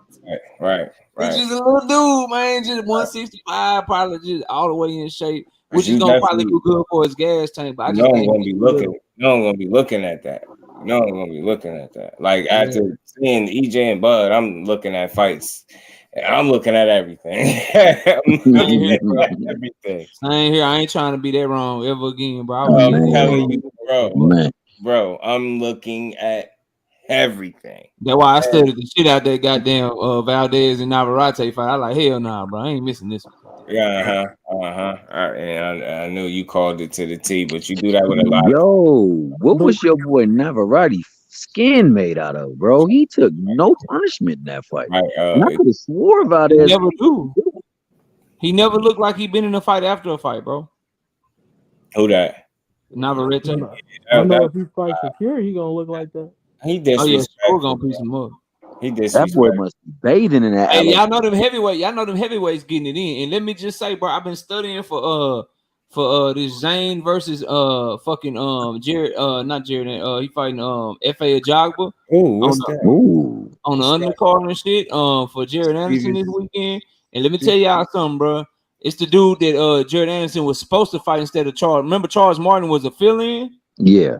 The dude that he was supposed to fight is fighting F.A. Ajagba, and I've been studying for the prediction. Let me just tell y'all something. Based on what we saw Jared Anderson and Charles Martin, how they looked in the ring or whatever, I'm telling y'all right now, bro, Jared Anderson is lucky that dude had visa issues, bro. Mm-hmm. He lucky that dude had this dude a southpaw. That boy coming forward. That boy, I ain't talking about the big old Chinese dude being boxing dude. I don't know. I'm talking about this dude is from Kazakhstan. He's slicker than you think. More talking about the guy he was initially supposed to fight, right? Yeah, bro. Right. And there's a reason that he's undefeated too, right? Wasn't he? 19-0 with 18 knockouts. Right. So wow. Real test. Hey, bro, that boy, I'm tell y'all right now, bro. Here on Just Do, I think that boy about to put hands on F.A. boy. That's true, Carlo. He didn't. Oh yeah, man. I think they about to put hands on F.A. boy. When they fight, they fighting on. They I think they the co-main for Jared Anderson this weekend, bro. Oh man, I got to tune into this. Because think about it. Top Rank knows something too. Because this dude, he got his visa issues fixed, and you see they didn't put him in there with Jared Anderson the fight they had originally scheduled for him. Right. They put him in there with F.A., bro. Right. Does Abdullah fight on this card? Yeah, Abdullah on the card too. Yeah. Man, that dude really can fight too. Another one. But what that say? Stevenson open to potential Navarrete catchweight clash. This how bad it's gotten, bro. Like, some people look at this and be like, yeah, nah. This just how bad it's getting right now. And they're exploring catchweight possibilities. The fact that not that they're exploring it, but people talking about it. It's out of control, man. Shakur, I don't know, man. I ain't want this for you either, young champ. Who would have ever thought 2023 you be the one sifted through the division for a fight? It's wild, bro. It's wild. It's wicked business. It happened to the ones before him, though. Wicked work, man. Wicked work. Navarrete, man. Get him out of here. That'll be a Navarrete. I love Navarrete, but he ain't got Shakur's his worst fucking nightmare. Yeah, Shakur gonna take him apart. Sound and you think he gonna land that uppercut? I'll tell you what, another reason why I want to see him fight again at 35, because again, like I told y'all, that last fight I was there. The last two I was there. And I noticed the fight with Conceição to the fight with Yoshino. I just noticed Hearn the punches a lot more in the second time around with Yoshino. So he just looked a little bit physically stronger in there. And I want to see if it's because your ass belonged there a fight or two ago. You get what I'm saying? Now, I'm not expecting him to transform and be no puncher or none of that. But again, it's all about getting the respect of your opponents. And I mean that. And as long as you can do that, you pretty much would be in any fight you need to be in, because the last thing I ever want to see for him is be in a fight where you cannot, and it's very visible that you cannot gain the respect of the guy that's on the other end of you. There's never nothing good about that. There's no good that can come with a guy that's on the other end of you and he don't respect nothing you throwing. And I go to this fight all the time because it was by far one of the most disrespectful ever. Sean Porter and Paulie Malignaggi. Oh my God, I don't know who authorized that fight. I don't know who suggested that they mix it up, lace gloves, and actually fighting a real fight. Like, you got a guy that's mauling like that with a dude with six knockouts that we've never seen on camera. And I said this before, two things you've never seen in your life. More than likely is a UFO and a Paulie Malignaggi knockout. You've never fucking seen it in your life. And you just show me somebody in here that's seen one of them shits that he got on his resume. I ain't never seen it. But the way he got mowed over because Sean Porter didn't respect his existence at all as an individual, golly, man, he got in there and pummeled that man halfway out the ring. That was the only time I think in his fight I felt bad for him. That and when Cotto was, I think it was Cotto. Was it Amir Khan? One of them was beating the fisticuffs out of him. Damn, who was beating the hell out of him? He didn't even get a knockout in bare knuckle. Did he? I don't know. That's all I seen him do bare knuckle. He had lost though. Who that? He can't even get a knockout in bare knuckle. Nah, he can't. His hands is all messed up. And that's why I don't like fighters that criticize guys about punching power and knockouts and stuff like that when they don't get them themselves. Tim Bradley is good for that. He another one I seen mad at his fights, but the only knockout I seen was when he knocked out a faded Brandon Rios with a body shot, I believe. Bro, Tim Bradley had like 37 fights and 13 knockouts. Boy, shut up, boy, with your big swole muscle head. You know what I'm saying? Floyd was like, yo, he more concerned with how he look on the scale than how he perform in the fight. That boy got a Tim Hardaway. No punching power. Roman Plug was good with it. Was up with Eminem and rap. He right. He out there. He done put the energy. I tell you what, though, that net was dope. That was a dope. He was a real dog. Boy, they said you beat Manny Pacquiao and you apologize. Boy, get out of here, boy. How you get the W in the pot? I don't give a damn if people thought I lost or not. I ain't apologize. Shit, I won. I won. Shit. That's the company, man, right there. They That's made Shakir apologize for beating somebody's ass. You might hear Bole, if you talking about me, you might hear Baby Boy in the back whining. He got some shots today, so he been grumpy. His leg sore. Paulie got beat. Bare no, yeah, he got beat up. American beat the out of Paulie. Yeah, American put cuffs on her, boy. He put them things on her. Bro, when Keith Thurman coming back, bro? So if Keith Thurman ain't, I'm sorry, bro, but I'm just reading this shit, bro. Like, Ugas is Barrio. What is Keith Thurman doing, bro? So it's you know what, KO, now that I guess it's you might know this now, but I remember a while back remember the last time they was talking about him and EJ fight? Yeah. Everybody was talking about that. I was talking about that maybe a month or two before that. And I did a live, and I had a lot of people come through here too. And I remember saying that I was telling people like somebody talked to him personally, and he had a contract for Earl Spence. So all that Errol Spence talk was a real thing. Like, so I know somebody that was on the phone with him. He went to his desk, pulled the contract out, showed it to him, everything. But his thoughts on that was he knew Errol Spence wasn't gonna sign the contract. So he actually had one for him. And I think since then he been kind of just waiting in the wind. And I know I heard some more things about him. Like one of his problems, and this is just some inside information, some stuff that I, from talking to somebody that talked to him directly, say he had a lot of yes men around him, believe it or not. And you get what I'm saying? And like he kept it real, like all this time that he's out the ring, like it's definitely not something that he wants. Get what I'm saying? Like the conversation initially between him and the person I'm talking about kind of was, I believe it got a little rocky because bro was so straightforward with him. But once they got back on the line and kind of settled down, probably got in his feelings because nobody ever kept it real with him like that. But he was speaking about his inactivity and things like that and saying like, he definitely like don't want it. You know what I mean? Be sitting out of boxing this long and shit like that. So, not that that's much of an update, but that was one of the last. I know that was a real focal point of his. And since then, it's the same thing we've been hearing, like the back and forth little interviews and, just talking. Like I just don't understand it because he just ain't had no big injuries and shit to be this active, bro. Right. He spoke about that a little bit too. I forgot some of what bro was saying. That's why I like those type of conversations, man. Them real builds, like where you really want to know like what's good. Because it's easy to just criticize. Like I said, I find Keith Thurman so interesting because that's the only fighter I know that I've seen people change on with only one fight. And just I've never seen people be mad at a fighter for them being hurt. People, talk about being mad. They hated Keith Thurman for being injured, bro. They hated that man. Like, people took his injuries personal, like he did it on purpose or something. Tell you, I like him. He only got the one loss. I just want to see what he got left to give the sport of boxing, because the longer you wait, the more dangerous it's gonna get. If you don't use it, you lose. And you got people like Boots Ennis floating around, and not even just him. You got some other up and comers, man. You're gonna have a tough time. I feel like Keith Thurman really missing like a gear or two that he used to have. Like that guy that fought Sean Porter, that guy that possibly fought a Danny Garcia. That dude was a bad boy, man. That guy there could fight, man. Like, look at the way he fought Sean Porter in that fight. If y'all remember, man, I know y'all do. Matter of fact, how good that fight was. Fighting that dude, he had it in him to fight Sean Porter up off him. That same Keith Thurman, that he was still one time to me at that point.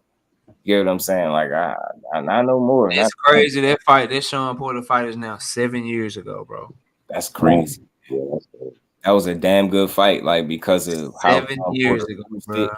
How Keith Thurman responded in the moments where Sean Porter really pushed the pace. That dude had enough, like that gear or two. That's the best way I could describe that. He's missing that. Like, that guy gets Mario Barrios out of it. What, bro? You know what I'm saying? That guy gets Mario Barrios. There's no way you keep punching him with clean, good shots and him get him up out of there. And even when you watch that fight, it's just that extra gear. Like, he don't go for it. You put hands on him, but he ain't go for it. Like, so he just ain't that guy no more. And I feel like the guy that he is now don't beat it. It's no scenario where you beat Boots. You get what I'm saying? I think it'll be a fun fight though, because he can box. Keith Thurman smart. He's smart in the ring and outside the ring. If you ever hear him talk, he can never Boots, and Boots sharp, always training, very active and shit. That's a problem. Mm-hmm. That's the main thing. Like, if he fight Boots or if he get the fight with Bud and shit, like, bro, since 2019, bro, it's been 4 years, bro. You done had one fight in 4 years, bro. Right. Not gonna cut it. Not with these young fighters that you got Boots that have fun in there while he fighting. He putting himself in the matrix in there with guys that could punch his lights out. And that's the dude that you talking about. They act like I ain't beat up no Philly boys before. Yeah, you ain't beat that Philly boy up. We don't care about the other ones. Beat that one up. And then you could talk. Other than that, I don't care about no Philly boy you beat up if you ain't beating that one up. Hey, Just, do you know why he got dropped from this fight? Say that again. I said, do you know why he got dropped in this fight? Dropped? Yeah, like why he not taking the Ugas fight? They probably got something bigger for him. Oh, I was wondering what that. Well, if it's something bigger for him, do you think that it is Boots then? No, I think probably Earl might go ahead and fight him at 154. Oh, okay.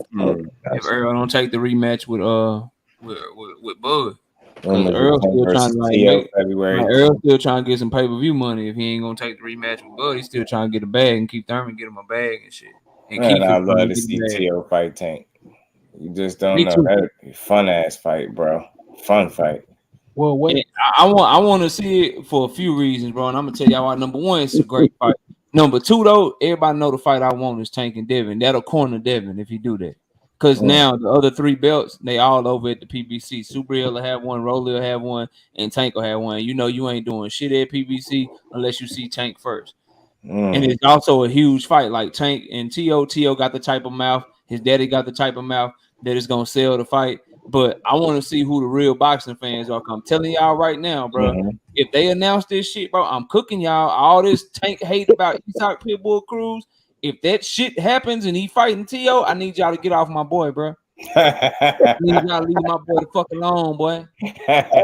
Your boy doing what he says now, because I want to put 2023 into perspective for you, right? So if this shit true, Hector Garcia, Ryan Garcia, and then Teofimo Lopez. Boy, put some respect on that boy name, boy. Yeah, I will if he get a good fight. Oh, man. Keith said if the price is right, he'd take Boots. Right. He said that he ain't trying to be no gatekeeper. That's exactly where the direction you headed playing with Boots, because that is not a favorable matchup or outcome for you. That matter of fact, that's not even in your best interest in terms of your health.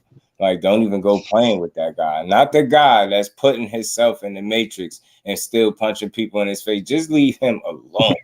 And I completely understand, Keith Hearn. I promise you I get it. That one guy, him, and what you have going on, that's the one guy. I give you a pass.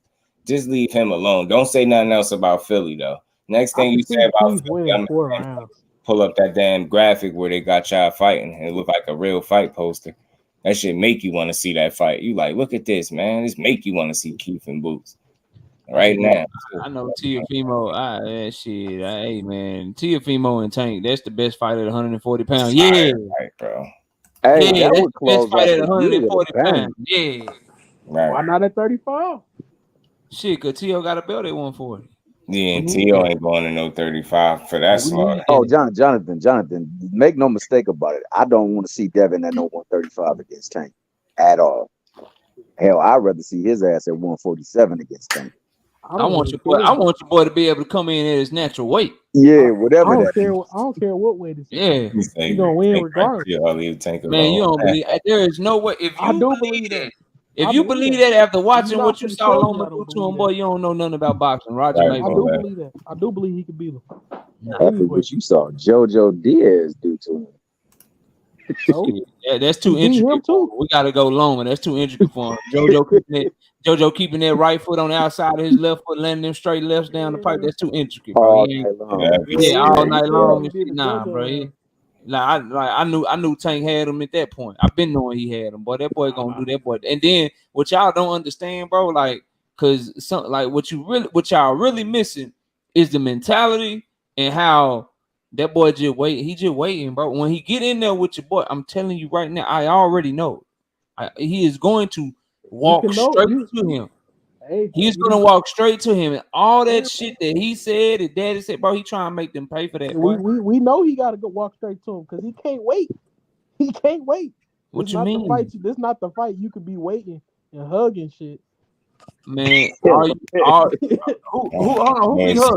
Right. Nah, he ain't hold on. Who be hugging? Ryan was just dancing. Hold on, who be hugging? He was at the ball. Him and Ryan they have to. Your boy hug so much they gotta have a clinch count.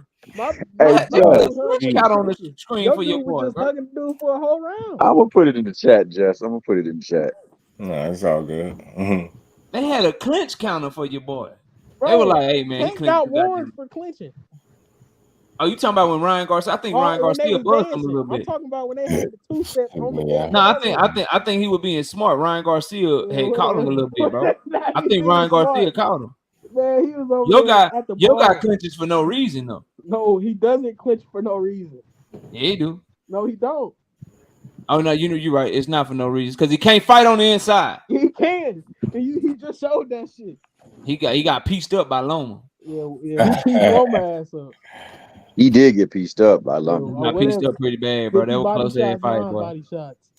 Nigga, he threw 100. While he was landing body shots, Loma was turning his head around. Loma threw 150 more punches than him, only landed 14. And just keep in mind, all that hugging that Tank did. There's also one around where he caught that boy with a nasty. I don't even know if it was an uppercut, but he caught him and put him on his ass. Yeah, whatever. He ain't put shit on his ass. He did put Ryan on his ass, boy. I got him, man. That's Ryan. Yeah. Come on, bro. I like this guy. That's Ryan. You my God, Jonathan. Who you talking? You talking about Ryan? So when he catch Devin with that same power, he going to sleep. I hope. You know what I hope though? I hope for your sake. That Devin got as much heart as Ryan, bro. For him to knock Devin out, bro, it's gonna have to be the most. I hope for your sake that Devin has as much heart as Ryan, bro. You know, you said what? I hope he has as much heart in the ring as Ryan when Tank started. Ryan looked like he had no heart walking out to. Oh, you talking about the dude that kept coming forward after getting put down? Yeah, I know. He got put down twice. But he came forward after he got put down. You can't find a moment in that fight that Ryan Garcia took a step back that Tank didn't make him take a step back, bro. Ryan fought with some heart in that fight, yo. Whatever. All I'm saying is, for your sake, for the sake of all of y'all, I hope that he got the heart that y'all think he got. Man, he do. Because I suspect, and I am on record, the fight, it may not be as long as you think it's gonna go. It's going 12. No, it's not. It's going 12. It might not be as long as you think it's gonna go. You're gonna be like, damn, why is he still hanging around? And you know, like, I hope your boy is extra sharp and just ready to move around, bro. I hope he ready to move around. Hoping for it. Who that would reach? If any indicate all that leaning low and shit, giving away your height, going over to your right every time you try to dodge a point, you lean over to your right and shit. Do that shit. Do that shit against Tank. Do that shit. We gonna see. He already beat his ass in sparring, so that's just sparring. Now you talking about when they had to jump in the ring and let him get his shit together? My boy, Your boy almost got stopped in gloves with twice the size with headgear on. What you think Eight's gonna do?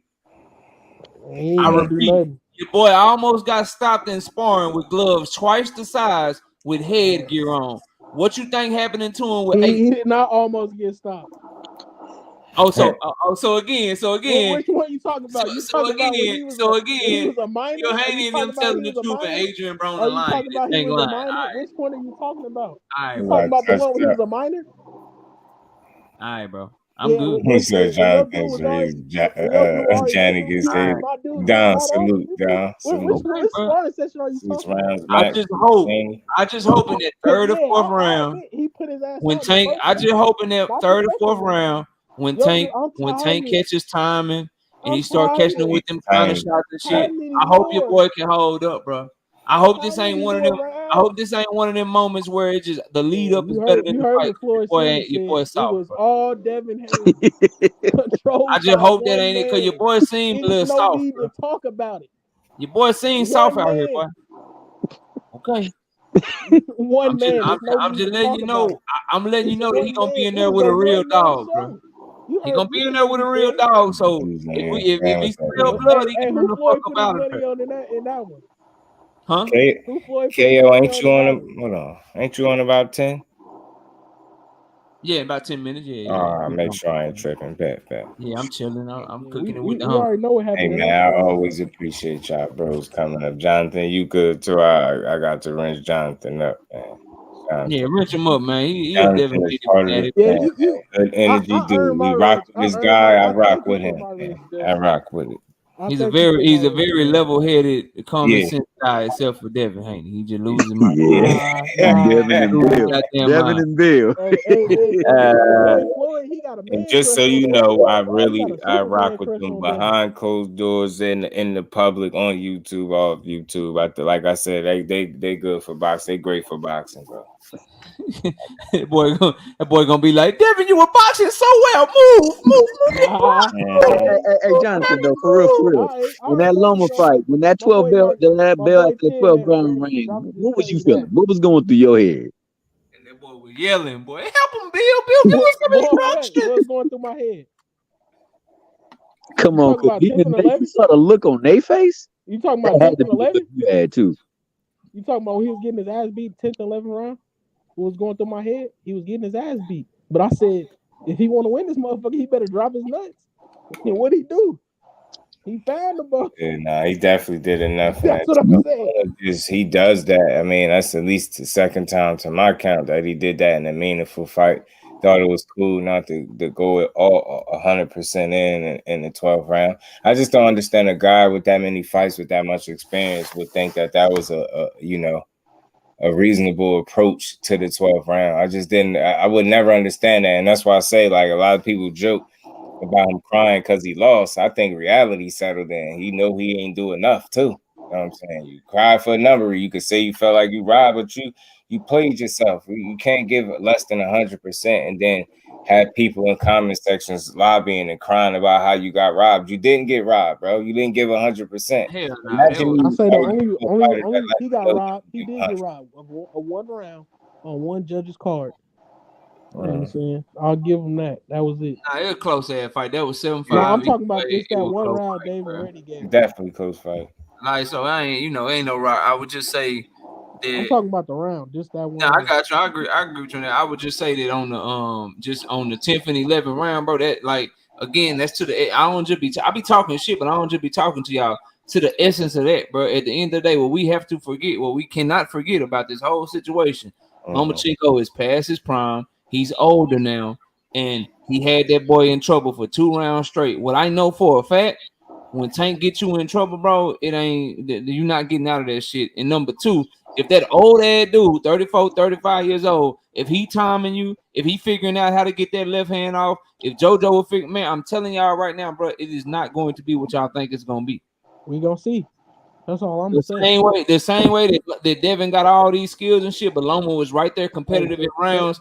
It's gonna be Tank Davis right there competitive in rounds, except his shit gonna be hurting. Tell your boy get them track shoes. It's gonna be about how much Devin can take from that man. Tell your boy get them track shoes ready for that one. We moving on. Get your track shoes ready. You already know your track shoes ready, huh? Hey, bro, he gonna be fighting Tank in Las Vegas, probably all that running around. Nah, ain't gonna win do that fight. in Atlanta. Don't tell your boy to turn into Karen out this bitch. Tell him don't turn into Karen out this hoe.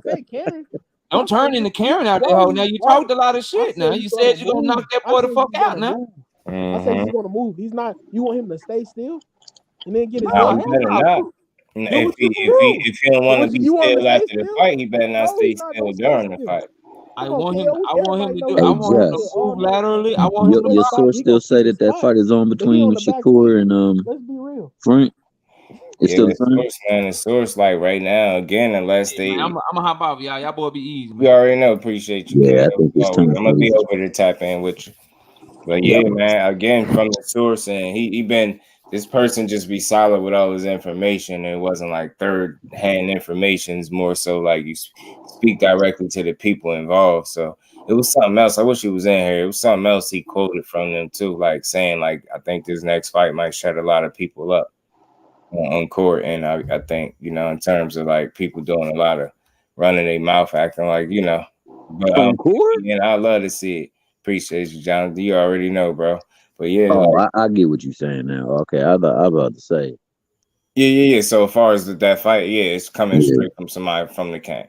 So unless something crazy happened, like just like, but they saying this might shut a lot of people up in terms of the ones that have been complaining about his opponent selection and who he been fighting and things like that. So once again, like if it don't happen, it won't be on either of the fighters because we know what Frank Martin is about. We know he ain't turning down no smoke to go across his desk. I think the same for Shakur. Just be unfortunate if he end up getting somebody that ain't worth our time, and I don't want to see that for him. But again, I wouldn't be as gutted as I would be if I didn't believe in him the way I do. Like, I see what's going on. I see you know, I see how it went with you and Dev. I get it. I'm comfortable with how that played out as a supporter of yours. I see how you press Loma. I see you really want that fight. He don't want it now. When it come to you, is he talking about he got unfinished business with Devin Haney? Then when they talking about it to Bob Arum, is he ain't thinking about fighting and he thinking about his country and what's going on over there. Then when it comes to Kambosos, is medium fight. It's like, all right, bet I see the play. So again, I just hope he can secure a meaningful fight, a good opponent, and you get what I'm saying? Let's see it, man. But with that, man, salute to everybody in the building. It's been another dope build for the day. Y'all already know, man.